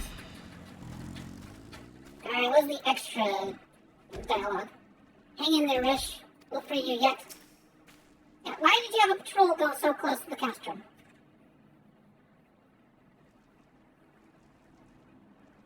Eat ridiculously spicy things? Well, I suppose tricking your body into thinking you're overheating might be one way. I feel kind of spoiled though. Right now it's like a healthy, like outside it's just like 64 or something out there. It's not cold at all. I'm sure winter when it sits it'll make it like somewhat chilly, but it's weird. I've been used to the Northwest like weather for so long that by now I'm sure it'd be freezing. But down here it's relatively pleasant. It's still t-shirt weather for me. You would aid us in the rescue mission. We are in your debt, Warrior of Light. Now, time is against us, so allow me to brief you on the situation. The Garleans fell upon us without warning, loading poor Resh and hauling her away to the castrum yonder. Outnumbered as we were, it was all we could do to flee and regroup. Even as we speak, the Garleans may be interrogating Resh, or worse. With her hurts, I fear she will not long survive their attentions. We must rescue her without delay. By our order may yet be in its infancy, but the bond that binds us is strong as mithril. None of us will stand by while a comrade suffers. We, the remnants of the 4th, will infiltrate Castrum Sentry. Please help us find Resh before it's too late. Okay, stretching. Even though I just came back from a break.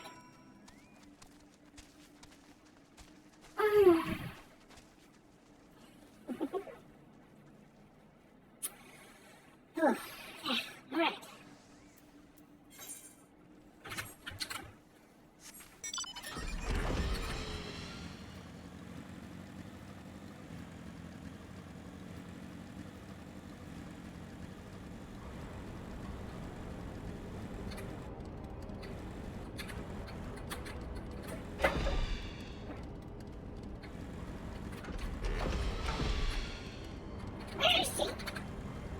Where is she?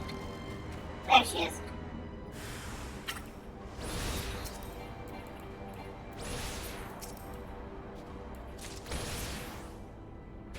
I don't think so. And I don't need your mask. I don't need no mask.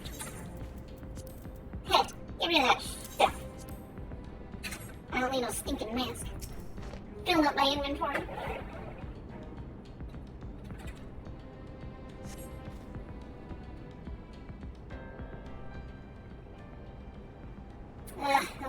Where am I?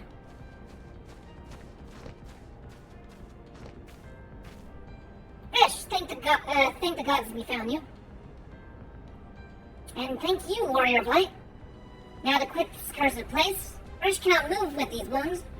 She will need to be carried out. I believe a diversion is in order. Let me trouble you to provide one.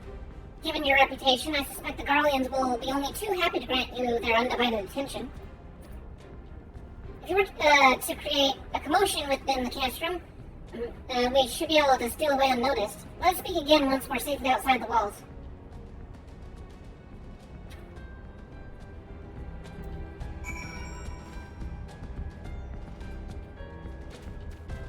Alright, let's go explode some things. Blow things up. What do I blow up? What do I touch? What do I need to... Oh, this thing right here, okay.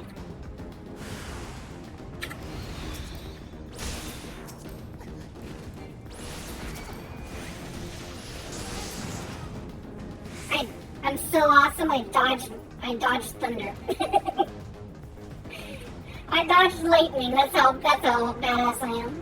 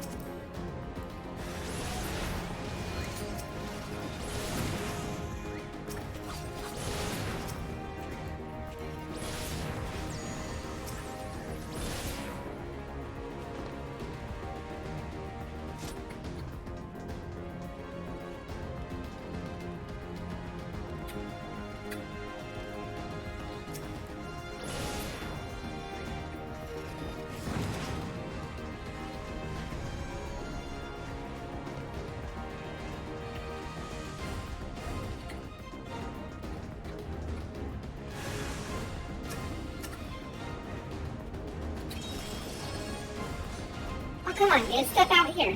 Activate your enemies, dude. Really?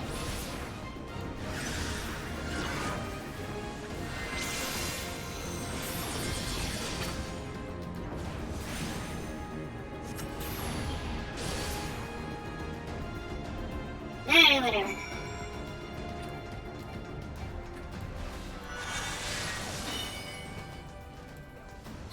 I really can't wait until Endwalker when a no cannon is a trait. I can not worry about having to keep that active. Okay.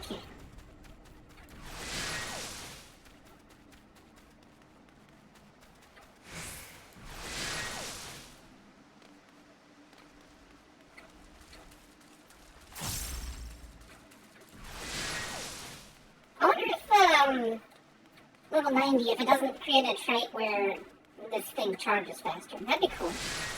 More explosions. I've waited to return most anxiously, my friend. You have done us a great service indeed. Thanks to your aid, our comrade Rish is safe, and we suffer no further casualties. Words cannot well express my gratitude. All that is left is to report the mission's success to Commander Levier. I shall go ahead to the Rising Stones. Okay. I have all this pent-up magic inside me and only one thing to attack. Oh, that's 72k. That would chunk an enemy even at my competitive range. There's a lot of damage there for one move.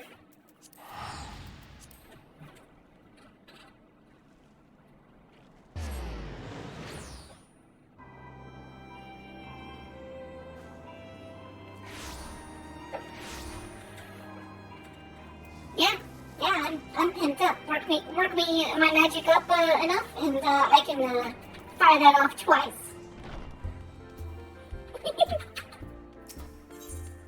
In succession.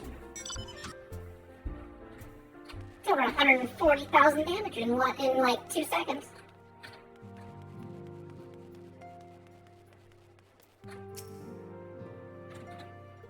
Of course, they're gonna have the stat squish, so numbers will look less impressive, I'm sure. It does me well to see you thus returned.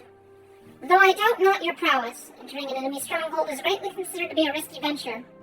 And I must confess to having been a trifle anxious.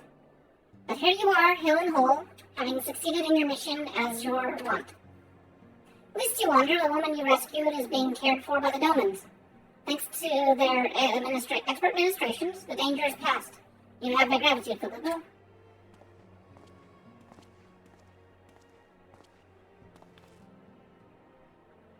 Allow me to thank you also, Simon. Resh shows you her life. We escaped with minimal casualties this time, but we can ill afford to be caught off guard again. The Empire is not an opponent to be trifled with. I thought they were all isolated. All the castrums are basically on their own at this point.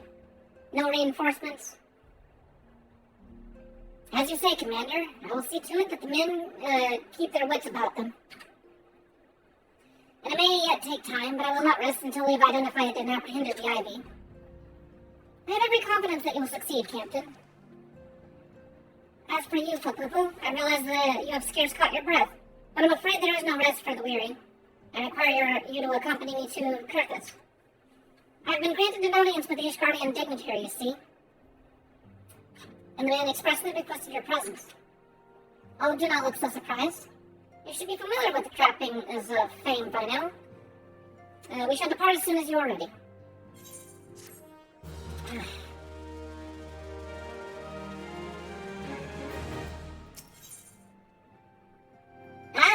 Here we go. Man of the hour. I like this guy. This guy's awesome. An influential Ishgardian wishes to meet the Warrior of Light, and Alphino would like nothing more than to oblige him. I love his voice actor too. Very suave and yeah. We have been blessed with a rare opportunity for Popo, an audience with the ambassador of the Holy See of Ishgard. We are to treat with Sir Emmerich, Lord Commander of the Temple Knights and Camp Dragonhead.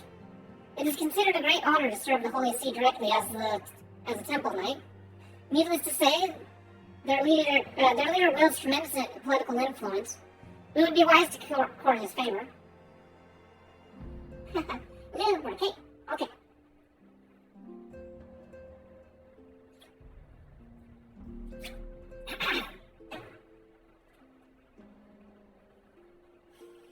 For that reason, I consider your attendance essential. If Sir Emmerich wishes to meet the woman behind the legend, I would not deny him the pleasure of your company. The antecedent should see the wisdom of this plan when you request her permission to accompany me to Kurthus. Mayhap you feel this to be a waste of your talents? Which could doubtless be put to nobler use. If so, I should remind you that more good can be accomplished with the stroke of a pen than the thrust of a sword. If my many adventures in diplomacy have taught me anything, it is the importance of humoring those who have something one wants.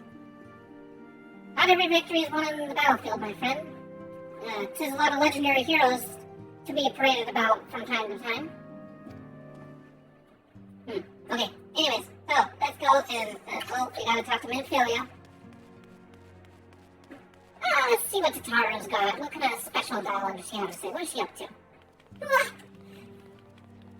From invoices to petitions to war, that desk is my front line, and I fear I've been overrun.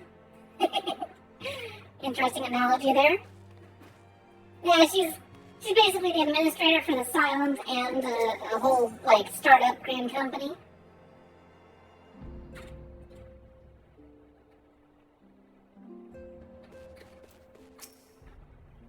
A meeting with the Ishgardian ambassador? By all means, I think it a wonderful idea. We received no reports of etheric disturbances or unusual beast tribe activity of late. As Alphanel believes your presence may help him to secure more favorable terms, I see no reason to deny him.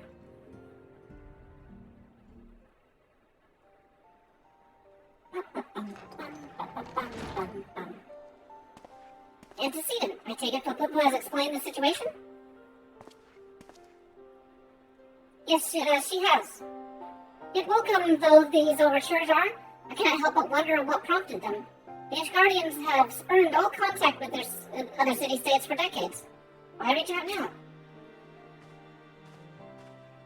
Would that I knew. The question of their motives is one to which I have given no small amount of thought. Alas, I know no more than is generally known. Can you just say, I don't know? I don't know, but this is cool. The notoriously reclusive nation of Ishgard, situated at the center of Abalathia's spine, ruled by the Ishgardian Orthodox Church, at the head of which presides the Archbishop. Members of the original Eorzean Alliance formed in the wake of Almega's fall some 2 decades ago. Friends of convenience who withdrew from the Alliance as soon as the Imperial fleet was routed at the Battle of Silvertear Skies. But they have a 1,000-year war they're dealing with. I think they're a little preoccupied. Since which time, their borders have remained closed to all outsiders.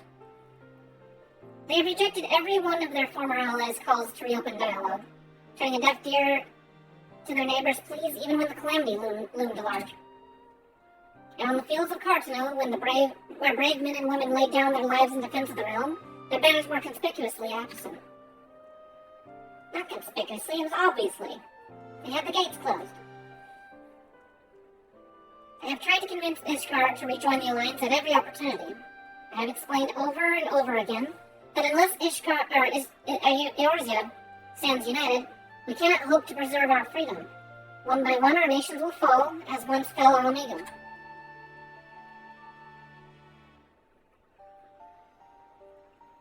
And what have my efforts yielded? Why not?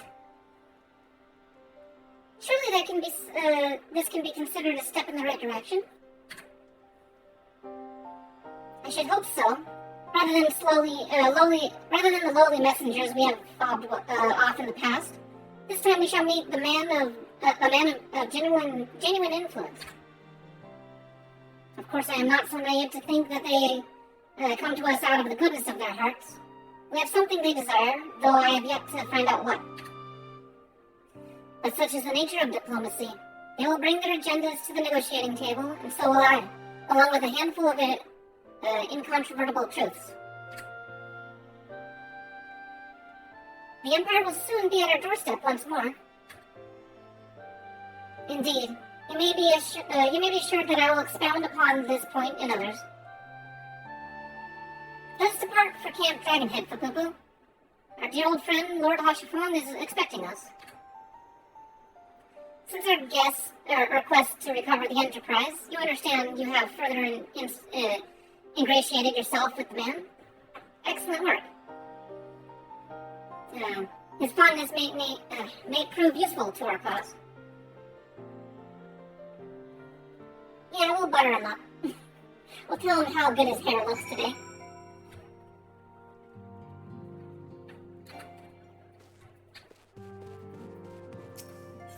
I don't need to actually go through the door, I just teleport to the right place.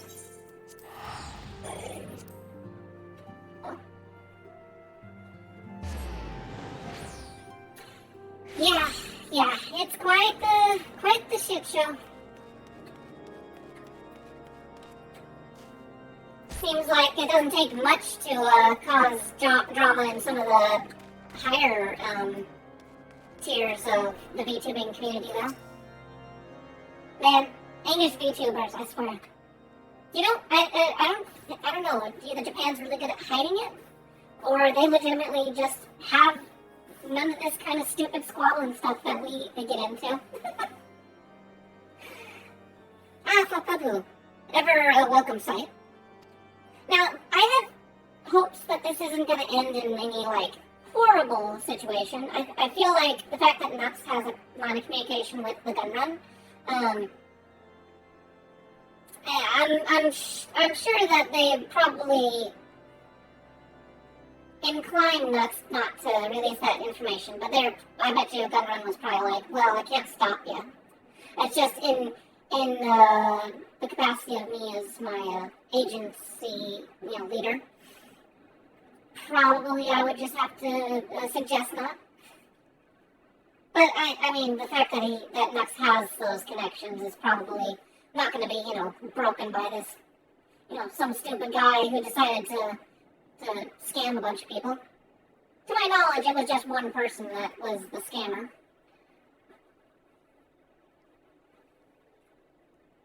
Our hearts have been stopped to blazing in preparation of your arrival. It would not do for such a distinguished personage to catch cold while whilst are enjoying our hospitality. The gesture is much appreciated. I fear I shall ever struggle in cold times. You could do with a change of attire, though, Levier. Good, Master Alphino. An honor as always. Likewise, Lord Hashifon. Forgive us yet another imposition. I fear we have relied overmuch on your aid since you so generously assist us in locating the Enterprise. Nonsense. Any debts incurred have long since been repaid. Besides, who can say what for the future may bring? House Fortuna has ever seek the aid of, may even seek the aid of your newly formed Crystal Braves. In any case, I am simply delighted that the Holy See is at last willing to grant you an audience. No doubt your discoveries at Stokecloak helped to justify the decision. This recent resurgence in heretical activity is of grave importance to us all.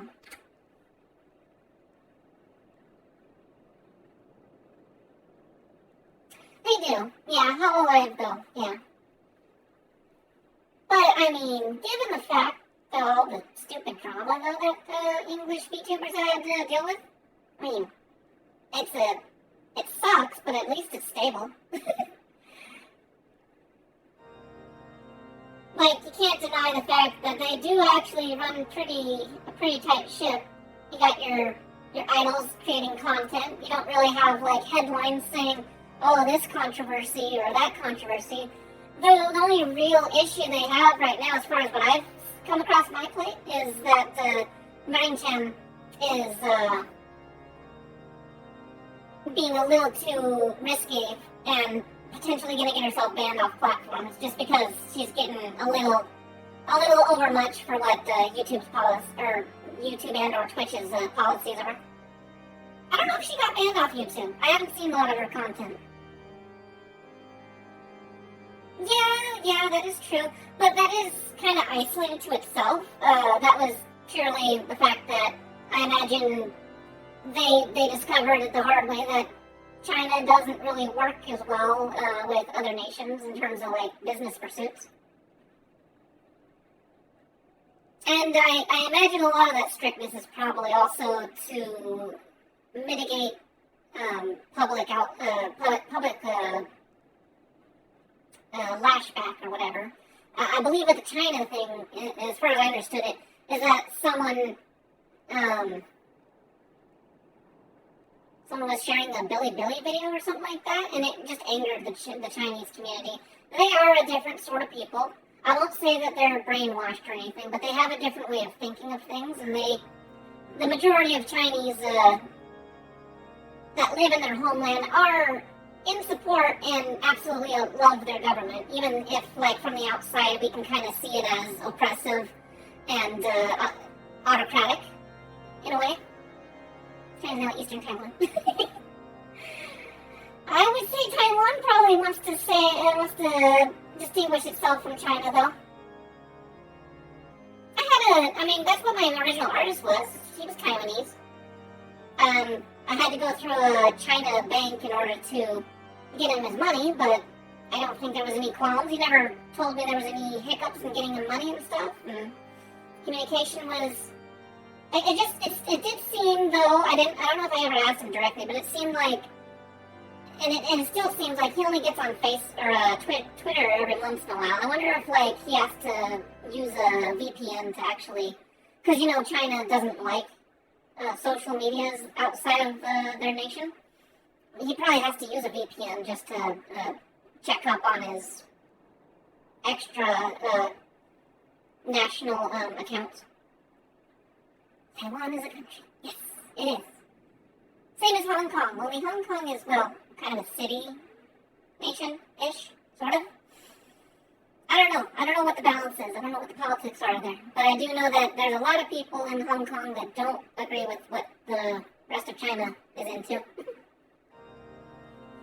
And I probably would say their economic freedom is a major influence as to why they don't like some of the stuff that trickles in from China. A lot of stuff is motivated by, money, but money and controlling how your public is. I don't know. Too big a subject for me. Kind of beyond my scope. But it is interesting to think about it. Anyways, back to the story. Go ahead and keep talking if you want. I'm just, definitely on the skirts of my knowledge of world politics and stuff.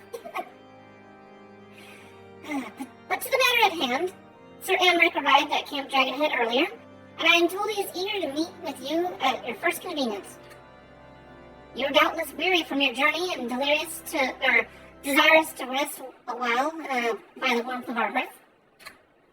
Yes, on a nice fur rug with relatively little on compared to this grimy armor that's probably covered in snow from the weather outside. Or I imagine Hashifon probably has some errant thoughts about that. Let's see. If you are willing to forgo such comfort, pray inform the knight stationed outside the accessory. He will grant your entrance and send word to the other attendees. As inviting as your hearth sounds, I think it best be proceeded with the accessory forthwith.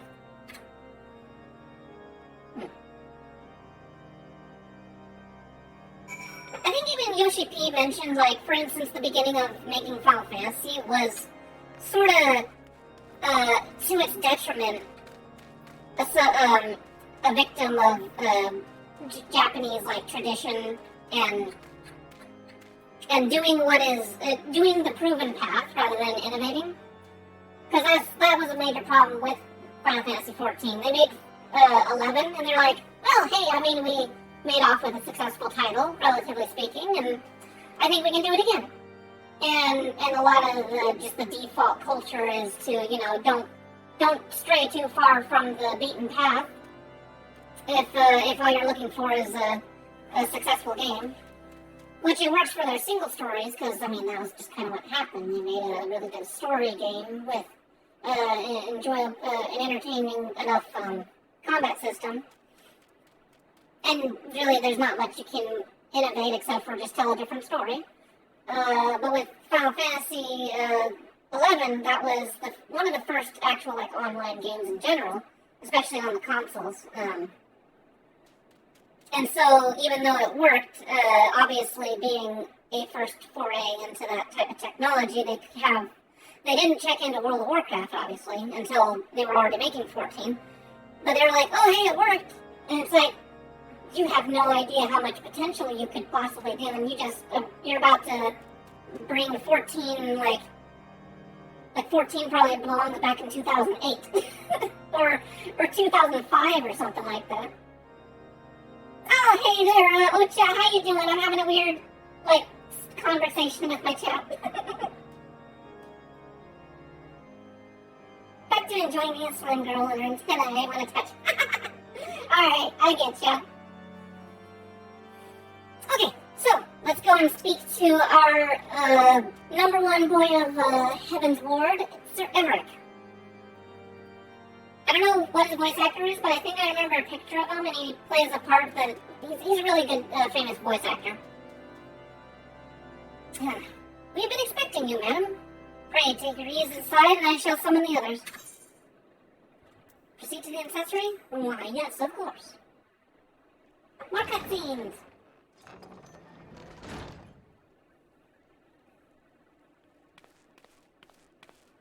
Waddle, waddle, waddle, waddle.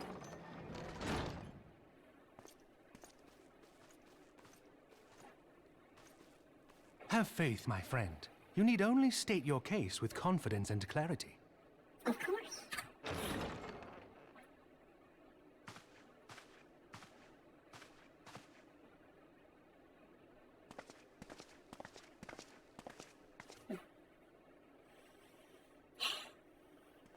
I'm excited. I'm excited for the content. Commander Leveilleur, it is both an honor and a pleasure to meet you. I am Emmerich, Lord Commander of the Temple Knights. Good voice. Yes. Alphino Leveilleur, at your service. Your reputation precedes you, Sir Emmerich. I think we will find that we have much in common.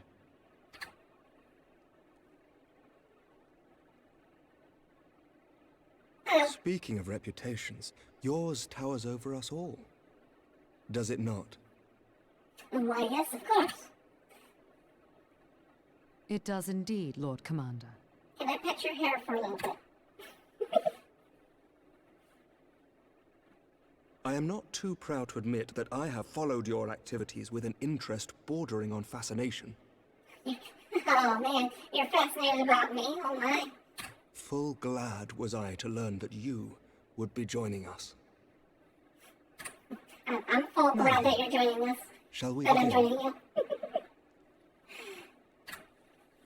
Yes, let us begin. We know full well that the Garleans will return in force ere long. What is more, we have yet to achieve a lasting victory over the primal menace. The beast tribes continue to summon their gods, and each incarnation is stronger than the last. Ishgard is not immune to these threats. I must reiterate that it would behoove your nation to rejoin the Eorzean Alliance. I like his ear clip. Once again, I must respectfully disagree. On what grounds? Calm down, child. You're not even 18 yet. Despite their presence in Kurthus, the Ixal do not concern us. Their territorial claims pertain to Gridanian lands, and it is the people of Gridania whom they harry. I know you're conveniently leaving out your own beast tribes. The Holy See judges this to be a Gridanian affair, and Ishgard does not intervene in the internal affairs of other nations. Even were that not the case, our forces are wholly committed to the Dravanian conflict. We have not the knights to spare. As for the Garleans, we are not ignorant of history. We have observed the rise and expansion of the Empire, and we agree that it is only a matter of time before they resume their campaign in Eorzea.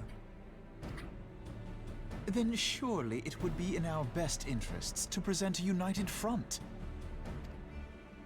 Mayhap one day, but not yet. Gaius van Belsar is dead, and the legion of conscripts he left behind lacks the will to fight. We think it highly unlikely that they will emerge from behind the walls of their castra for some time. Forgive me, but if Ishgard's position has not changed, why did you agree to this meeting?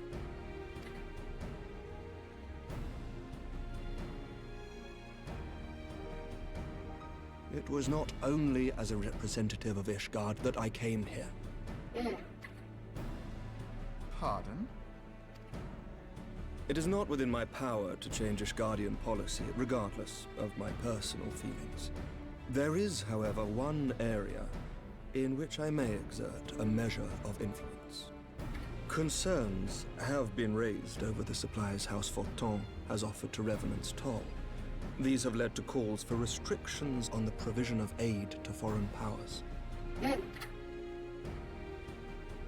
I can ensure that the shipments continue unabated. Okay. You scratch our back, we scratch... Where do we Sir scratch? Emmerich, Can we I would scratch? be in your debt. No, you would not. For I require something in exchange. Okay, what do you want? Of late, there has been a flurry of Dravanian activity, the purpose of which was not immediately clear. However, our astrologians have since observed alarming changes in the heavens. The dragon star waxes unnaturally bright, and there are whispers that it portends the resurrection of Midgard-Sorma. The fallen guardian of Silvertear Falls? That's absurd. He does have that position. He's primed for, scooting a little close to that table and, Full many times have I gazed upon the dragon's corpse still wound around the Agrius, and wondered how different our world might be if it yet lived to plague the skies. I do not know, and I do not wish to know, nor does any son of Ishgard. Yet the mere presence of Dravanian forces is not sufficient grounds to send knights to Mordona, whatever our astrologians say. As I told you before, we have not the forces to spare. it was, yeah. But we do. So you will intervene on our behalf if we agree to watch over the Keeper of the Lake. Do you accept these terms?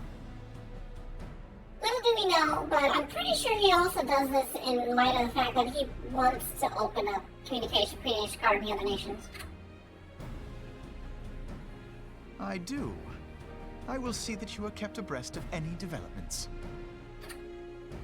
I regret that we could not come to a similar agreement on other matters, but I understand that you are not at liberty to make such decisions. Yes, accept the terms. Consign me to my fate. Nevertheless, I hope that what we have accomplished here today will serve to demonstrate to your countrymen that we can work together towards a common goal. Mayhap one day we shall look back on this moment as the first step towards a united Eorzea.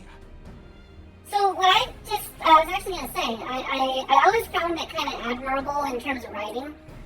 How, at least all of the learned people, like there's the scruffier types that have the conjecture, or, yeah, small, like,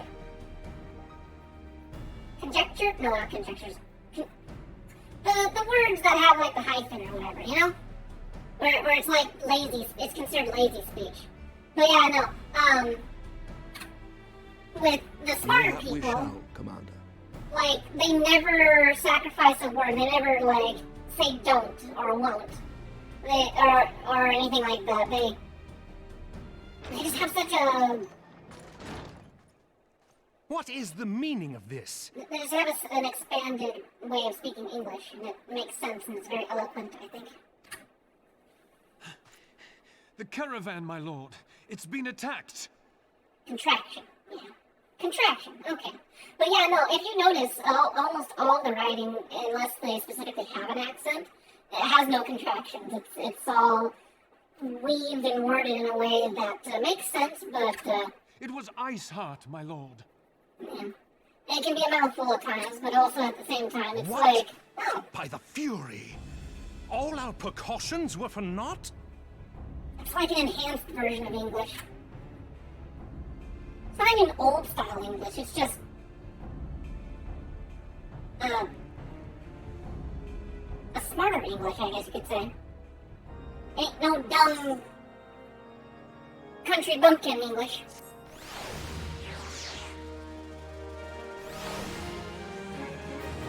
Yeah, exactly. Like, instead of saying theirs, they would probably say their own. Ain't. They would say like as not. Which I love the term like as not in a weird wording or sort of instance, because for me, I still can't quite, like, personally define the correct use for like as not, but I know it has very specific ways of fitting into a sentence.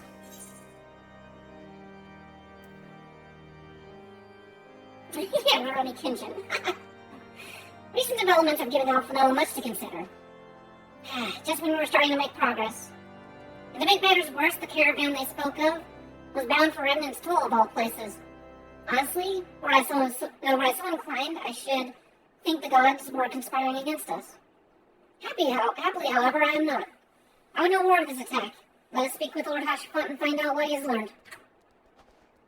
Also, if you go and read and you're embroiled in this speech long enough, it kind of rubs off on you. I find it funny. It's just like the way I type and say stuff. I still use contractions, but sometimes I'll actually like be flowery with my words. My sincerest apologies for the interruption, my friends, but the situation is such that we must act swiftly. If you would be so kind as to elaborate. Iceheart's heretics fell upon the caravan bound for Remnant's Toll as it was passing through Boulder Downs. Did they stop the second shipment? Again? It was an ambush, swift and ruthless. In an instant, every knight was slain, every crate seized. Then as quickly as they had appeared, they were gone. It would be an impossible feat without knowledge of the route. Knowledge to which only a select few are privy, I presume. Quite. We can presume that avenue of inquiry in due course. It seems to me that examining the scene of the ambush should be our first concern. The trail is yet warm. We must act swiftly, as Lord Hashfont said. Least the crucial evidence be lost. You have a knack for discerning hidden truths, Fabubu. Why don't you go and inspect the ambush site in person? An excellent idea. Inform my men of your intent upon arrival, and they will gladly share their findings.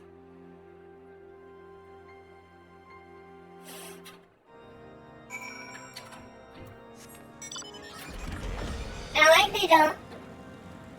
they don't forget certain relations between different parties. Even though we've helped Ishgard or Kurthis area quite a bit, there's still that ingrained culture of distrust of outsiders. So it's kind of nice that we're just like, go and find out. It's more of, tell them your intentions, they have my endorsement, and then they'll tell you. And then if you talk to the common Ishgardian, sometimes they still address you like, what does an outsider have with our business? Just kind of cool. Never really in the writing have I found any like deliberate plot holes or just like, I don't know why we're being assholes, but we're just gonna be assholes. It's always a reason. It's very intricately written.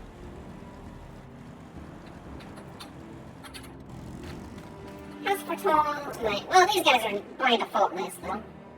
Move along, adventurer. There's nothing for, huh? Lord Hashafont bid you speak with us. Then you must be, I beg your pardon, Sidon. As you can see, they left nary a crate behind. Tipped the wagon for good measure, even. Though things are a bit odd, if you ask me. Would have been easier to just steal it, though a damn sight harder to conceal it, I'll allow.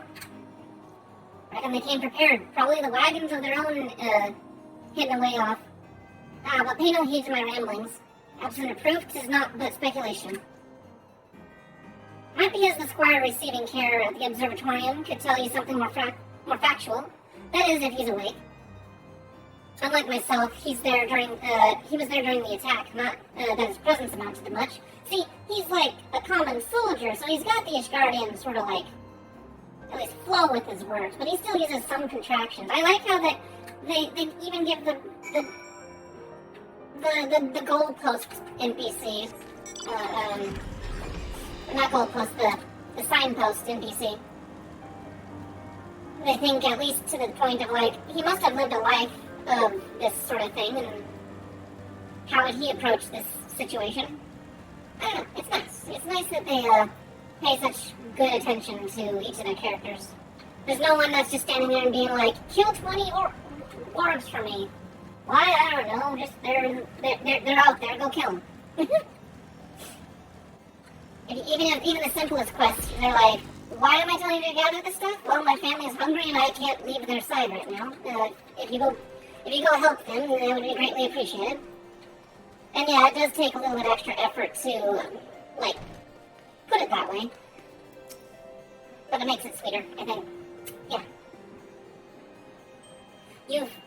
You've come about the attack to ask about the attack, haven't you? We came upon them before the entrance to the Hall of the Seven Echoes. Pilgrims, we marked them as, lost and ill-equipped for the journey further north. Our leader called out to them and one stepped forward to answer.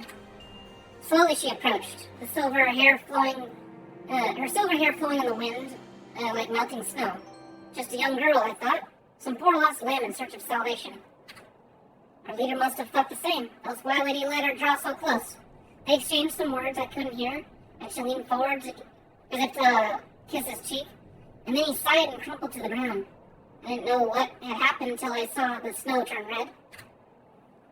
And then there was red everywhere I looked. I tried to fight, but took a blow to the head, and by the time I came to, the others were dead, and the heretics were unloading the wagon.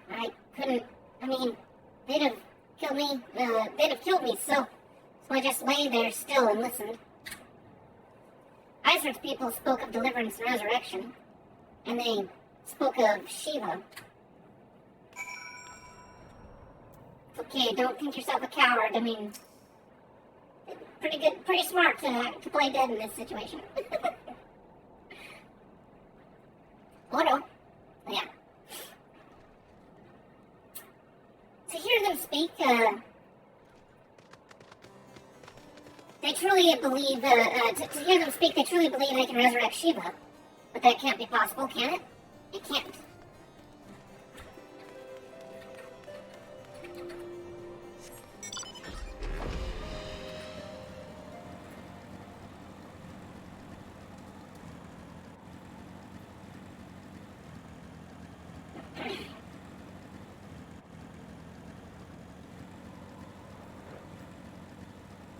I suppose I could have teleported, but whatever.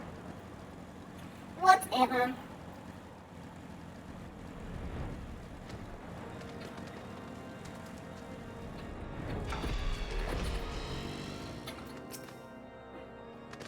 Me causing the racket in the house with my motorcycle. Hi, you've returned. What news have you for us? It seems Lady Iceheart does not scruple to sully her hands with blood. Who is this Shiva the heretic spoke of? Have you not read a single line of the Ekidium, Master Alphino? Shiva was a traitor to kith and kin, an apostate who lay down with dragons. She did a dragon. Now, we cannot expect all foreigners to know Ishgardian scripture so well, particularly when it concerns the patron saints of heretics. Wait, you say that she is their patron saint? Oh no, it all makes sense now. Lord Hashafant, What was that what was the caravan's cargo? Ah, if I recall correctly, the Diamond Forge had requested a rather large quantity of crystals. Do you not see? Iceheart and her followers intend to summon Shiva, as the beast tribe would a primal. Why else would they go to such lengths to secure crystals? I shall inform the Lord Commander at once, Lord Hushfont. Would you agree that discretion is of paramount concern? Of course. I trust we can count on you, your continued support, Master Alphino. The Scions of the Seventh Dawn are sworn to combat the primal threat. Our support is given. I will need to send word to my brethren in the Revenant's Toll. Our entire order must turn its efforts into the prevention of this summoning. Naturally, that includes you, though I'm sure you would not miss this for the world. Me? Skip out on a primal fight? Never. Bahamut. I only say Bahamut because it requires a group effort and adult content, and it'd probably take all day just to get someone to actually, even unsync walk me through it. Woe betide the heretic who crosses Alphino every year, for they shall feel the full force of his fury. Dramatic? The persistent attacks on our caravan seemed little more than a nuisance at first. The heretics were a problem, to be sure, but a relatively minor one. Oh, why is my nose itchy? Blech. That was before I discerned the purpose behind their attacks, of course. Now they have my undivided attention. After reprising Minfilia of the situation, I shall summon a unit of Crystal Braves to assist us. As for you, Popopo, pray join me at Wyvern Front.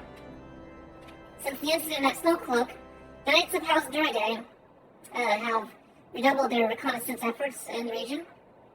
It is my hope that they have information which may help us determine precisely where the heretics are heading. Given our mutual enemy, Lord Deldemont should be eager to oblige us. I shall see you there, then. Good? We good? We're good. Oh, I gotta fly there, though. There's no Aether out there. Oh, there we go. Music.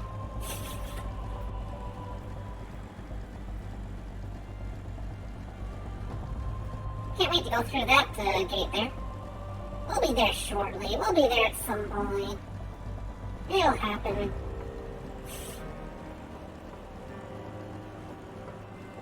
It's so blizzardy. Oh, it's actual blizzards right now. That would explain the blizzards. The weather is blizzards.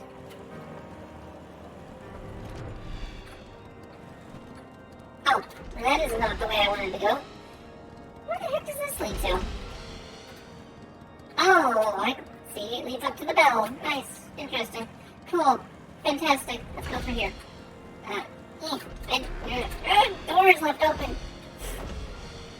This guy. I want to talk to him.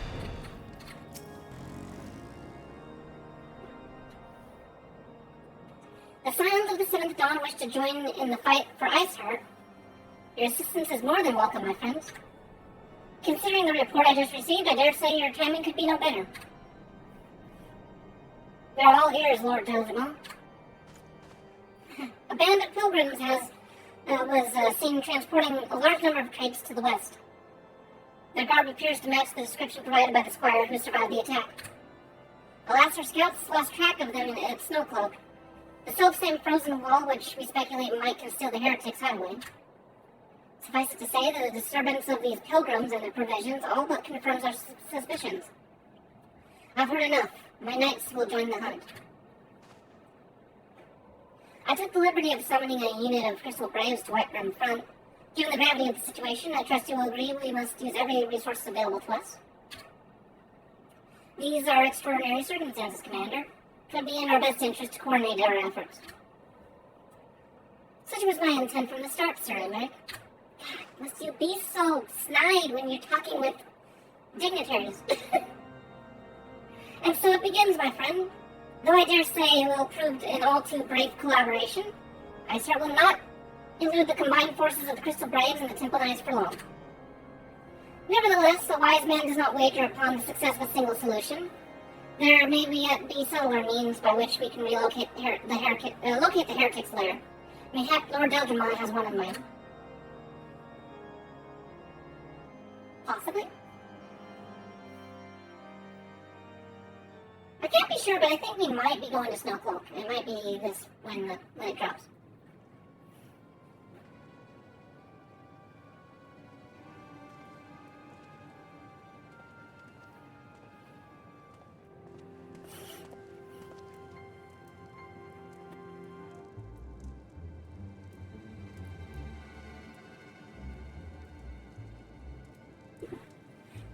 Yes, excellent.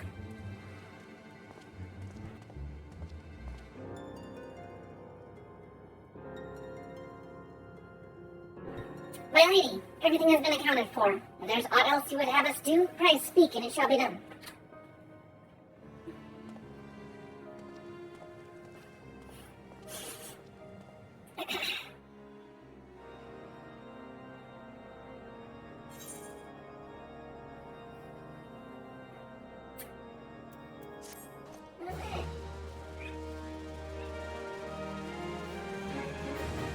What are you doing? What are you doing, kitty kitty? Meow. Meow, meow. Meow.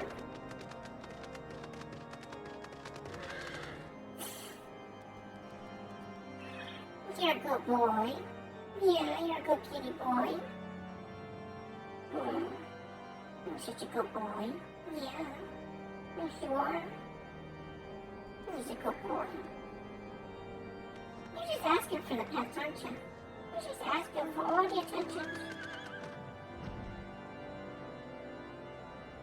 I know. It's not nearly enough attention for you. You'd probably do that for another hour, but I got business to get to. Alright, Emmerich, what do you gotta say? I think we can all agree that a formidable foe demands a calculated response. Some still think these heretics do not pose a great threat. The slain house for 12 Knights would surely beg to differ. Yeah, it's kind of rude of them. Benedict, what do you have to say? What do you have to say here? It's past time we take the fight to the heretics. Why is it taking so long? I don't even know. Alpha, what do you got for supplemental dialogue? It would be foolish to dismiss alternative approaches when contending with such clever foes.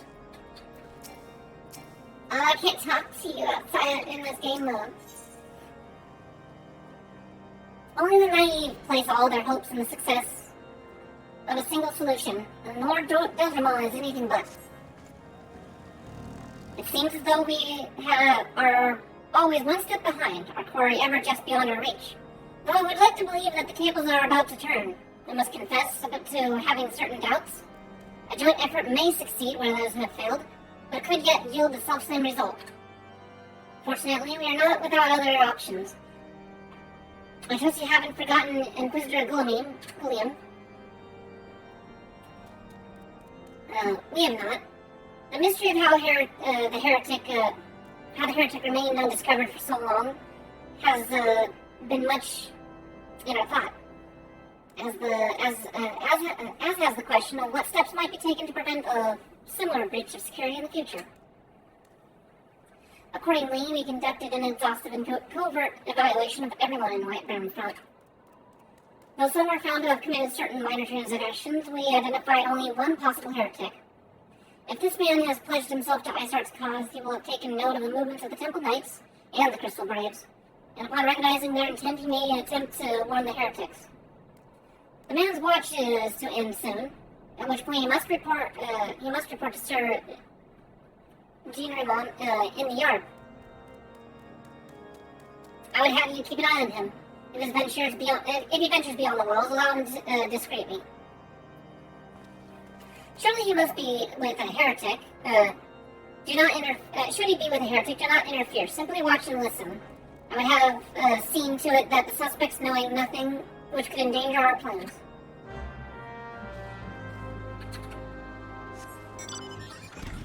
Alright. So we go spook on possible double agent. I swear that spiral building is the hardest thing to get in and out of. Where you at? Where you at, boy? Oh, you are. Look at us waiting here all patiently. And being all cute.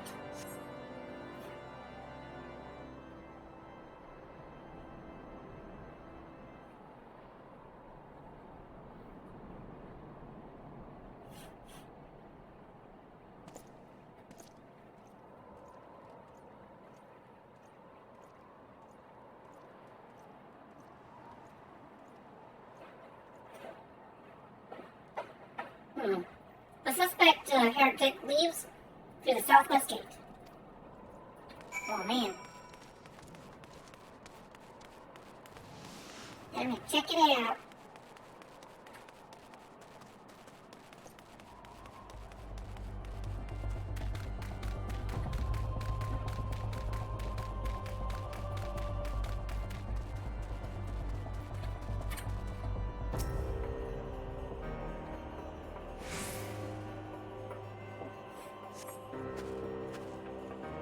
Oh, there he is.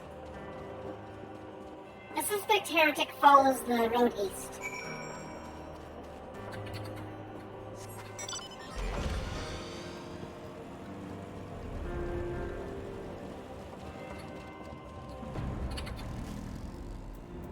Oh, I could actually go and talk to him. I'm gonna talk to him and see what he has to say. Is he gonna run away? Are you looking for a warm hearth friend? Whiteburn Front isn't far from here. If I were you, I would... I'm sorry, have we met before? You seem familiar somehow. No? My mistake.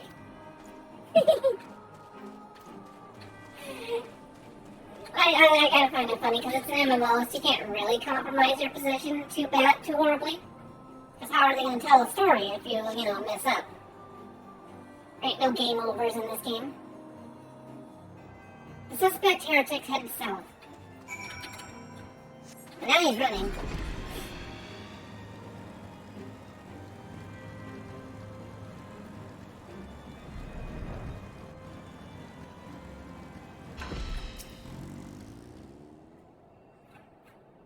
Where's he at? I don't see him. He disappeared. I kinda wanna whack that mud puppy for that other guy, but yeah, I'll let him figure it out.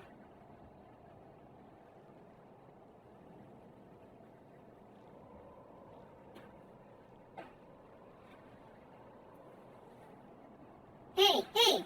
Where in the Seven Hills are you? I'm freezing my bollocks off here. I'm gonna freeze more than your bollocks off in a moment. I'm here, you blundering oaf. Where are you late? Standing on the wall? Why else? I have duties to fulfill, you know? Your sole duty is to the... bloody echo. Lower your voice, or they'll hear us, they'll hear us in Whiteburn Front. Yes, of course. The Timbalites are mumble and Snowcloak. This is what you bring me? You already knew, mumble. Our comrades in Boulder Downs will, use the tunnels, mumble, dead before they know what's happening. Nevertheless, mumble, if you waste my time again, is that clear?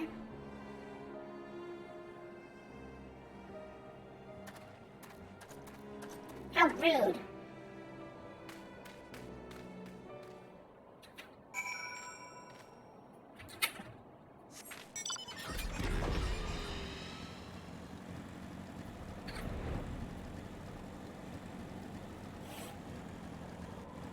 Well, Mr. Captain Guy, we got ourselves a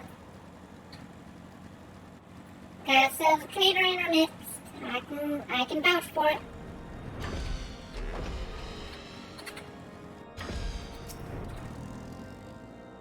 Well, did your investigation bear fruit? Yeah, they were talking all sneakily and evil-like in the cave. I see. I shall have the man detained at once. His guilt is plain. Would that you could have heard their words more clearly. Yet the few scratches you were able to make out are nonetheless enlightening. It would seem the heretics are aware of our operation. I'm confident that they can thwart it. Their comrades in Boulder Downs are key to their plans, which means it is key to our plans that they be rooted out and put to the sword.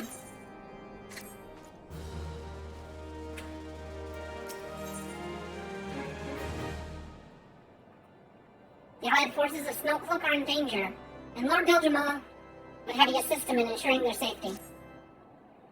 We have long suspected that the heretics use a network of secret tunnels to traverse the Highlands undetected. Given what you've overheard, I fear that Snowcloak will be riddled with such passageways, and that the heretics in Boulder Downs are planning to use them to take our forces unawares. Needless to say, we can't allow that to happen. A contingent of the House Durandare Knights are on patrol in the area. I shall order them to begin searching for the heretic at once. But knowing nothing of our enemy's numbers or readiness, I cannot say for sure what they will be sufficient. It would put my mind at ease if you would consent to assist my knights with the search. I know that they would take courage from the presence of a storied warrior. Pray rendezvous with them at the Boulder Downs. If Lone is kind, we may catch the heretics before their plans come to fruition. Show them no mercy, Papupu. The lives of our allies are at stake.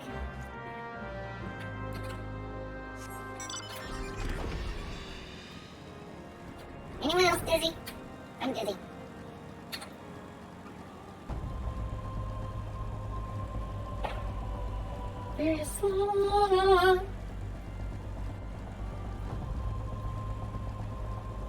Wait. Hello, here I am doing it again. I'm going the absolute opposite direction I need to be. They're Boulder Down, they're up at that Dalamud wreckage. I wonder if I can get over this mountain. Am I gonna get stopped by some pokey mountain? You cannot fly any higher. You cannot fly any higher. You cannot fly any higher. You cannot... Okay, apparently I can fly higher. Definitely easier than going through that cave system. To think that this was part of the casing of Dalamud. Crazy. Crazy amounts of wreckage.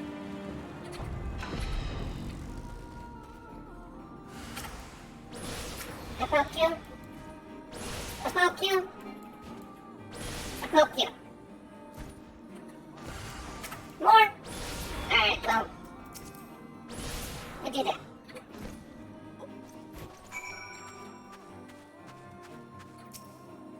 Like flies there.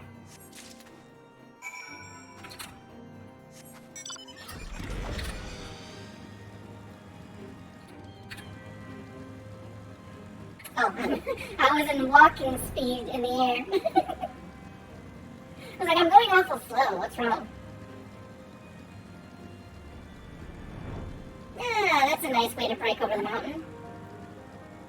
Can't wait to go to this place right here, this area. Be done with A Realm Reborn. It's been interesting, but I do like that the story finally picks up about this point.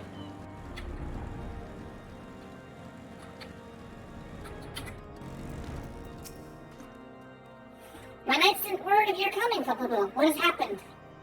What is that in your hand? Let's see here. Brittle parchment. Discovered on the body of a slain heretic, this yellowing document is covered in a complex code of seemingly random numbers and letters and numbers. We need a cipher.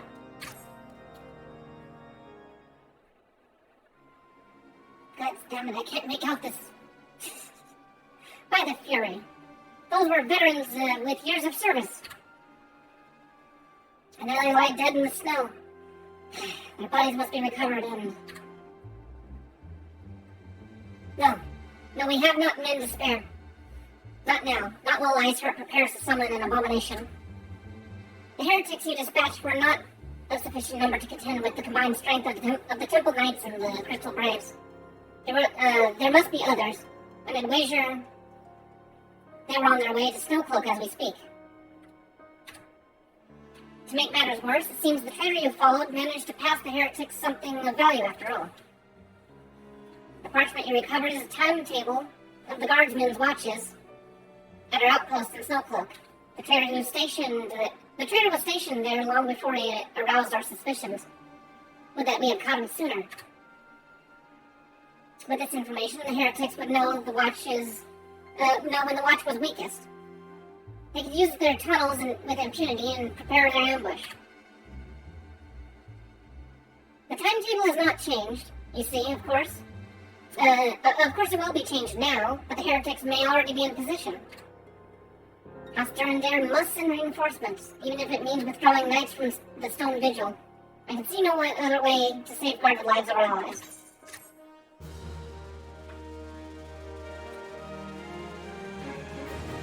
Yes. Alright. Give me the deets. Oh, Path of Righteousness. Time is of the essence, Pupupu. While my knights are ready to depart, the heretics may take our allies to Snowcloak unawares. The heretics may take our allies to Snowcloak. Blah, blah, blah. Superior training and equipment will avail them not if they are cut down ere their swords are drawn.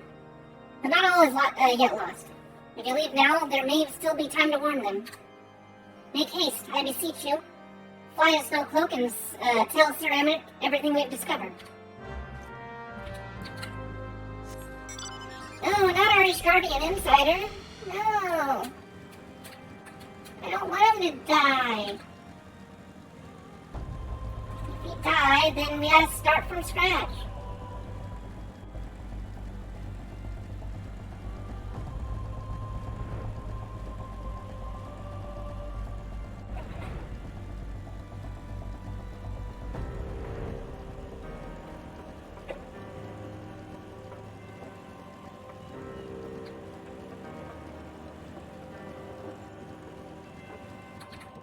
Let's see what this Temple Knight has to say. How could any man hope to tunnel through ice this thick? It would be the work of years. Pupupu, this is a welcome surprise.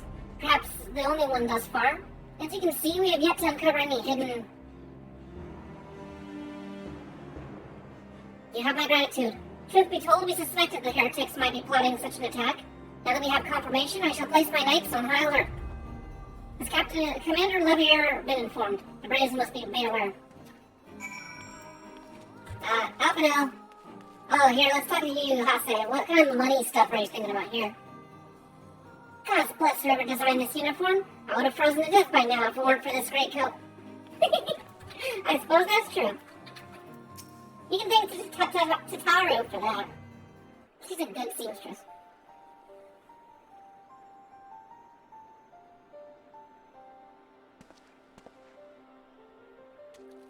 It must be here. I'm certain of it. Why else would they go to such lengths to defend Snowcloak? 'Tis but a pity this discovery comes when our enemy has us at such a disadvantage. Forewarned though we may be, the heretics know the terrain far better than we. I do not think how many are watching us at this very moment. Confound it. This is all wrong. My heart has us scrambling to save our own skins, when we should rightly be straining every sinew to find her. And stop this damnable summoning. There she is! What? Oh, hello. Come here, girl. Wait, what? Oh, it's Ada. I think they were mistaken Alphanel for a girl. That does happen occasionally. That was close. They didn't hurt you, did they? Oh yeah, I guess they did. Only my pride, Ida. There will be others nearby. We must see that they are given a similarly warm welcome. Commander Levier.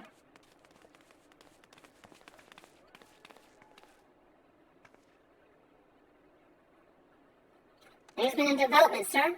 Together with the Temple Knights, we have secured the entrances of some half-dozen tunnels, after spotting the enemy breaking the surface.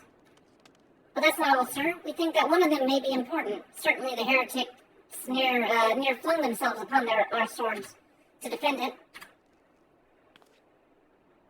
Aha, just as I suspected. Amongst this warren of tunnels lies the entrance to Iceheart's lair. Some of the others were going in. A moment, Alphino. The tunnel in question is barely wide enough for 2 men abreast. I cannot say with any certain where it leads, much less what is waiting for us there. Furthermore, we have no way of knowing how many heretics are still lurking here on the surface. What if they were to converge on this point after we entered the tunnel? For all we know, we could be funneling our forces into a trap. I take your point. If the tunnel is indeed narrow as you say, greater numbers would be more a hindrance than help. Should we encounter difficulty, our allies would become an obstacle to escape. Ahem. A change of plans.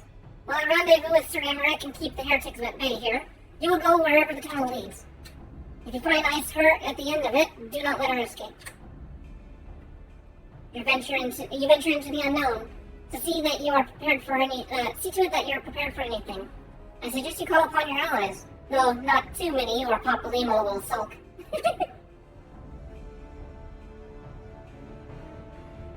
Worry not, Alphino. I mean, I could call upon my allies, but I know I can handle this all by myself. The entrance to the tunnel, madam, is just over here. Had we not seen the heretics breaking the service, we would never have noticed it. Per Sir Emmerich's orders, we still stand guard outside. We will stand guard outside. Please be aware that even though, should you encounter significant resistance, we cannot leave our post. Alright, cool. Use the Diddy Fighter to enter the Snookluke. Snookluke. Okay. Where are you? There you are. Okay. Also, all of these other ones, like the Halatali Har, Brayflox, Bullbreaker, Tumtara, Stone Vigil, those are all hard dungeons that were released during the earlier patches that were just like extra side content. But anyways, let's go and smash some puppies. And, well, at least one big snow puppy.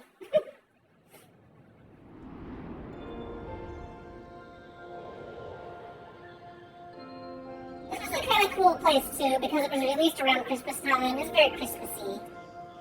At least for a dungeon. And hey, what do you know? It's almost December.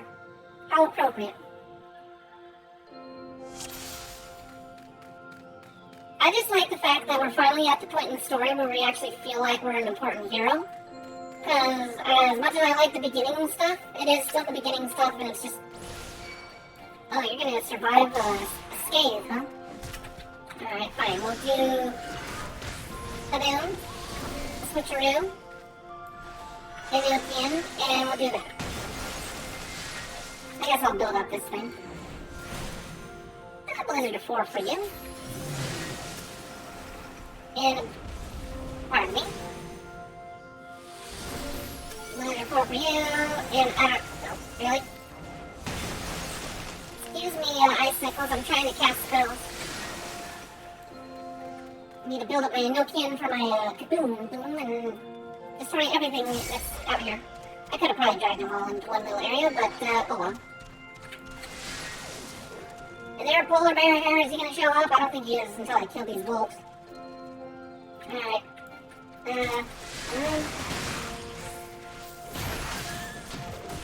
I did not mean to do that. I did not mean to use that spell. I meant to use the foul, but I just hold my control button. Ow, you guys hold it.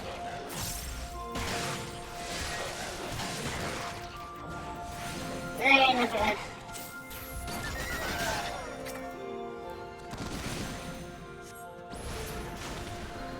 $1,800.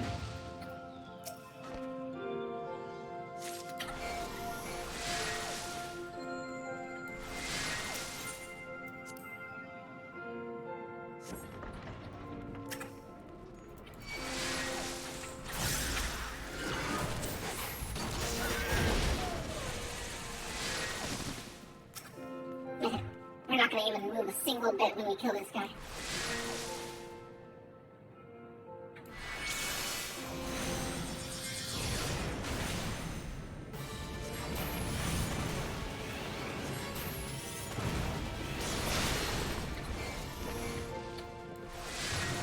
Excuse me, Mama.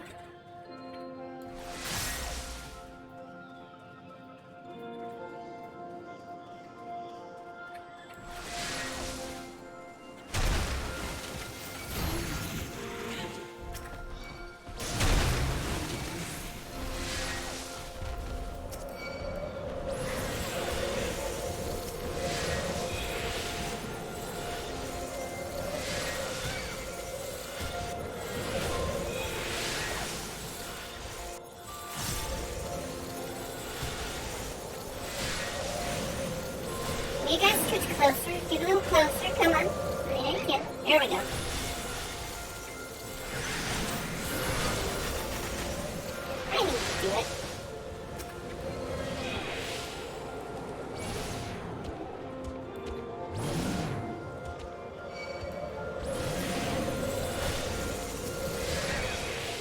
Come on, get around, everyone, get around.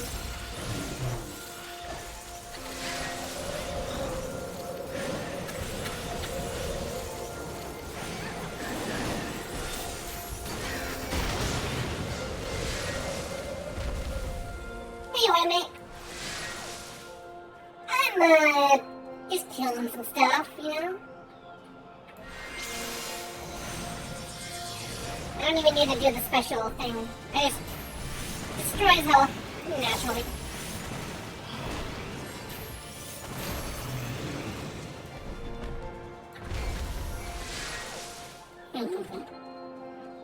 What is boss mechanics?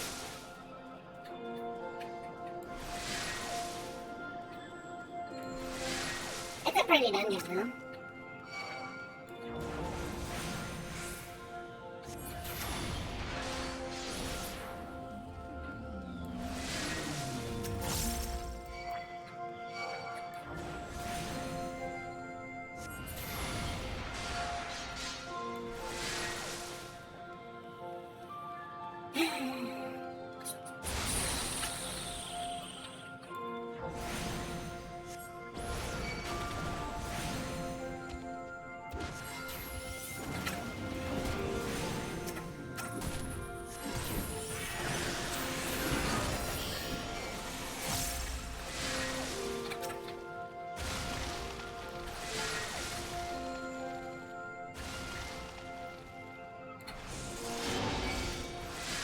I mean, not like I need to, but whatever.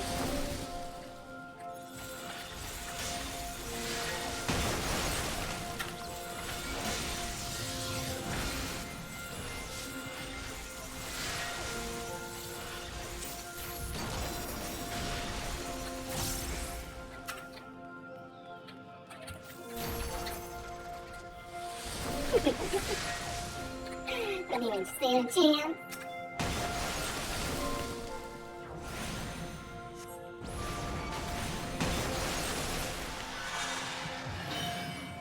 I didn't mean to push that button, but okay.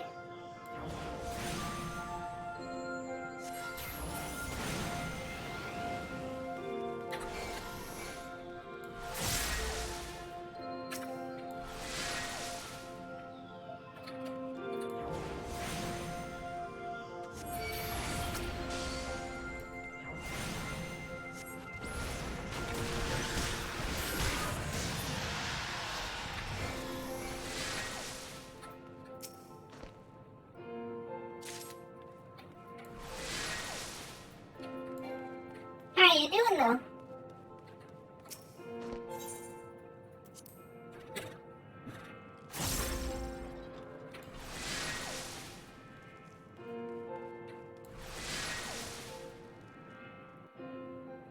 Oh, I'm doing good. I got a job. I gotta go do a drug test tomorrow, and so yeah, I got my income secured, and things are looking good. I'm not entirely looking forward to, you know, sacrificing hours of my day, but hopefully it won't be too bad. And if it's a chaotic schedule like I unfortunately expect,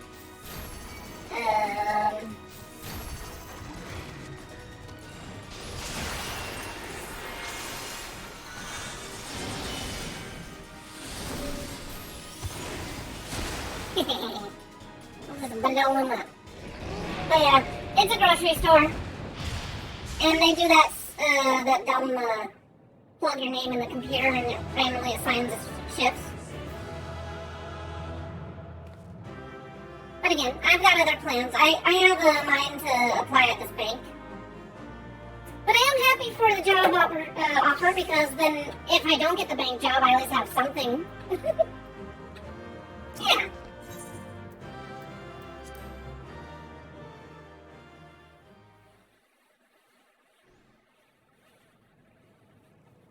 And quite honestly, tales do not do you justice, warrior of light. I was gonna say, I mean, my schedule or my stream schedule doesn't have to be, you know, pristine. I I can just stream whenever if everything else is going smoothly, so whatever. Alrighty.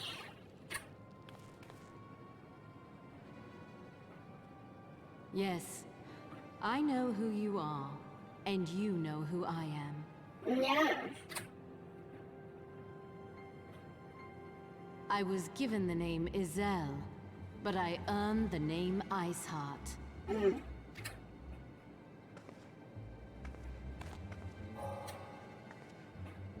This endless cycle of hatred, of bloodshed, of sorrow. You would see it continue, O noble warrior of light. I would not. I will not. I will bring an end to this war between dragon and man, no matter the cost. What about some war with dragon and man? What? Explain to me. In time, you will come to understand that what we do for the greater good. For Eorzea. For Hydaelyn.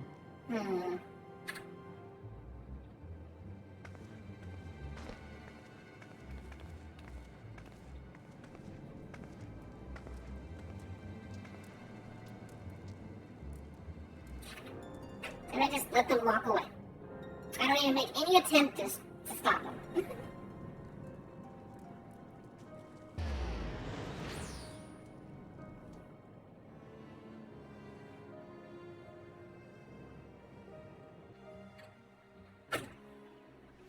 I don't know, this warrior of light business would end quite shortly. If I had more control of my character. She's responsible for the death of lots of innocents. Why did I let her walk?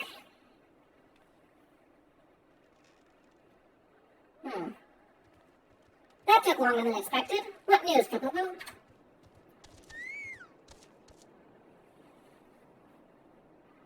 So Iceheart is but a pseudonym. It matters, not that it matters. That she managed to escape is regrettable. But from your description of the beasts, you did well to come as close as you did. In any case, now that you have a clear path, Temple Knights can begin to survey the tunnels in earnest. Mayhap they will even find a route past the ice wall. Wouldn't that do wonders for the fight against the heretics? The Crystal Braves would certainly share the credit for it too. Twill be praised, Fakubu. We may yet turn this situation to our advantage. Assuming we can stop Iceheart before she summons Shiva, of course. Needless to say, our fellow Scions have not been idle. Minfilia and Urianger have been busy perusing the archives of House Fortall, gathering what information they can on Shiva. Which reminds me, if you were intending to trek back to Camp Dragonhead to report on the day's events, don't. The antecedent should be here any minute. I only assume some people enjoy subjecting themselves to the cold. You really need to change your outfit. Though not given a small talk, Alphino can think of no better way to pass the time until Minfilia arrives. No, I do not consent. I don't know what you have planned there, Alphino, but I don't say, bad touch. No, bad!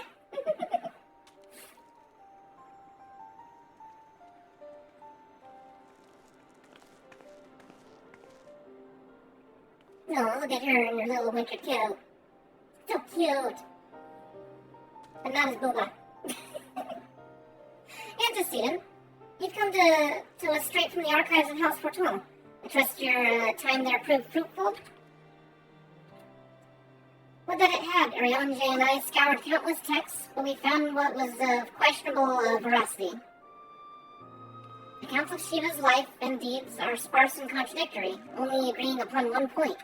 She lay down with a dragon, the gravest of all sins, according to the Ishgarian faith.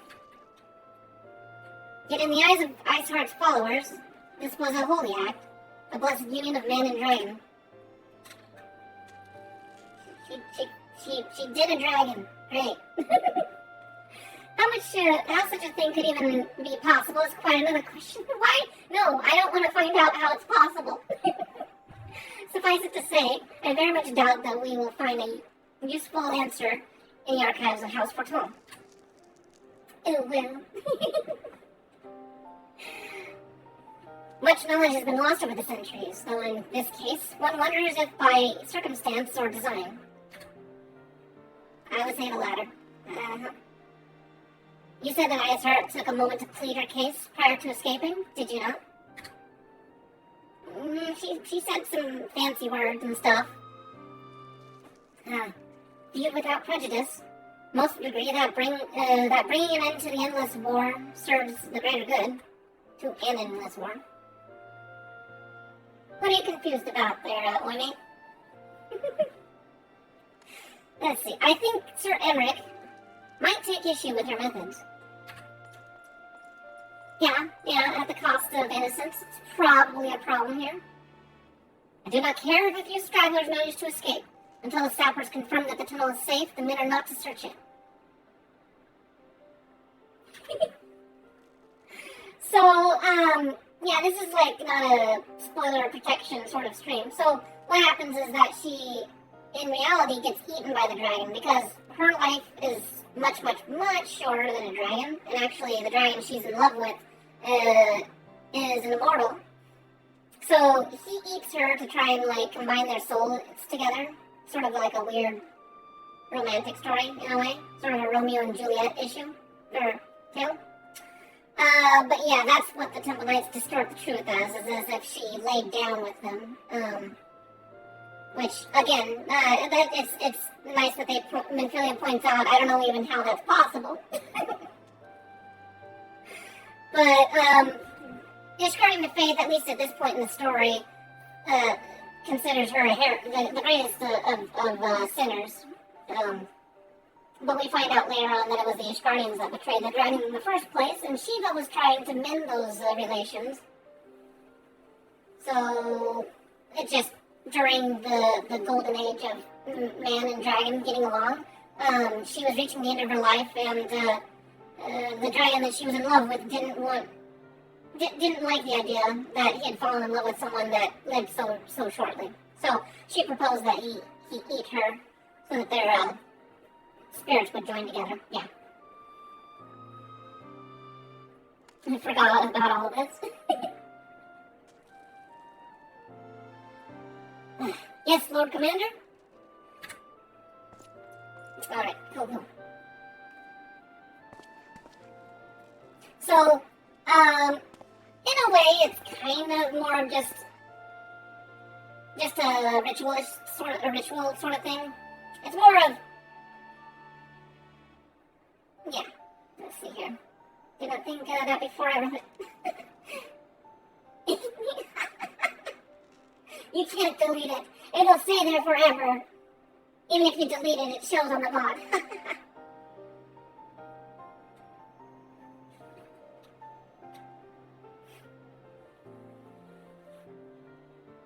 You pursue your foes with less zeal than I expected, Sir Emmerich. At least you misunderstand. I do not deny that our enemy has given us good reason to be prudent. I merely meant you being a man of faith, that I had expected a certain single-mindedness. After all, was it not by the will of the Holoni that your ancestors came to this land? Why they took up arms against the Dravanians? What would they have done in your position, I wonder? There are those who believe the faith is a renunciation of free will. That faith is a renunciation of free will. That unquestioning devotion is required of all who would live a life in service to the Fury. Such righteous fervor may well serve a knight on the front line, less so a leader of men. We are all at liberty to interpret the scriptures as we will. I choose to believe that the Fury would value the lives of her followers over the deaths of her enemies. But I would not presume to speak of the Knights of Eld. It was a different day, or a different time, nay, a different era, and the scriptures tells us only so much. Would that it told us more.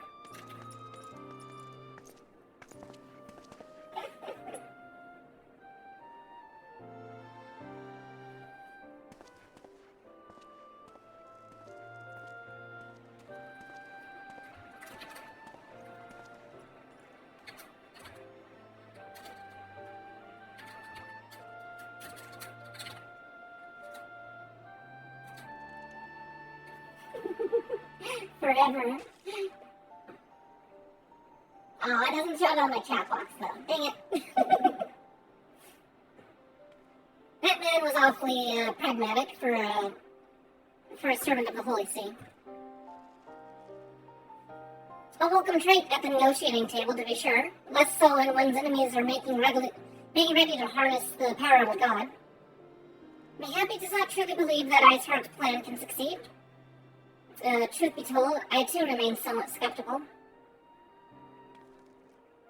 Shiva was real, a living, breathing woman, and that there can be no doubt. In this respect, she differs from every other figure to have been summoned, each of whom was worshipped as a god. The sole exception being good King Magawang XII, the myth made manifest in response to the fervent supplications of the Mogul Guard. Saint Shiva may differ, but what of the heretics? They are a tribe of outcasts, at war with a mighty nation, who yet yearn for the resurrection of the one who embodies their beliefs. If that is not placing one's faith in a higher power, then what is? Crystals and conviction, Minfilia. They have them both in abundance.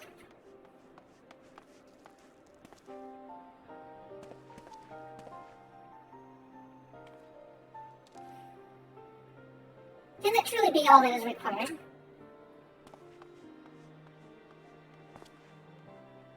My survey team has concluded a preliminary analysis of the aetherite Iceheart used to escape. They believe that she teleported to another aetherite, somewhere not far to the west.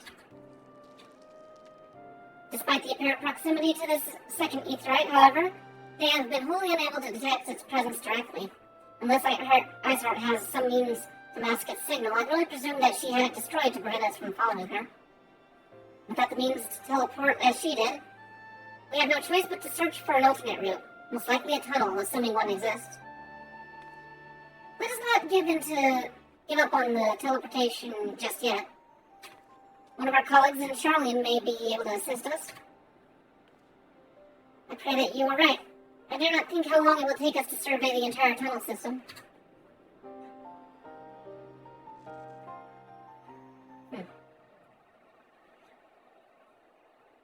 While Minfilia looks into our aetherite problem, I would like to request your assistance on another matter. The 3rd Unit is currently tracking the remnants of the heretic force which attacked us. However, the search goes poorly despite our numbers. Kurthus is vast, and Iceheart's followers know the terrain far better than we. Your knowledge of this region may serve to hasten the process. The sooner we capture Iceheart's followers, the sooner we can press them for their leader's whereabouts. Also, though it is admittedly a selfish request, I feel that my braves would benefit immensely from working alongside you. While we have our share of veterans, we also have more than a few less experienced recruits, many of whom look up to you, in case you are not aware.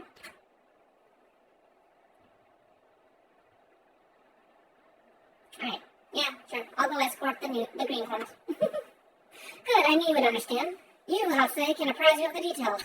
Oh, great, the coin boy. When the task is complete, come and find me in the observatorium. Captain Yellowbird and I are meeting there to discuss the latest developments in this investigation. The Temple Knights shall hold Snowcloak in our absence. Let us leave them to their work. Ours is more pressing.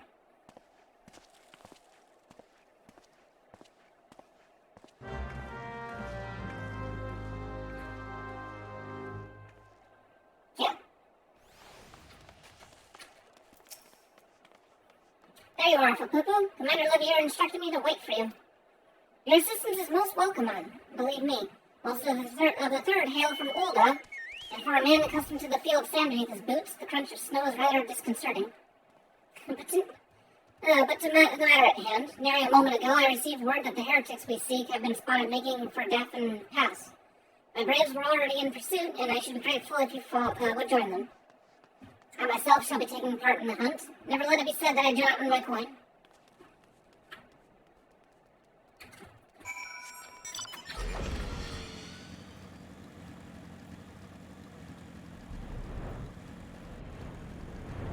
Yeah, he's exactly the person Ralvon warned us about. Allegiance only to a fault. Dependent on how much money is dropped into his lap. Apparently, he thinks that betraying us, at some point, is much more money than which he ends up dying, so whatever, doesn't matter. Falls balls, my ankle is on fire. Caught my boot on a rock or something and twisted it as I fell. I wonder if I was a healer, if I could actually cure his injury. The others went on ahead through Daffin Pass. Hurry, they might catch up. If you aren't sure where to go, look for tracks. The snow is fresh, so they shouldn't be hard to find. Oh, ye of little faith. I know where to go. However, I will see if they put little tracks on the ground. Did they put little footprints somewhere? Anywhere? I don't see no footprints.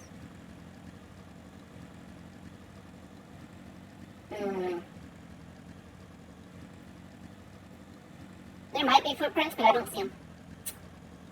Did not see. Oh, are they over here in the ruins? They are, aren't they?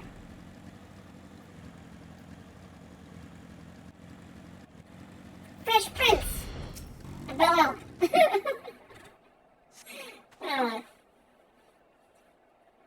The tracks lead southeast. Oh, southeast. Hey there, brave person. Scion, what are you doing here? The heretics? I'm not sure. There was a great scalded beast in Yuhase, I think? I think he went east on his own. The heretics split up, so we did too. Yeah, you're just utterly lost out here. Go and find a fireplace. Wait, Yuhase, how'd you... Oh yeah, you did go up ahead. Nope, not happening. How embarrassing. I was so intent on following the heretics' tracks that I almost failed to notice they had doubled back. Almost, mind you. One tried to sneak up behind me and got a knife in the gut for his troubles. Oh, I actually missed a bit here. If you interact with him while he's still on his knees, he actually says, this doesn't pay enough. He lets slip that he's actually doing this for money. Well, I mean, he's being paid to do all his little schemes and stuff. I thought myself alone, so I started searching the dead man's knapsack for anything of interest, and lo and behold, before his friends found me, I came upon this. Withdraw in groups of 3 or less to the observatorium. Give the signal and wait. The merchant will be watching. Be late and be left for dead. Speaks for itself, does it not? It can't possibly mean to rendezvous inside the place, so we should restrict our search to the surrounding areas. Let me rephrase that. You should restrict your search to the wilderness around the observatorium. I will need more than a moment's rest to recover from these wounds. Quickly, quickly. I'll inform Captain Ilbert of the heretics' plans, but you must make sure they do not escape before reinforcements arrive.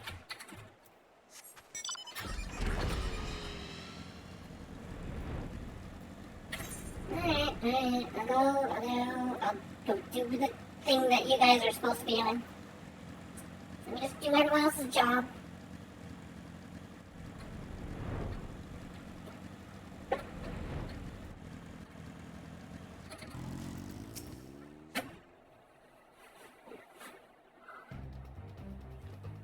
I'm through with listening to your excuses. We leave now. How? The woods are crawling with those blue coats, and the night are searching every wagon that passes through the gates.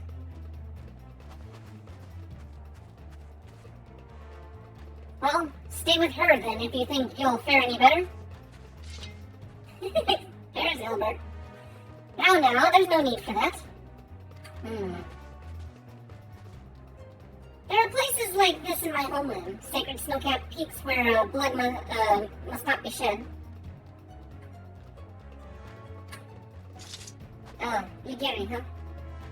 Yet your lands ever thirst for the blood of the fallen, and by your deeds it has drunk deep. And no, you haven't. You've done no wrong. No, but meet in secret with none but meet in secret with heretics. Deny it all you will. We shall save the truth from. We shall have the truth from you yet. Inquisitors are not the only ones skilled in the art of interrogation. Damn it all.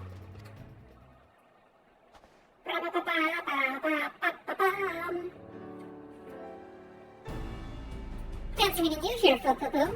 I assume your work for the third brought you hither. What a tangled web. Lest you wonder, we came not for the heretics, but for the merchant who was conspiring with them. He came to our attention during the course of our investigation into the Ivy. It beggars belief, but I know, but it seems our favorite Garlean spy may have been providing assistance to Iceheart. Were it not for the efforts of Lady Gary and her shinobi, we might never have discovered this connection. Dolmen ex machina. Master Alphino is too kind. I fear my people and I have done little to aid your search for the spy. We long to strike back against the Empire and weaken their influence in this land, to prevent the tragedy which befell Doma from reoccurring. The days ahead and the work we may promise will require a very particular set of skills. Stop it. A particular set of skills. Skills which I am fortunate enough to possess. If you will allow it, I would accompany you until the investigation is complete. That is a most generous offer, Lady Gary, and one which I gladly accept. Thank you. Though I may disappear for a time, know that I will never be far and shall always be watching. A comforting thought. Come, Poo-Poo-Poo. Let us wait inside for Captain Ilbert to return and deliver his report. Maybe in the next building over, somewhere soundproof. I'm pretty sure he's removing kneecaps in a moment.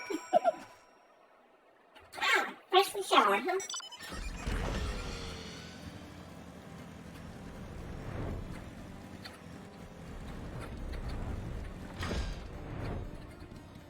Oh, is he upstairs? Are they upstairs? Where the heck are you? Gilbert! Oh, you're out here. Wait a sec, is this?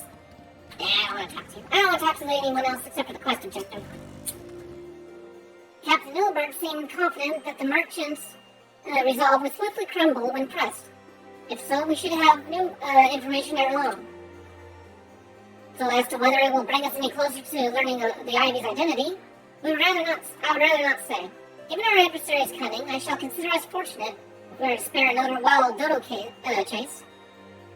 The gods know that we have more than enough to occupy our time as it is.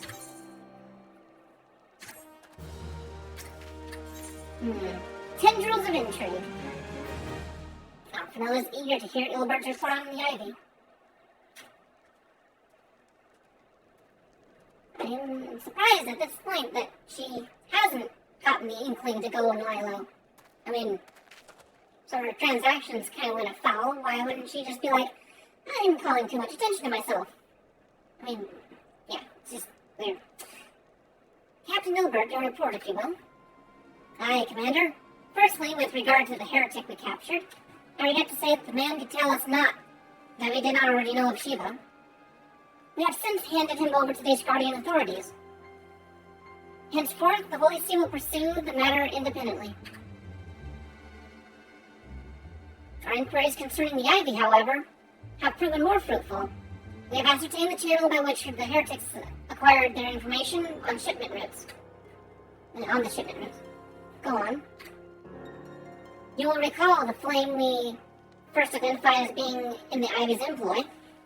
From him, we were able to trace a trail of conspirators, each taking us closer to his master. Alas, the trail came to an abrupt end.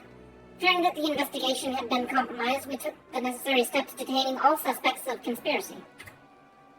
There were 5 on our list, including a flame stationed at Revenant's Toll.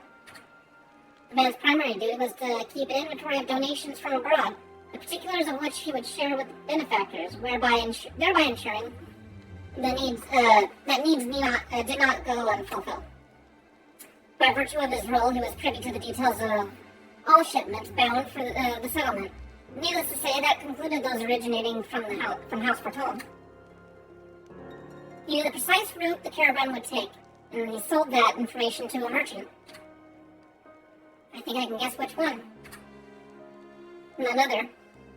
With a little encouragement, he soon confessed to knowingly aiding and abetting the heretics. Well, that ruins his life plan, I guess. Well, that's one mystery solved at least. What of the Ivy? Are we anywhere closer to prizing off his mask? I dare say we are, Commander. Our relentless pursuit has forced him to commit a grave error.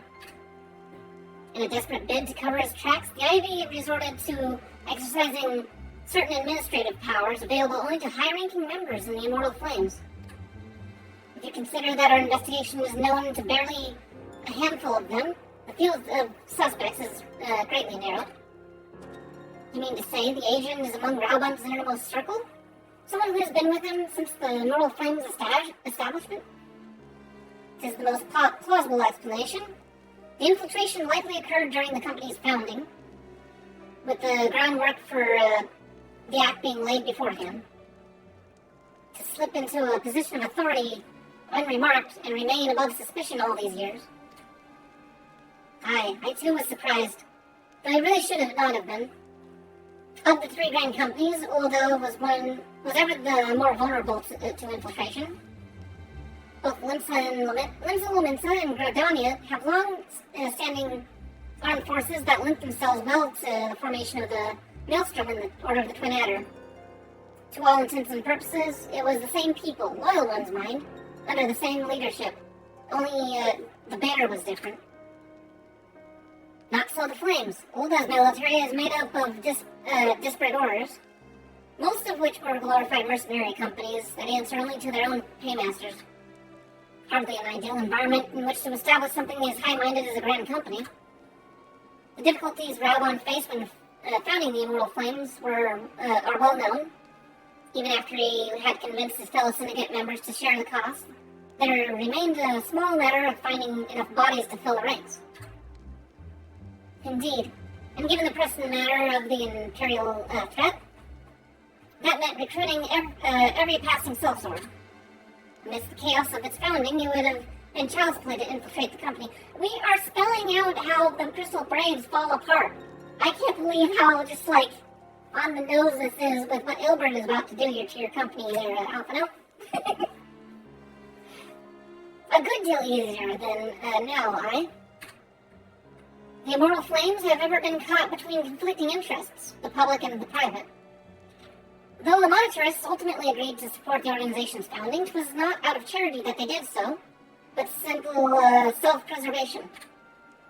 Had Neil von Darnus' ambitions been any less apocalyptic, you may be sure that they would never have risked supplying Raubon with an army.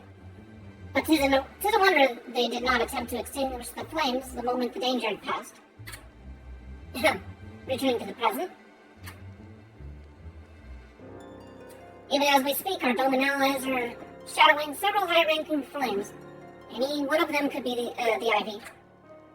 Desiring to deal a blow against the Empire, the refugees were eager to lend us their aid. They expect to hear from them ere long. Very good. Pray, continue your investigation with the first.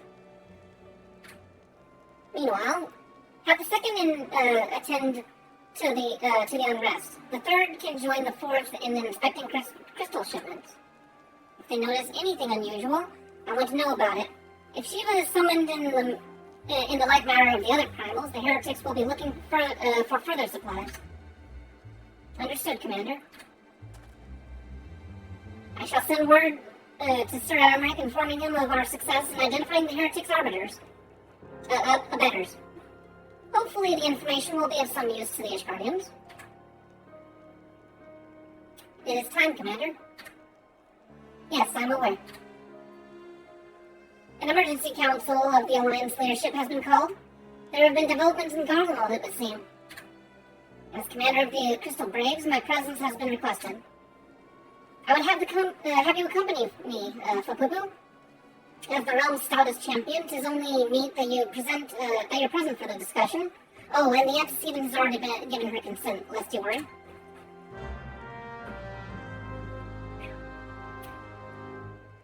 Good writing. Good writing. Alright, Albert, what do you gotta say for your side stuff here? Upon the honor of the Crystal Braves, I swear that I shall not rest until the Ivy is unmasked and in chains. Like me, you are doubtless eager to conclude our business with Iceheart, but until another path to our sanctum is found, she shall remain beyond our reach. Minfilia and the Archons are sparing no effort to secure an alternate route until such a time as they succeed. I suggest we give some thought to the realm's other problems. I shall go ahead to Gridonia in readiness for the coming council. Meet me at Novka's altar, and we shall make our way to the Lotus Stand together. Okay.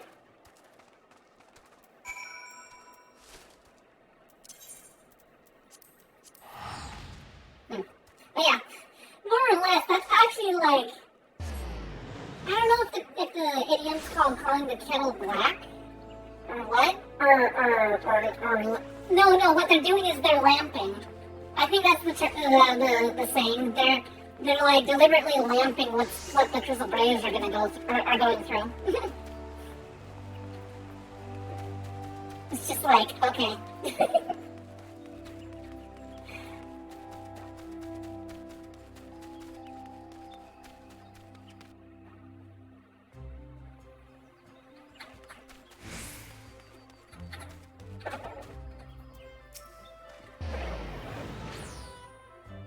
Thanks for coming, Fucklupo. When you're ready, speak to the conjurer yonder. She will show us to the Lotus Stand. Alright, Elmer, any new information? Unlike Ralbon, politics is not my cup of tea. While you and the commander attend the council, I will attend to some business of my own. Probably gonna go get a drink. Listen, adventurer, to the wrestling of... why am I talking to you? I don't want to talk to you. You guys are extras that aren't important to the story. Okay, let's go talk to the conjurer. We only have so much time. So little time. The Alliance leaders await you at Lotus Stand. Will you be joining them now? Yes, of course. But of course.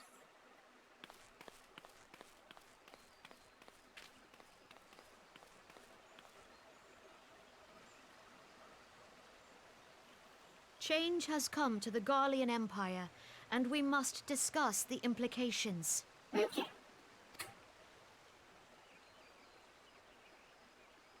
The rumors are true, then? The War of Succession is ended? It is. A new emperor reigns in Garlemald. Oh, man. Who? Well, not Solus Scoutus. He just died, technically. Kind of.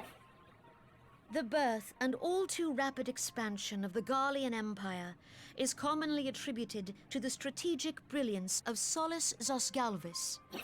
Yet he did not rule alone. Several members of the royal household also distinguished themselves during his reign. Nevertheless, it was the eldest son who stood to inherit the throne, until his most untimely passing. Okay. I thought us fortunate when I learned that the Emperor had died without naming a successor.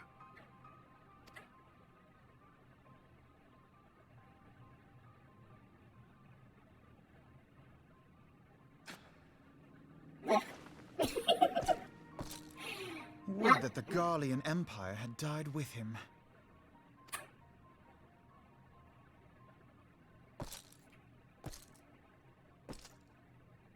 He has some pretty cool armor, though. Except for the spike coming out of his chest. It's like you bend over to let you get... 'Twas the grandson and his uncle who had the strongest claims, was it not?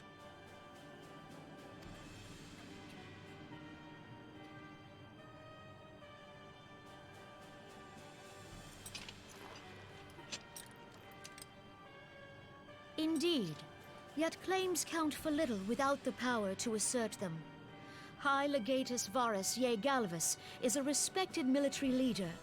Not so his uncle.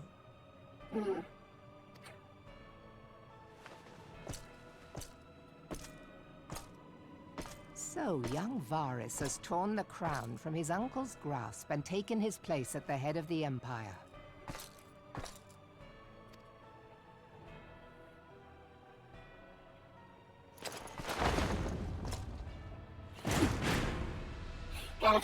Gotta wave that cape.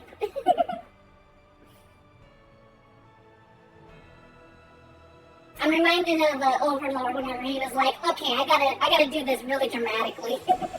He's trying to take his role as Given the troubled Overlord. nature of his succession, the new emperor will require time to seal his grip on power.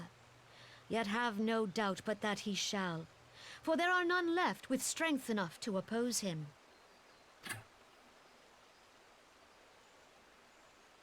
Since the success of Operation Archon, the remnants of the 14th Legion and the forces occupying Alamigo have done naught but fortify their positions.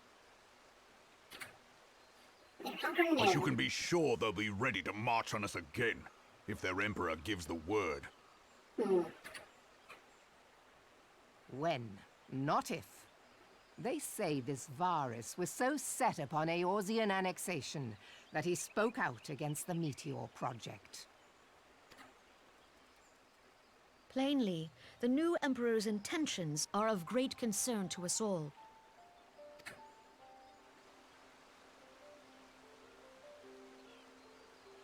I propose that we set aside the Cartano dispute for the present, and discuss what measures the Alliance might take to prepare for a resumption of hostilities with Garlemald.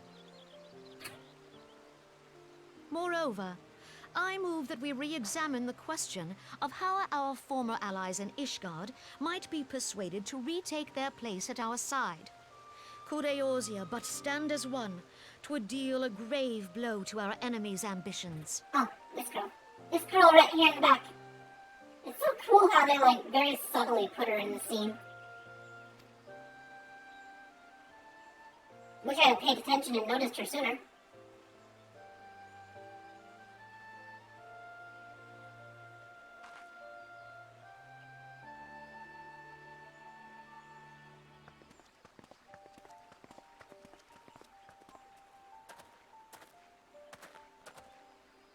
Well, I suppose we should be grateful that they have finally acknowledged the inevitability of Imperial attack.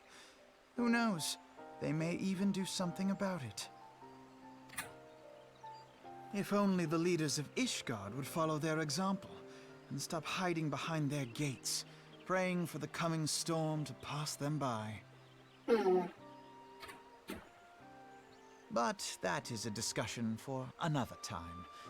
At present, I am more concerned by the fact that the Alliance's mooted preparations will be made known to the Garleans many moons before their coming. So long as the Ivy eludes our grasp, no secret is safe.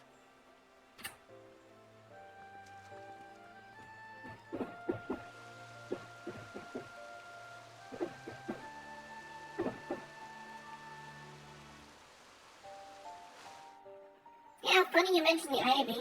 She was right there. You guys all saw that, right?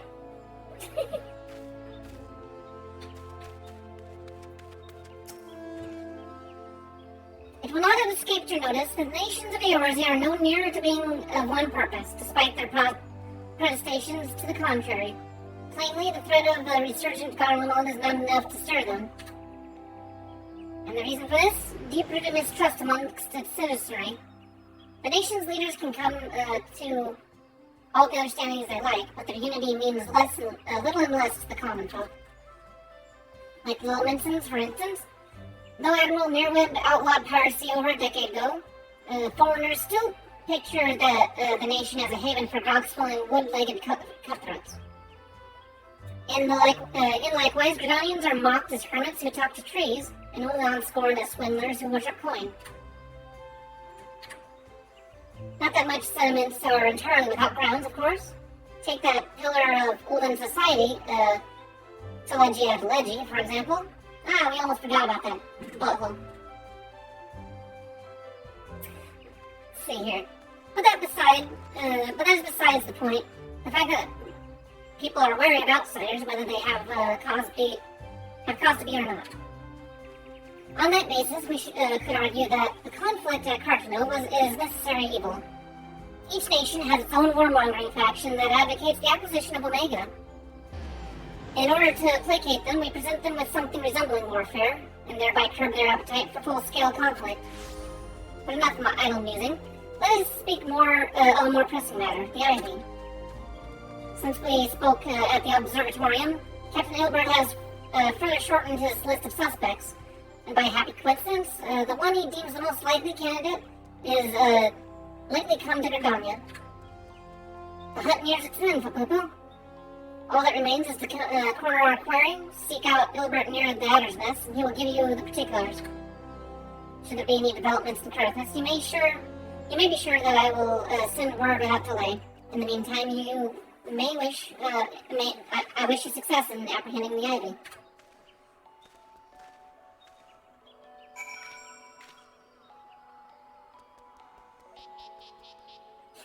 Yeah, no, it's just like, and then the fact that she tried to demonize Nux, I was just like, really? You're trying to villainize him for doing a public service. You're just the most chaotic, overdramatic,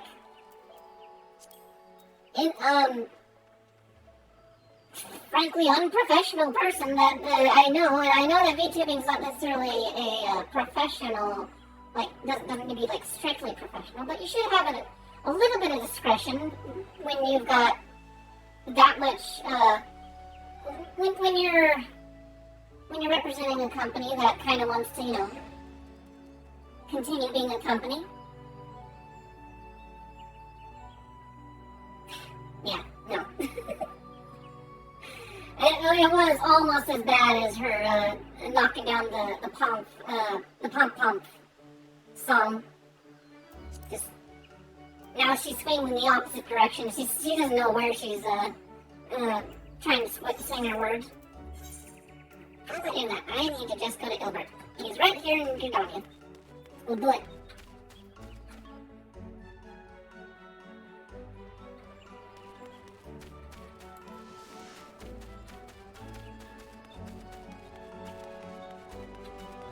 Run away.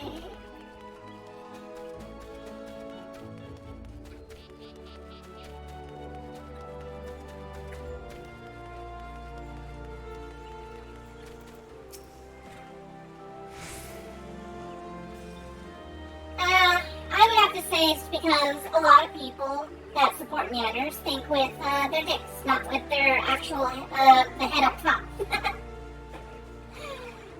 It's purely plain and simple. That's all they're thinking about. They're just like, I just want my wife to be right. I'm like, yeah, she's an idiot. But if you want to try and like have some sort of vicarious relationship with her, even though she doesn't give one bit about you unless you pay her money. My thanks, Scion. Doubtless the commander has informed you, but we have unmasked the Ivy. From this point on, we must proceed with extreme caution. Oh, he's confident, though, that he knows who the Ivy is. Hilbert is convinced that he has discovered the Ivy's identity and is preparing to move against the Guardian Star. If she wears black, she must be evil. No. I think the Flames have black in their uniform. Listen well. The spy we have been seeking all this time is none other than Flame Marshal Elian Riol, Raubon's second in command. Prior to joining the Immortal Flame, she was a mercenary of no small renown. They say her skill with the polearm had to be seen to be believed. Of Ishgardian birth, she is the highest ranked foreigner in the Immortal Flames, barring the Flame General himself, of course. When he formed the Grand Company, Raubon chose people based on their worth, once the Hild was of no interest. The monitorists saw things differently, however. Having funded the enterprise, they reserved the right to reject candidates nominated for high-ranking positions. It was no secret that they did not favor foreigners, Ishgardians especially, after the way the Holy See forsook the Alliance. Yet the monitorists did not raise so much as a murmur of protest when Royal was appointed at her post. Passing strange, is it not? Could it be that the Ivy has some hold over the monitorists?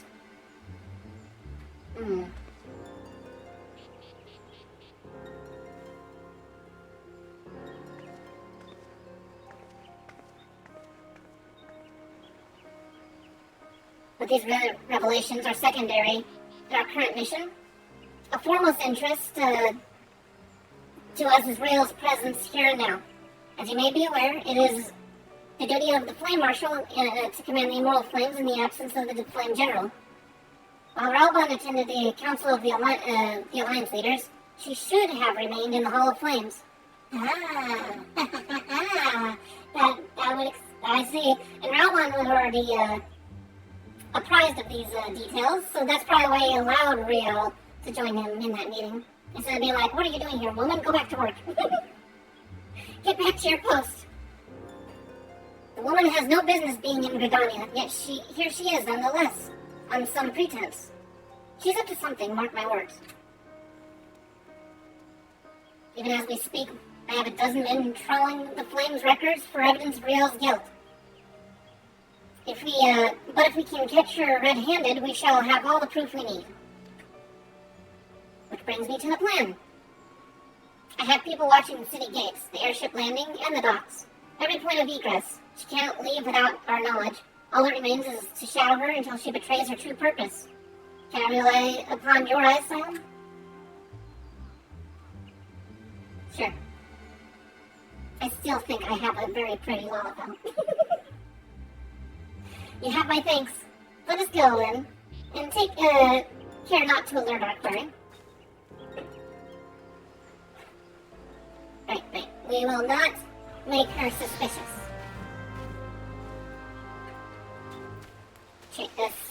Speak to Ilbert. But we're just speaking to him. Why would I speak to him again?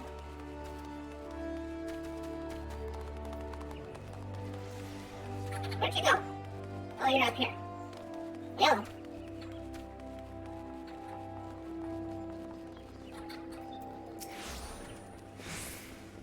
Royal is headed in the direction of the Blue Badger Gate. With me, Scion.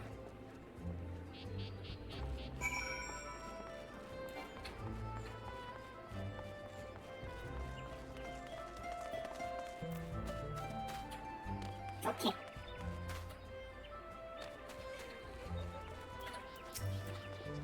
So Royal has entered the Carolyn Canopy.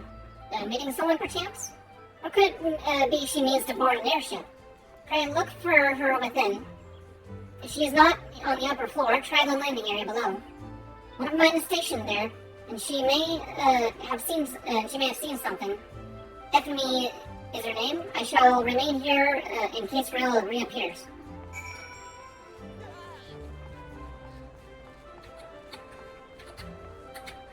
It's down below.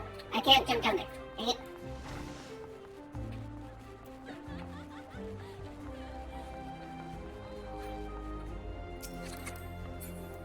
Aw, a new character. She's just sitting around here wondering what all these new people are all about. Papu. Such an unexpected pleasure. What brings you here? A social visit, you say? How pleasant. No, she didn't come this way. I've noted every passenger and none bore any resemblance. Well, don't let me keep you. Alright, Ilbert. She somehow slipped out of the trap. But where could she have gone to? Did you take to an airship?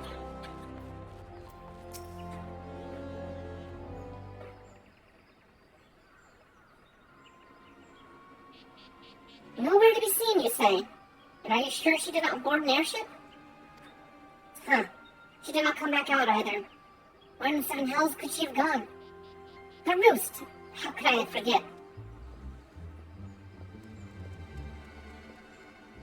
Greeting, good sir. Might I interest you in some Muntun tonic?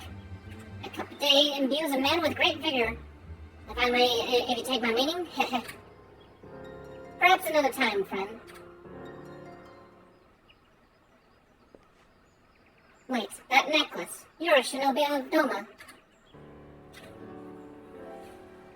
The woman you seek has left Gridania by way of West Shore Pier. She was attired as a merchant, but these eyes are not so easily deceived. You may wish to take your search to the East Shroud. Rest assured that we shall continue to support you from the shadows. Thank you, Shinobi men.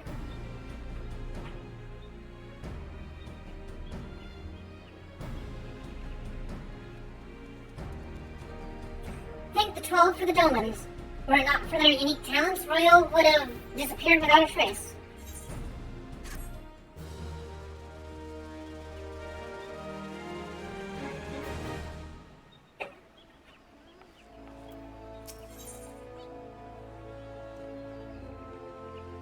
in flagrant delicado. Or delicto. Okay, whatever that means. Our hunt leads us to the East Shroud, Scion. We must, I suggest we follow Riel's example and take the ferry from West Shore Pier. You'll doubtless wish to make certain preparations. See to them while I go ahead. I shall wait for you at Sweet Bloom Pier. Yes. Alright. What you looking at me for?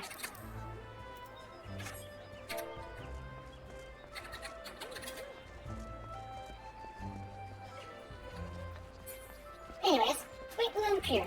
Off we go.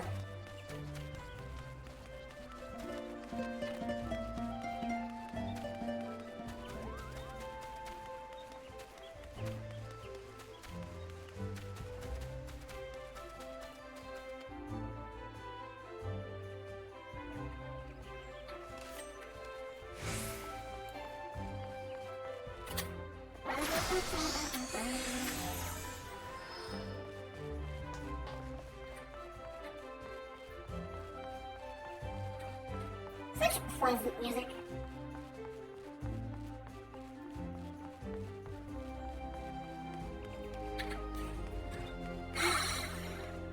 I don't know, boys. Are we gonna be able to get to Heaven's Ward tonight? And gals. I'm sure there's some, fine other genders out there.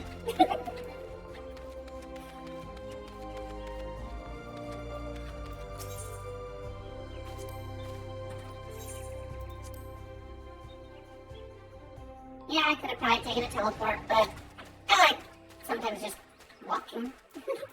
Sometimes.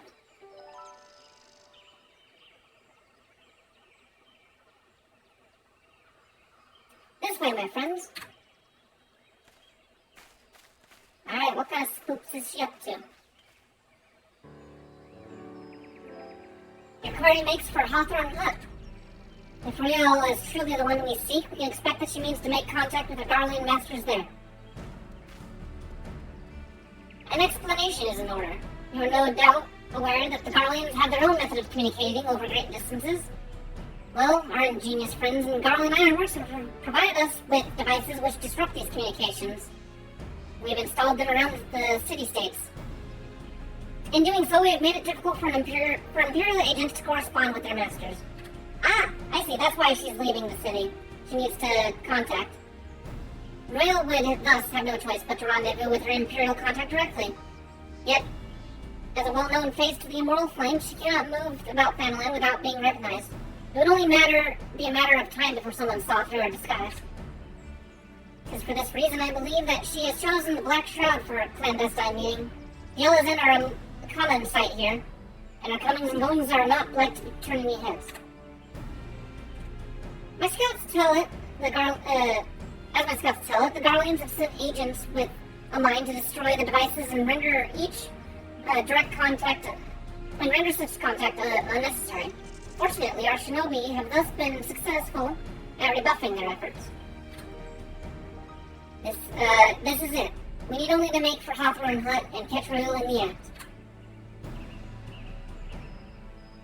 Okay, so they had jamming devices in the cities, and then they had Garlean spies trying to take out the jamming devices, and then they had shinobi taking out the spies that were already trying to infiltrate the cities.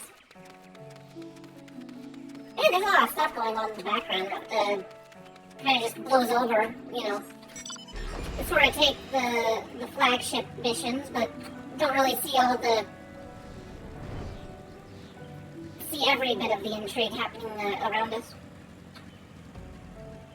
I like to think that the story writers probably entertain like 4 or 5 different stories happening around us at any point, and just kind of let them all play and then naturally converge and then kind of organically create story points. If Riel was here, she is no more. We have no choice but to continue the pursuit. She's not here no more, huh? My people report that Aquaria has departed for the Bramble Patch. The Ivy returns to the Gnarls whence she came, but perhaps it is all for the better.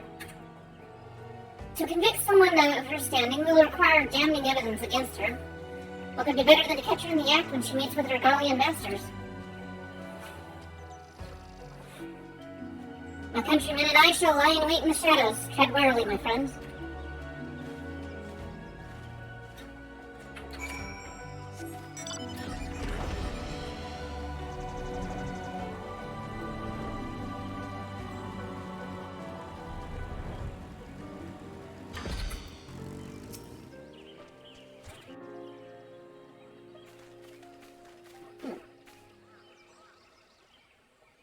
Just beyond, Royal is in conversation with an individual clad in the manner of an adventurer, an imperial intermediary, no doubt.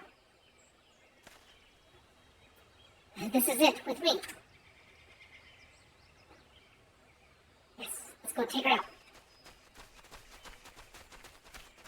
To dinner.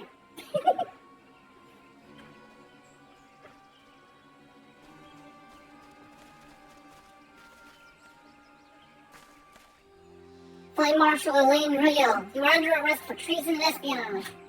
Ha! Take that. You were followed, you bloody fool. letting your mask down immediately.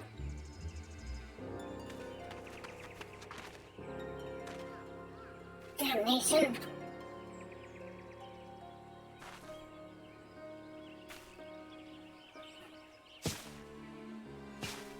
Yeah, weren't expecting all these ninjas to show up, were you? The spy has been outclassed. Oh, don't give that smirk. You are unarmed, my lady, and scathed carved for battle. But if you wish to fight, you are welcome to try.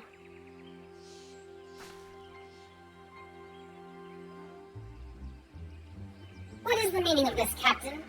Would you arrest me for strolling in the 12's wood? When last I looked, that was no crime. Neither was conversing with passing strangers. You would feign ignorance, then. Very well. If you do think of something to say, there will be plenty of time to say it later. Now come quietly, or I shall make you wish you had.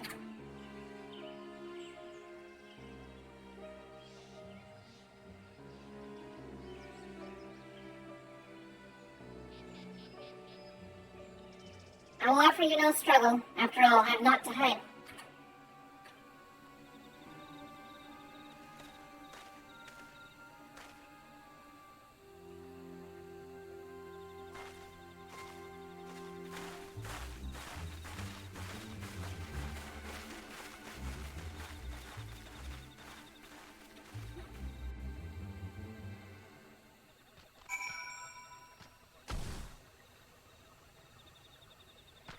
That was pretty swift work there, Yagiri. Even a warrior of Riel's renown could not have hoped to escape by force.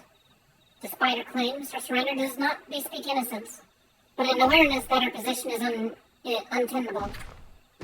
With the ivy thus uprooted, it is to be hoped that the tendrils she entwined around the immortal flames will gradually wither and die. Mayhap then the people of Wolda will have the grand company they deserve. But let us speak of the present. If I may, what will you do now, Fopupa? So Defiance seek a way to clear into Iceheart's sanctum. But I dare say you are eager to return to the Rising Stones. Pray do not let me keep you. Fear not, my countrymen and I shall tend to the aftermath. You need not waste your talents here.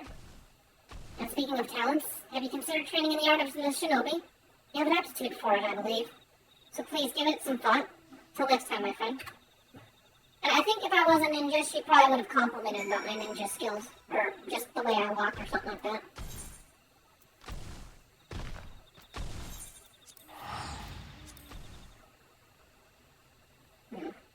I do, like how the story asks if are you sure you don't want to try being a ninja? But I'm just like, nah, I want to be a Reaper. I'm gonna be a scythe-wielding Reaper. I'm gonna be a scythe-wielding Lalafell Reaper.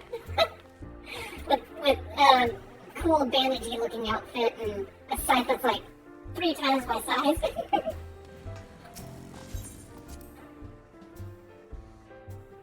Great return! Oh wait, this is easy.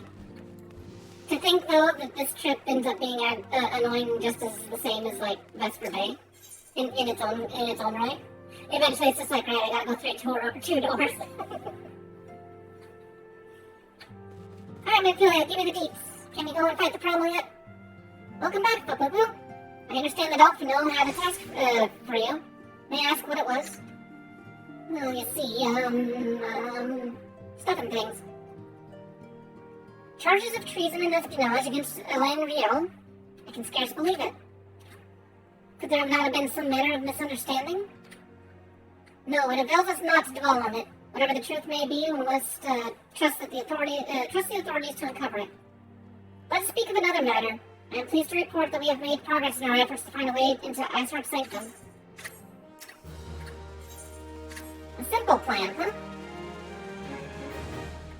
As you may recall, Iceheart used the Aetheryte in the depths of Snowcloak to teleport a short distance to the west, most likely a sanctuary of some description. It is there we suspect she means to summon Sheila using the crystals she stole from House Foretold Caravan.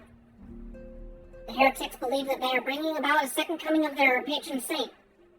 But if, as we suspect, they mean to hold a summoning ritual of the kind employed by the beast tribes, it seems likely that the result will be something more akin to a primal. Suffice it to say, they must be stopped, and stop them we shall. But first, we must surmount the obstacle that Iceheart has placed in our path. Ordinarily, it would be a simple matter to tap into the established Aethernet and thereby follow our query. However, despite our best efforts, we have been unable to ascertain the position of the Aetheryte in which she teleported. Our prevailing theory is that she destroyed the second Aetheryte upon arrival, a reckless and desperate measure, but also an effective one. After discussing the matter at length with Orion J, we've concluded that we lack the expertise to develop a solution. Which is why we have called upon the aid of one who does possess such expertise, a colleague of ours, who is currently en route to Remnant's Toll from Charlian. She should be arriving within the hour, in fact. Since you are here, mayhap we could welcome her together. I'm certain she would appreciate the gesture. Let us make our way to the northern gates and await her coming.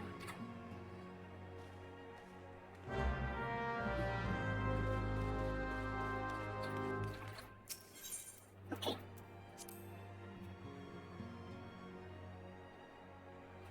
We're gonna welcome Mommy Milkers. Another Mommy Milkers.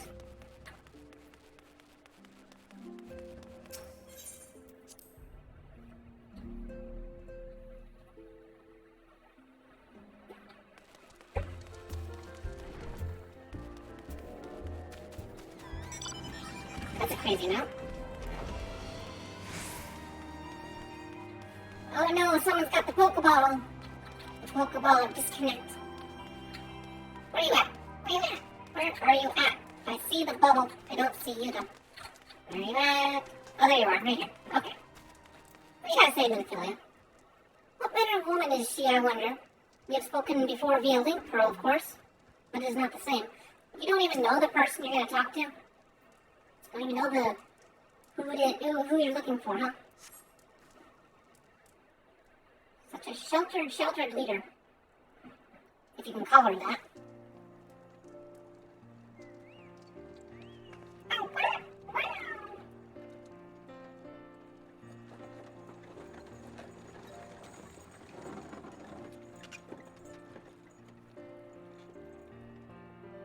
That's not a she. Oh, there she is.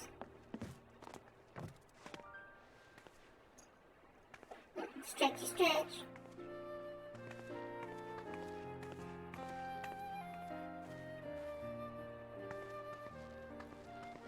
Minphilia, am I right?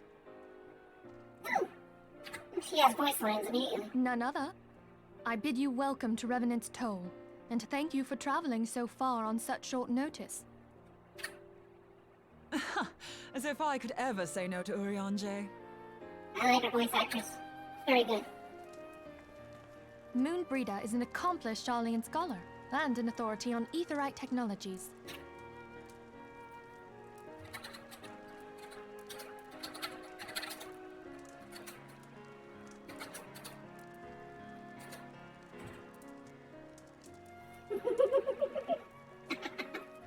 She has played an invaluable role in our search for a means to capture Ascian souls. Charmed, I'm sure.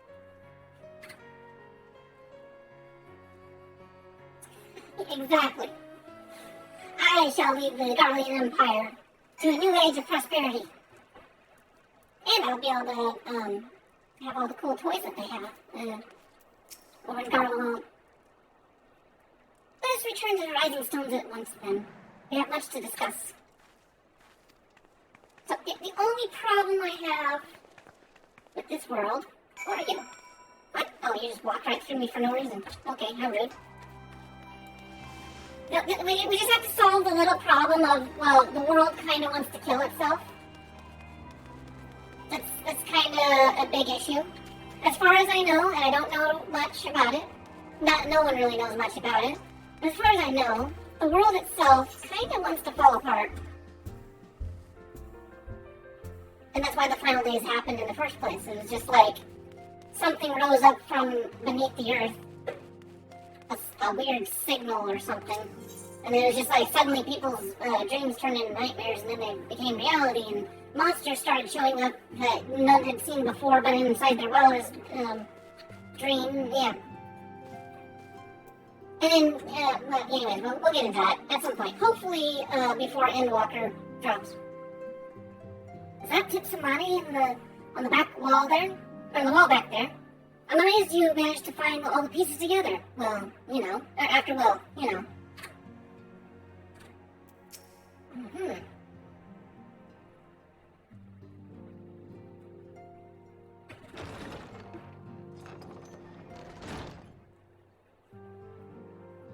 Moon! Gods, it's been ages! Moon! Oh, longer, sister. Z-Snap. A joyous reunion indeed. Indeed. Well, of course it is. Moon and I are like twin sisters. Save in appearance and aptitude.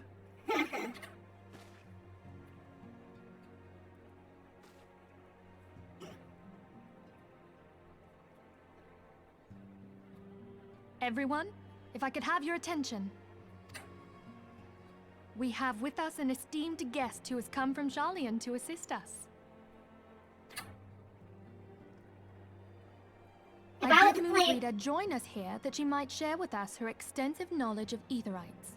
If I was to play a Rogadin female, I would probably play this kind of style, but I don't think you can get anywhere close to that. Also, as many of you are already aware, she has been overseeing our research into white auracite, a sample of which she has been good enough to bring with her. Well, how kind of her.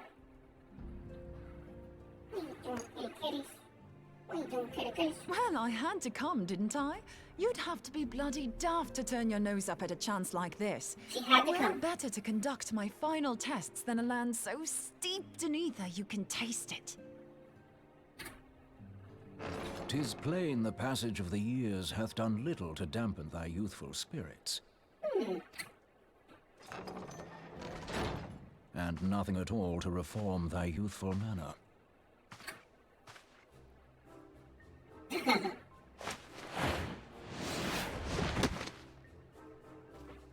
Oriange, where in the hells have you been hiding? Unhand me. That's how you talk to someone. Someone shorter than you. All this way, and that's what you have to say to me. I much preferred when you were pleading with me to drop everything and hurry to your side. What was it you said? None save thee can satisfy this need. Oh my god! Go on.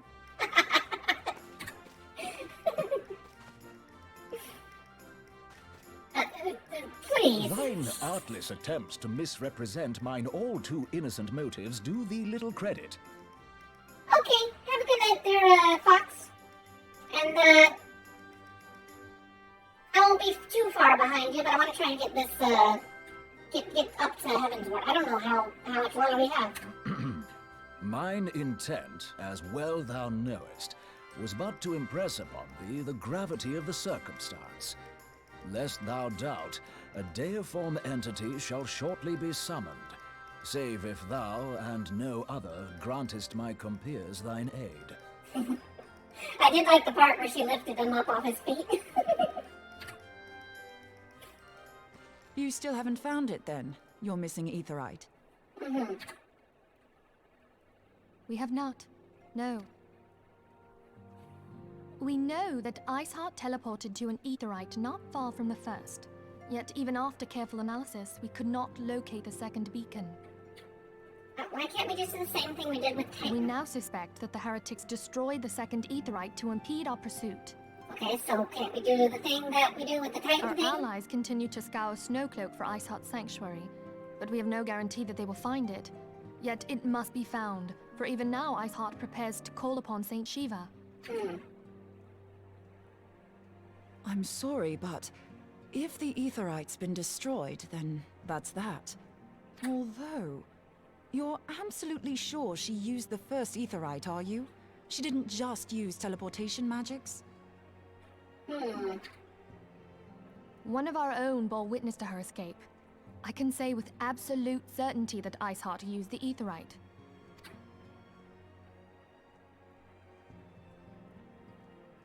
Alright, well, thank you for hanging out, might Spidey. be away, so long as the ethereal current is still flowing. Truly? How? We use the current to recreate the beacon. As you know, aetherites are a bit like lighthouses. We use them to reconstitute our physical forms when crossing the ethereal sea. Without them, we'd lose all sense of direction and our essence would dissipate. That doesn't make teleporting sound very, safe. However, we don't rely solely on these beacons. There are currents of ether which flow between them, currents which help guide us to our destination. Now, these currents will gradually dwindle away to nothing if an aetherite is destroyed. But if even a sluggish flow remains, we could theoretically use it to direct a surge of concentrated ether towards the void left by the beacon, and thereby fill it up again. Like opening the floodgates to fill a dry riverbed. Though, correct me if I'm wrong, but would we not need a veritable reservoir of ether? In concert, we might manage to channel a sufficient volume, yet that is not my chief concern. To direct the flow of so great a volume of ether with the requisite precision would be a nigh impossible task in itself. I barely succeeded in facilitating travel to an unattuned beacon. That which you describe sounds considerably more difficult.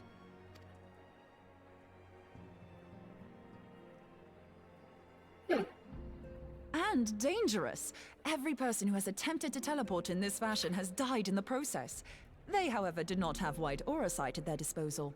Oh, really? I can use it to channel all the ether you can give me into the aetherite. However, white aura sight cannot retain ether for an extended period of time, so we would need to infuse it immediately beforehand. Just so you know, I'd confidently give this plan better than even odds of success. And if the worst comes to worst, your people won't suffer. Like, well, they won't necessarily, feel it when they die. Though it risked the lives of our best and brightest, we have not the time to seek other options. Send me in, Chief. If the ethereal current still flows, we shall carry out Moonbreeder's plan. That's the spirit. Let's roll the dice. Don't put it that way.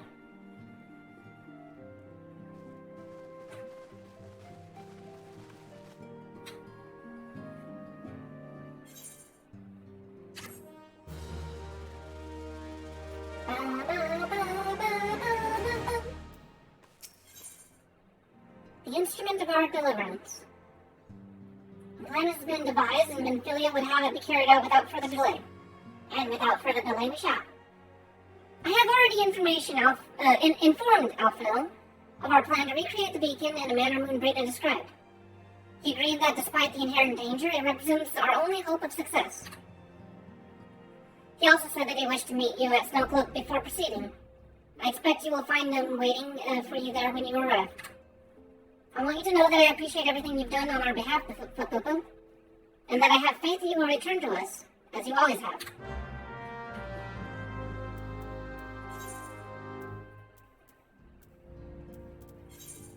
That is not where I want to go. Let us stick to the story relevant teleports.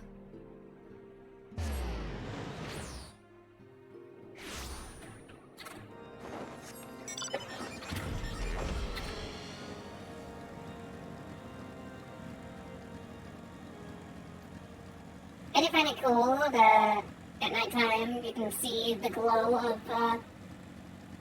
Snowcloak in the distance. That right, billowy stuff out there. That's a wall of ice. It's so bright compared to the rest of the night sky.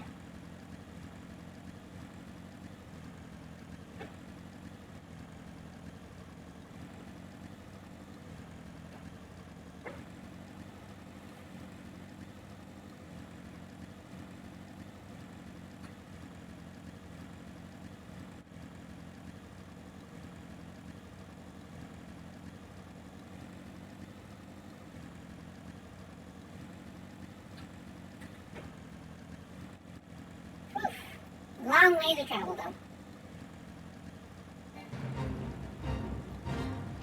I'm Umbrella. Let's hear what you have to say. Trust in the power of white Orasite, Fukubu. And in me, of course. Good to see you, Fukubu. I was starting to wonder if you were having second thoughts. Captain Nilbert sends his regards all, by the way. He attempts to the interrogation of Alien Rael in Dulda as we speak. But I shall not distract you from the matter at hand. We can discuss the Ivy upon your return. I trust that, which I mean to say, the others are waiting for us at the Aetheryte. After you, son. Hey, let me lead the way. I have to kill a few bombs and wolf puppies and stuff, but there we are.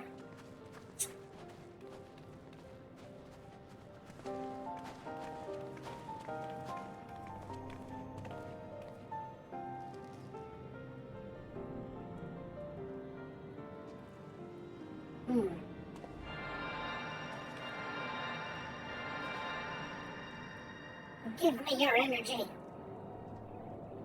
Come on, Alphino. Come on, me. It is ready.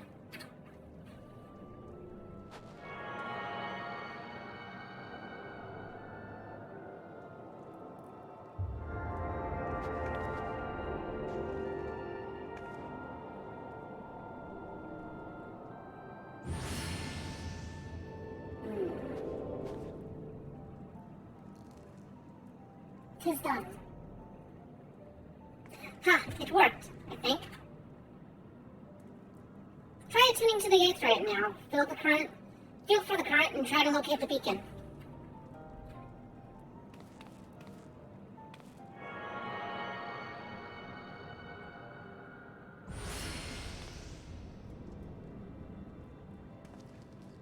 We have done all we can, Fufubu.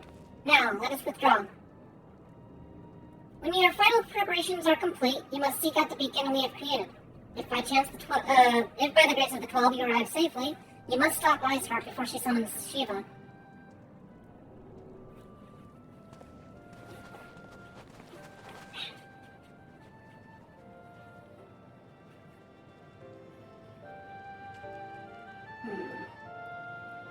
I don't think we're gonna get the Heaven's Word tonight. But we are gonna get a lot of story done. I'm writing on maybe a half hour. I don't know. We'll see how it goes. We cannot ignore the possibility that our actions have alerted the Iceheart up to our plans. Should that be the case, she may attempt to hasten the completion of the summoning ritual. And if she succeeds, we will have no choice but to face Shiva in battle. Knowing little of this saint, I cannot say if your own strength will suffice, and so I would encourage you to call upon your allies. Some may have reservations about wagering their lives on the success of Moonbreaker's experiment, but others will surely agree that desperate times call for desperate measures. Before you assemble your party, pray speak with the knight. I believe he has a message for you from Sir Imric.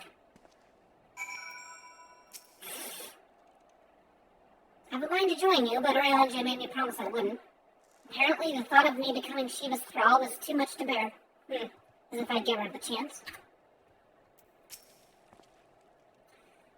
Of all the myriad challenges you've faced, I should be amazed if it were a failed teleportation attempt that finally killed you. Pray do not surprise me. I'll try not to often. Madam, Sir Emic regrets that he could not be here in person and asks that I read you this letter. Ishgard faces an unprecedented threat, yet in her hour of need is not her knights who stand poised to defend her. Fapu, the warrior of light, savior of Eorzea, your deeds this day shall not be forgotten. Where others would flee, you choose to remain. Where others would falter, you rise to the challenge. Where others would use their gifts for selfish ends, you wield yours in service to a greater cause. May Hawaii bless you with good fortune, and see you safely home. Isn't that nice? Tis not a matter of training your eyes, I fear. Without foreknowledge or serendipity, we will never find every tunnel. The very land conspires against us, the broken ice ever reforming to conceal the entrances. I see. It's a really, really active glacier, huh? Alright, let's do the mission thing.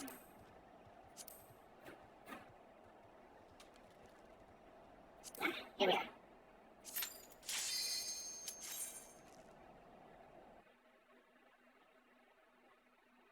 I thought I saw two objectives pop up. What the heck? Oh, that was the duty. Here we are.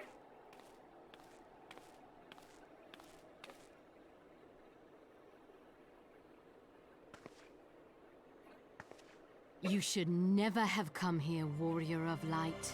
I labor only to forge a lasting peace. I like the music here. A peace you would deny us out of ignorance and blind faith. No matter.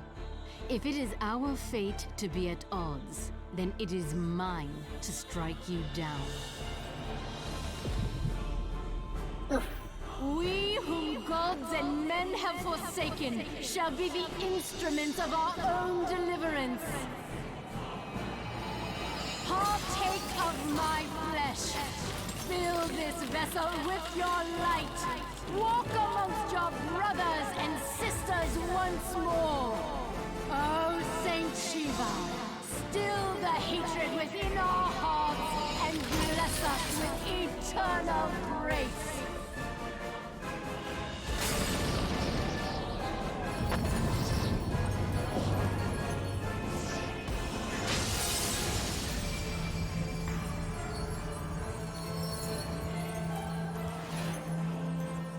Hold on.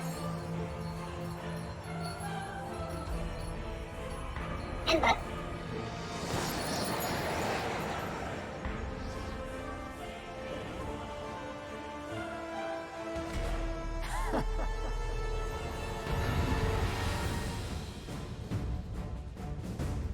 Oh yeah, and if you weren't aware, the music is definitely, like, top tier at this point. Unfortunately, I'm gonna kick her ass, so, pardon me while I do that.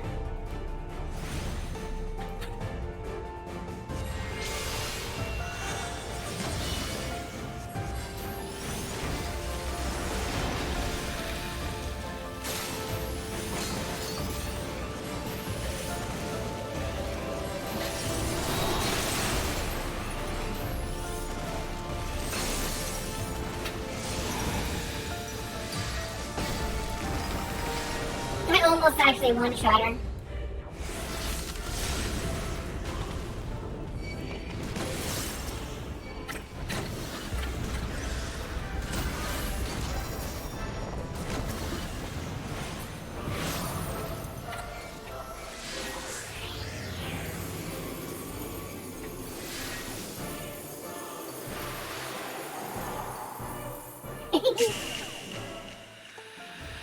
I don't know if I'm gonna get my thing in time. I don't know. I might not get it in time. Oh, I got it. Okay.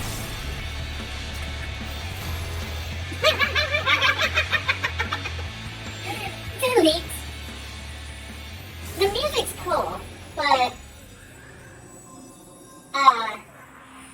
Yeah, no, it's cool because it's just the lyrics and stuff, and the fact that it's like pop rock or whatever.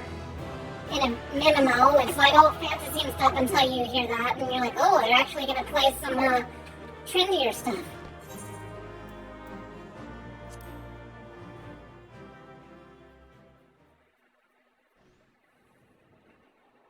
Have you heard the music? I guess you'll have to look it up. Yeah, just Shiba Phase 2. It's pretty good. Pretty good.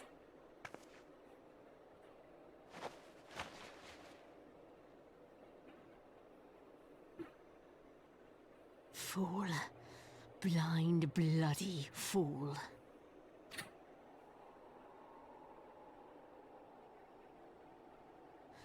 You, of all people, should understand the suffering war begets.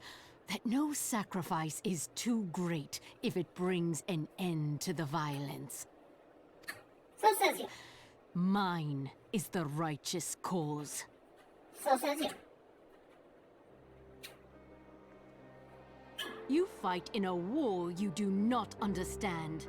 A pawn of liars and schemers. And they are no less ignorant than you, following the creed of their fathers without question, never thinking to ask why. Trapped in a delusion of their own creation, and blind to the truth.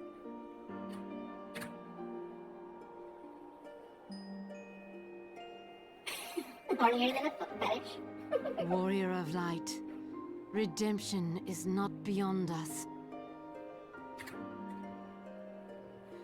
We who walk before may lead those who walk after. Seek the keeper of the lake. See with eyes unclouded.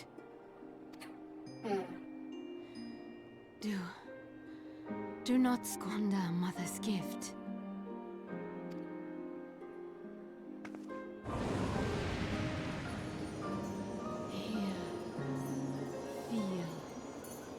Think. So we defeated her, but she still had the strength to teleport.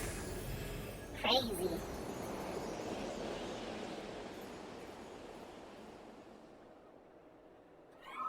What? What's up, little girl? What, are you bored? I'll let you out. I'll let you explore the house in a minute, okay? Can I cuddle? Can I cuddle, baby girl? No? No cuddles? And so the vessel withdraws. A predictable outcome.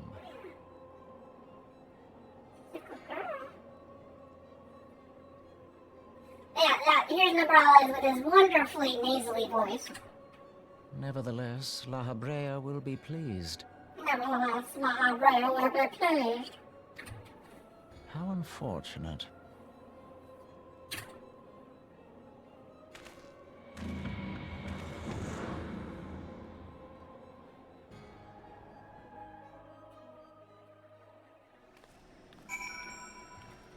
Alright, stalwart temple knight. See here. Tis not a matter of training your eyes. You got the same line. Never mind. Blah, blah, blah. By the 12, you're alive. I mean, of course you're alive. Why wouldn't you be? Oh, ye of little faith. I did what? And you're certain about that, are you? Devonians are skilled with the glamours, after all. Look, if you say that's what you saw, I believe you. It's just that I've never heard of a primal being summoned like that before. Are you sure you're not injured? Head trauma has been known to cause hallucinations, you see? No? Fair enough. I was only asking. She really doesn't believe what happened. The road less traveled. If you ask me, there's not to be gained from mulling over the implications of your story in the freezing cold. Let's save it for the Rising Stones, eh? I'll get everyone to meet us there. But before that, you best pay a visit to Whiteburn Front and speak with Alphino. He's probably worried sick of you. About you. Of you. He's worried sick of us. Battery's busy playing politics with the Ishgardians. Either way, I'm sure he'll be delighted to see that you're hale and healthy. Speaking of which, You don't have a headache or anything, do you? No blurred vision? Oh, no reason. See you again soon.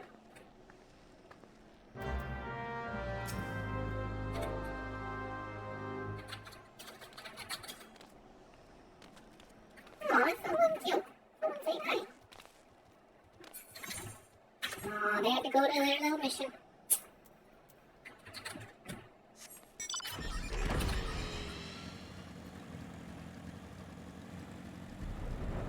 What are you doing, Kyra? Huh?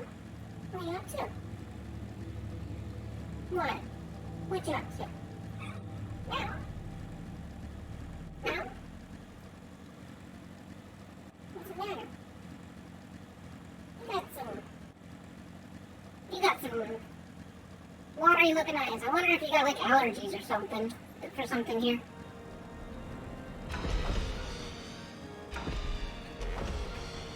Is he? Yes, he's in here. He's talking to all these hoity-toity people. Everett, what do you gotta say here? That you stand here now is proof of your mission's success. Praise be alone. Alone.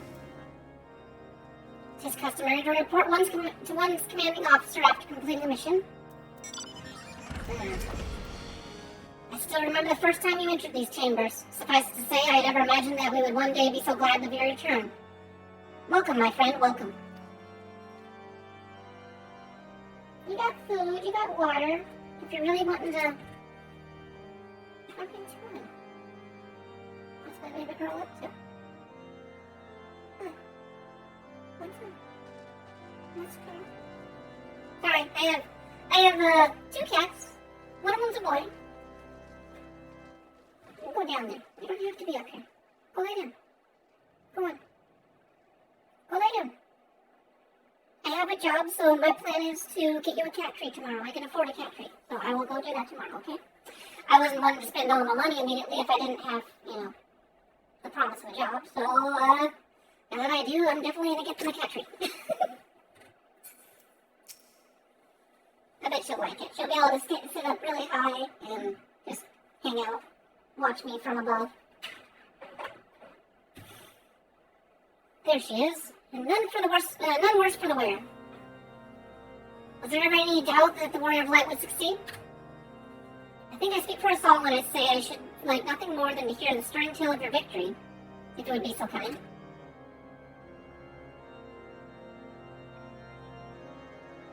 Then we were too late to prevent the summoning. But not too late to prevent further loss of life. An outcome worthy of celebration. And one from which we have Fapubu to thank. Yes, you're right, of course, Sir Emmerich. We should be content with what we have accomplished. I, for one, could not have wished for a better outcome.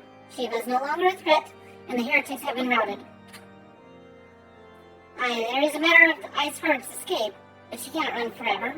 Whether it takes days, weeks, moons, or even years, my knights will find her. In the meantime, Deljima, is the caravan ready? The supplies that your men recovered have been prepared for transport in accordance with your wishes. Rest assured that my knights will see them safely to Revan's Toll. They recovered the 2 shipments that were stolen. Nice. Of that, I have no doubt. I take it these are the self-same supplies the heretics stole from House Fortuum caravan. Come here. Come here. Come here, kitties. I can see what you're about to do. You're about to jump on my computer, and I don't want you to do that. No, I don't want you to jump on the computer. You want to go back there? You want to go back there? Go ahead. Go back there. Here, I'll let you up. There you go.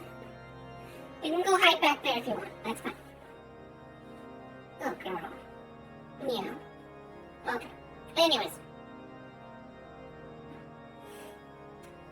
I take it these are the self-same supplies the heretics stole from the House Fortuum caravan. Yeah, that's what I was going to say. Less the crystals, which comprise the bulk of the shipment. Yes. Scarcely a fraction of that which was promised, but a meaningful contribution to your cause all the same.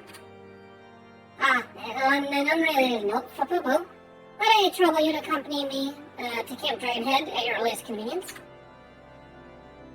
'Tis not for my benefit. A certain lord was distressed when he learned of your intent to risk life and limb to stop Lady Iceheart. It took half a dozen knights to restrain him, I'm told. You mean the whole Chacon? Men give vent to their anxieties in myriad ways. Please do not think less of them.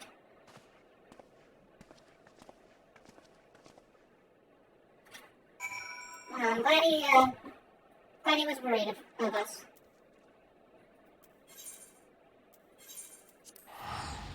I will teleport.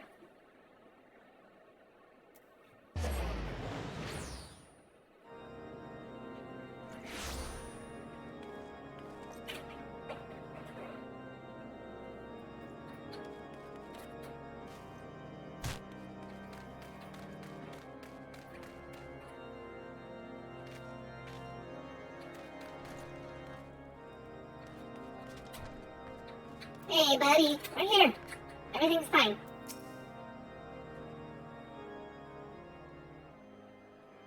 What were you thinking, Popopo? Wagering your very being on a dubious theory which might allow you to enter Iceheart's lair? Knowing full well that she could have sufficient forewarning to complete a ritual to summon Shiva anyway? And then engaging the abomination in mortal combat? By the fury, Popopo, 'tis the stuff of ballads. A battle for the ages. Would that I had been there to fight by your side. And here I was, forced to wait, condemned to wonder the fate of a dear friend for a veritable eternity. Oh, the pain. I would wish no such torture on my most hated enemy. But here you are, but you are here now. And that is what truly matters. Let us move on. Sir Emmerich wished to have words with you and Master Alphino in private. He waits us in the ancestry.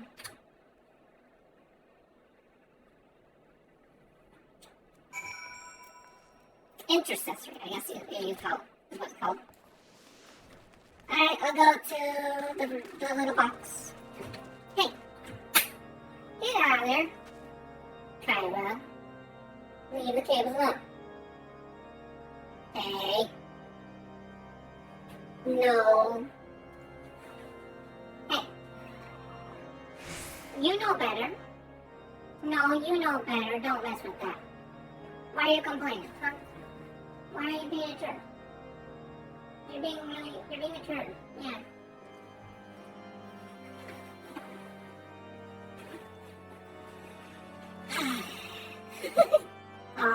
Okay. Anyways.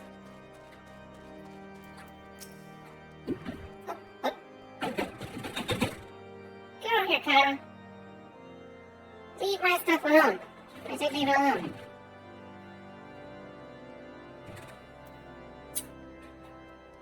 What are you doing? Hmm? What are you up to? What? You're trying to... There. There, it's open. The way is open. Go ahead, go. I'll have to scooch my chair away from me. Hey, stop it. Don't mess with the cables. No. Go on. Go. Go. Go. Go. Go. Yeah, it's a can. You don't like can. Go. Go on.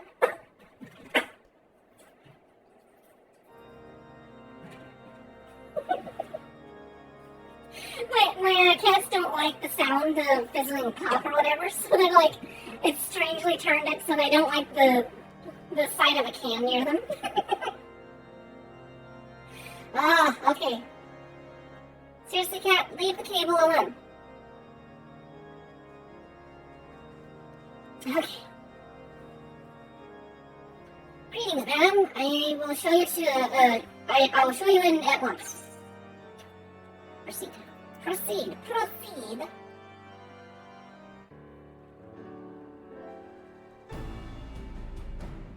Kyra.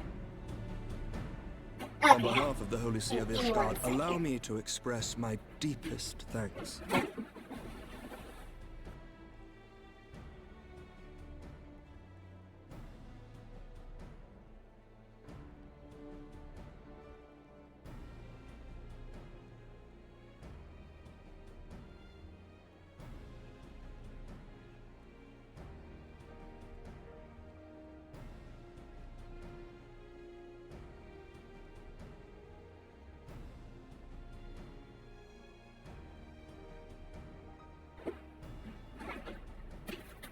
Never before have we been required to contend with a primal.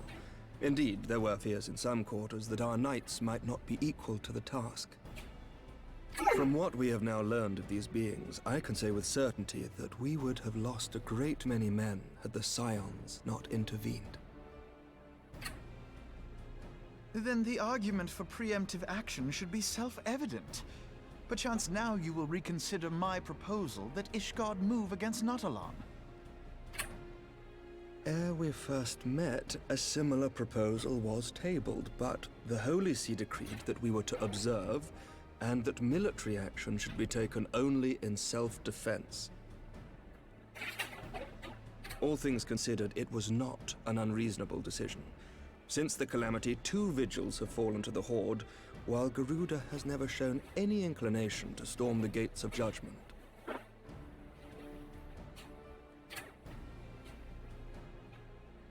Which is why this unprecedented crisis and its resolution may prompt a change in policy. You who have faced these primals know well the threat they pose. Ishgard did not. Not until now. And there is naught like a brush with death to change a man's outlook. At the very least, this should silence any lingering objections to our arrangement with Revenant's Toll. The Holy See may even feel moved to grant us its formal endorsement. So far as it is possible, the Scions shall be compensated for their service.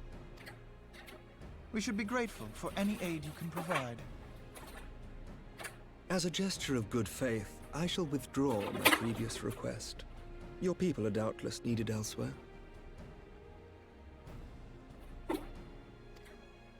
That will not be necessary. We too have a vested interest in watching Dravania's movements.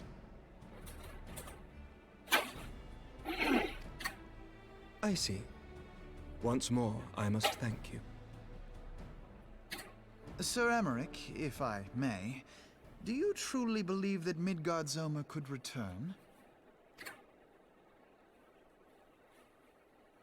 The heavens are a window unto truth, but those who interpret their movements are not infallible. I requested your involvement as a precautionary measure. But of course, you sought an excuse to compensate us from the first, mindful of what would happen if Revenant's Toll were taken by your enemies.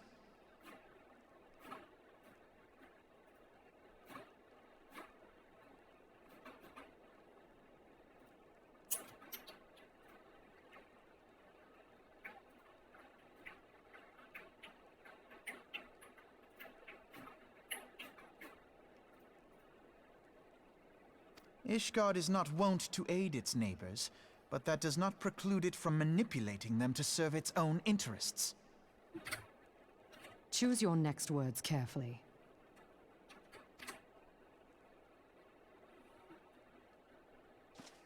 Do you know what sort of man becomes Lord Commander of the Temple Knights?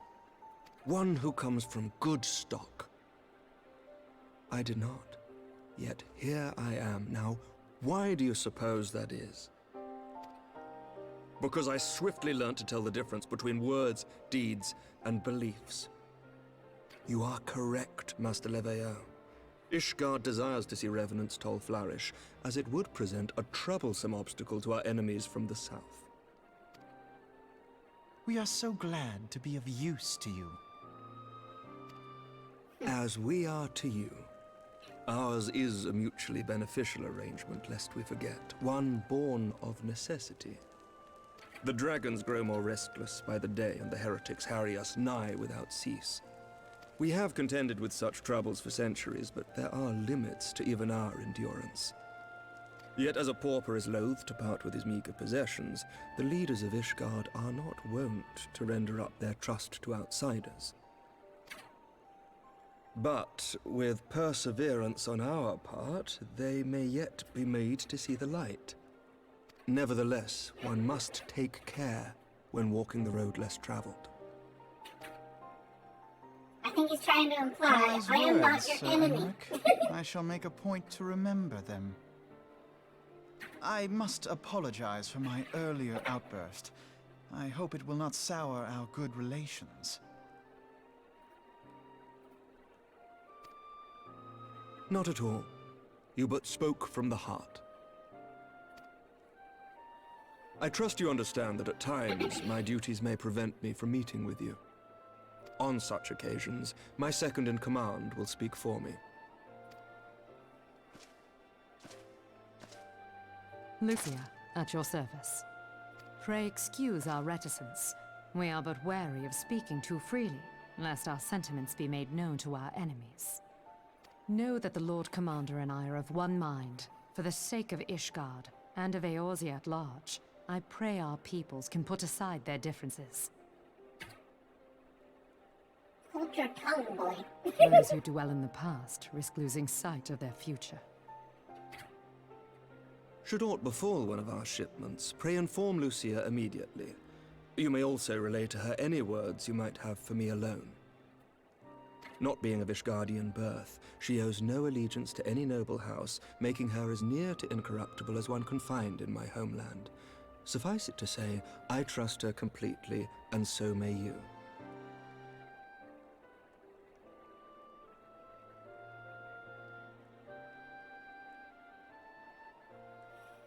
I feel like my kitty cat girl, she's throwing an attitude right now.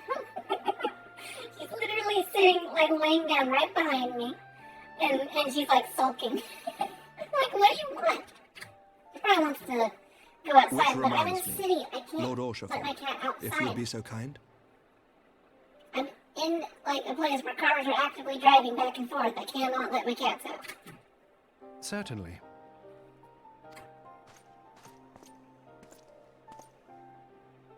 In times such as these, trust is ever in short supply. Mayhap this will go some way to rectify the problem. The results of our investigation into the heretics' recent attacks, as well as our interrogation of the merchant you detained. Sir Emmerich, I cannot thank you enough. Think nothing of it. Ishgard may be many things, but it is no friend to Garlemald.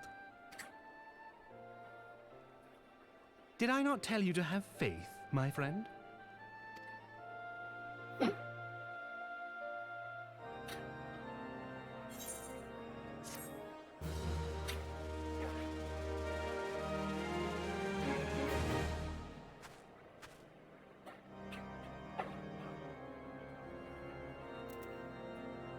Alright, that's the avenue.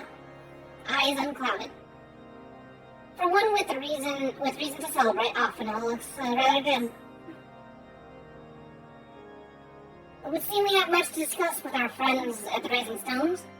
If what we say is true, Lady Iceheart's method of summoning Shiva defies all precedent. It necessitates a complete reprisal of the primal threat and our approach to combating it. Moreover, there are grave ramifications if word of this incident reached Imperial ears. The Garlean Empire believes the primals are an insufferable menace, that their mere existence is a threat to this very star. As such, they deem any action taken against the beast tribes to be justified by default. Imagine then if it became known that it was not only the beast tribes of Eorzea that could summon primals, but our civilized peoples as well.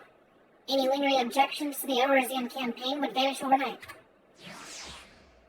Where before we had to contend with a single Imperial Legion, we would well find ourselves facing the combined might of all Garlemald.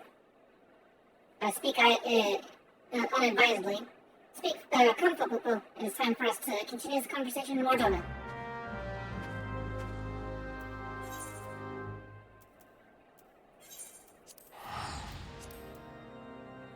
Yeah, that would probably be bad if they saw, like, every common citizen, the potential to spawn into a god.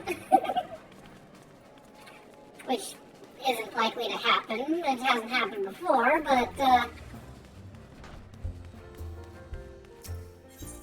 Garleans don't know any better.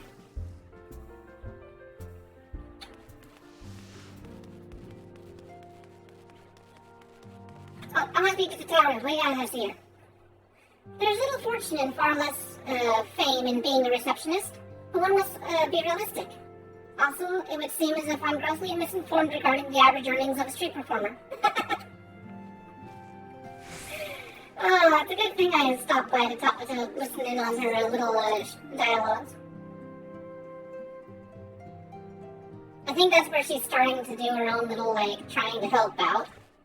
As, like, side gigs and stuff.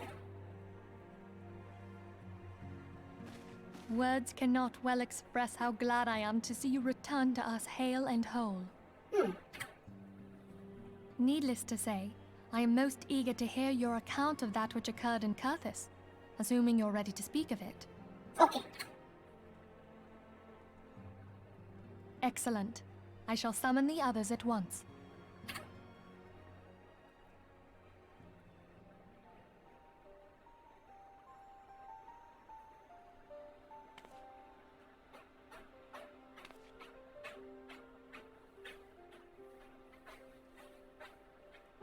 Iceheart used her own body as a vessel for a primal soul? And she lived to tell Master the tale. Louisoir's writings make no mention of such a possibility. Can we be certain this entity was a primal? What's really weird, though, is,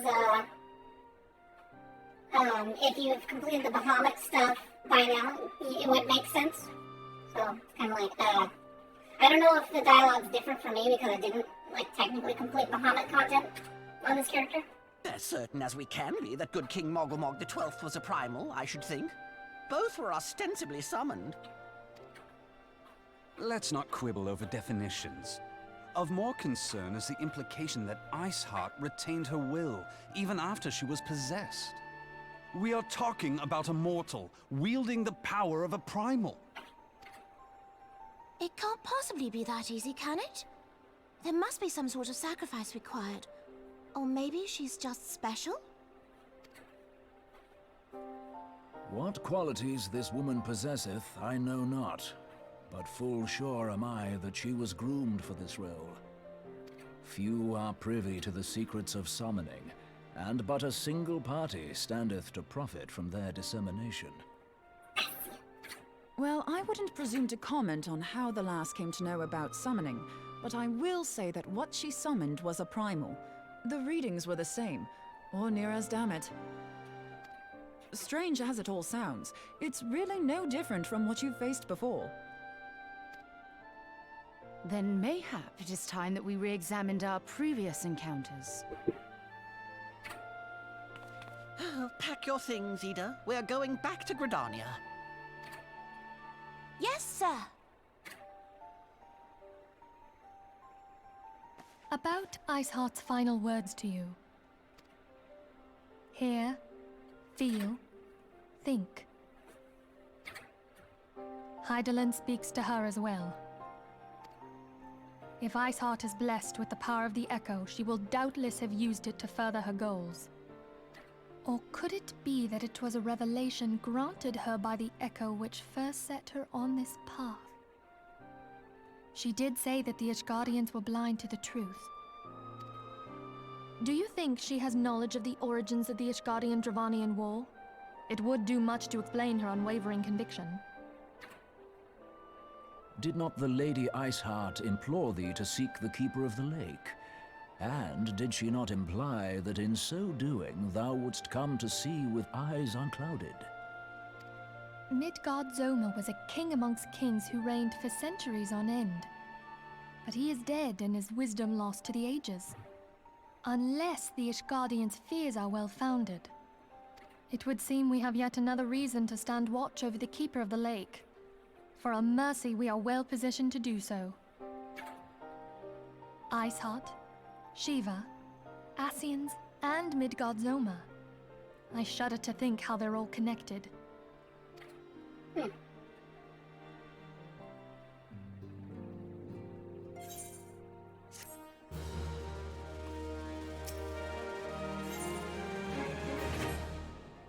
Okay. Well, it's been night, and I think my endurance is finally spent. So I guess we're not going to get to Heaven's Ward tonight, but we will begin probably, hopefully, early enough. I got some things to do, but shouldn't take too long, and then I'll come back home and I'll meet y'all tomorrow. So thank you, those that stuck around for the series, those that lurked, I appreciate that as well. Yeah, definitely thank you, Troll Fan, for hanging out. I think you were here pretty much for the whole 8 hours. I mean, maybe you left it playing in the background while you had to do other things, but yeah, no. I wanted to see if I could marathon this story before Endwalker. And so far we're on a good path. I don't think we're going to make Endwalker in time. But I don't mind doing it like a few days late, letting things even out in the patches and that. We'll probably have some downtime anyways as the servers, do little hot fixes and stuff. But yeah, and I hope you guys are enjoying this story revisit with me, and I will catch you all tomorrow. I don't know why my chat log is not updating, but I did see your little text there, Troll, on my screen, so... Hopefully, yeah, everyone has a good one, and I will catch you all there. Bye!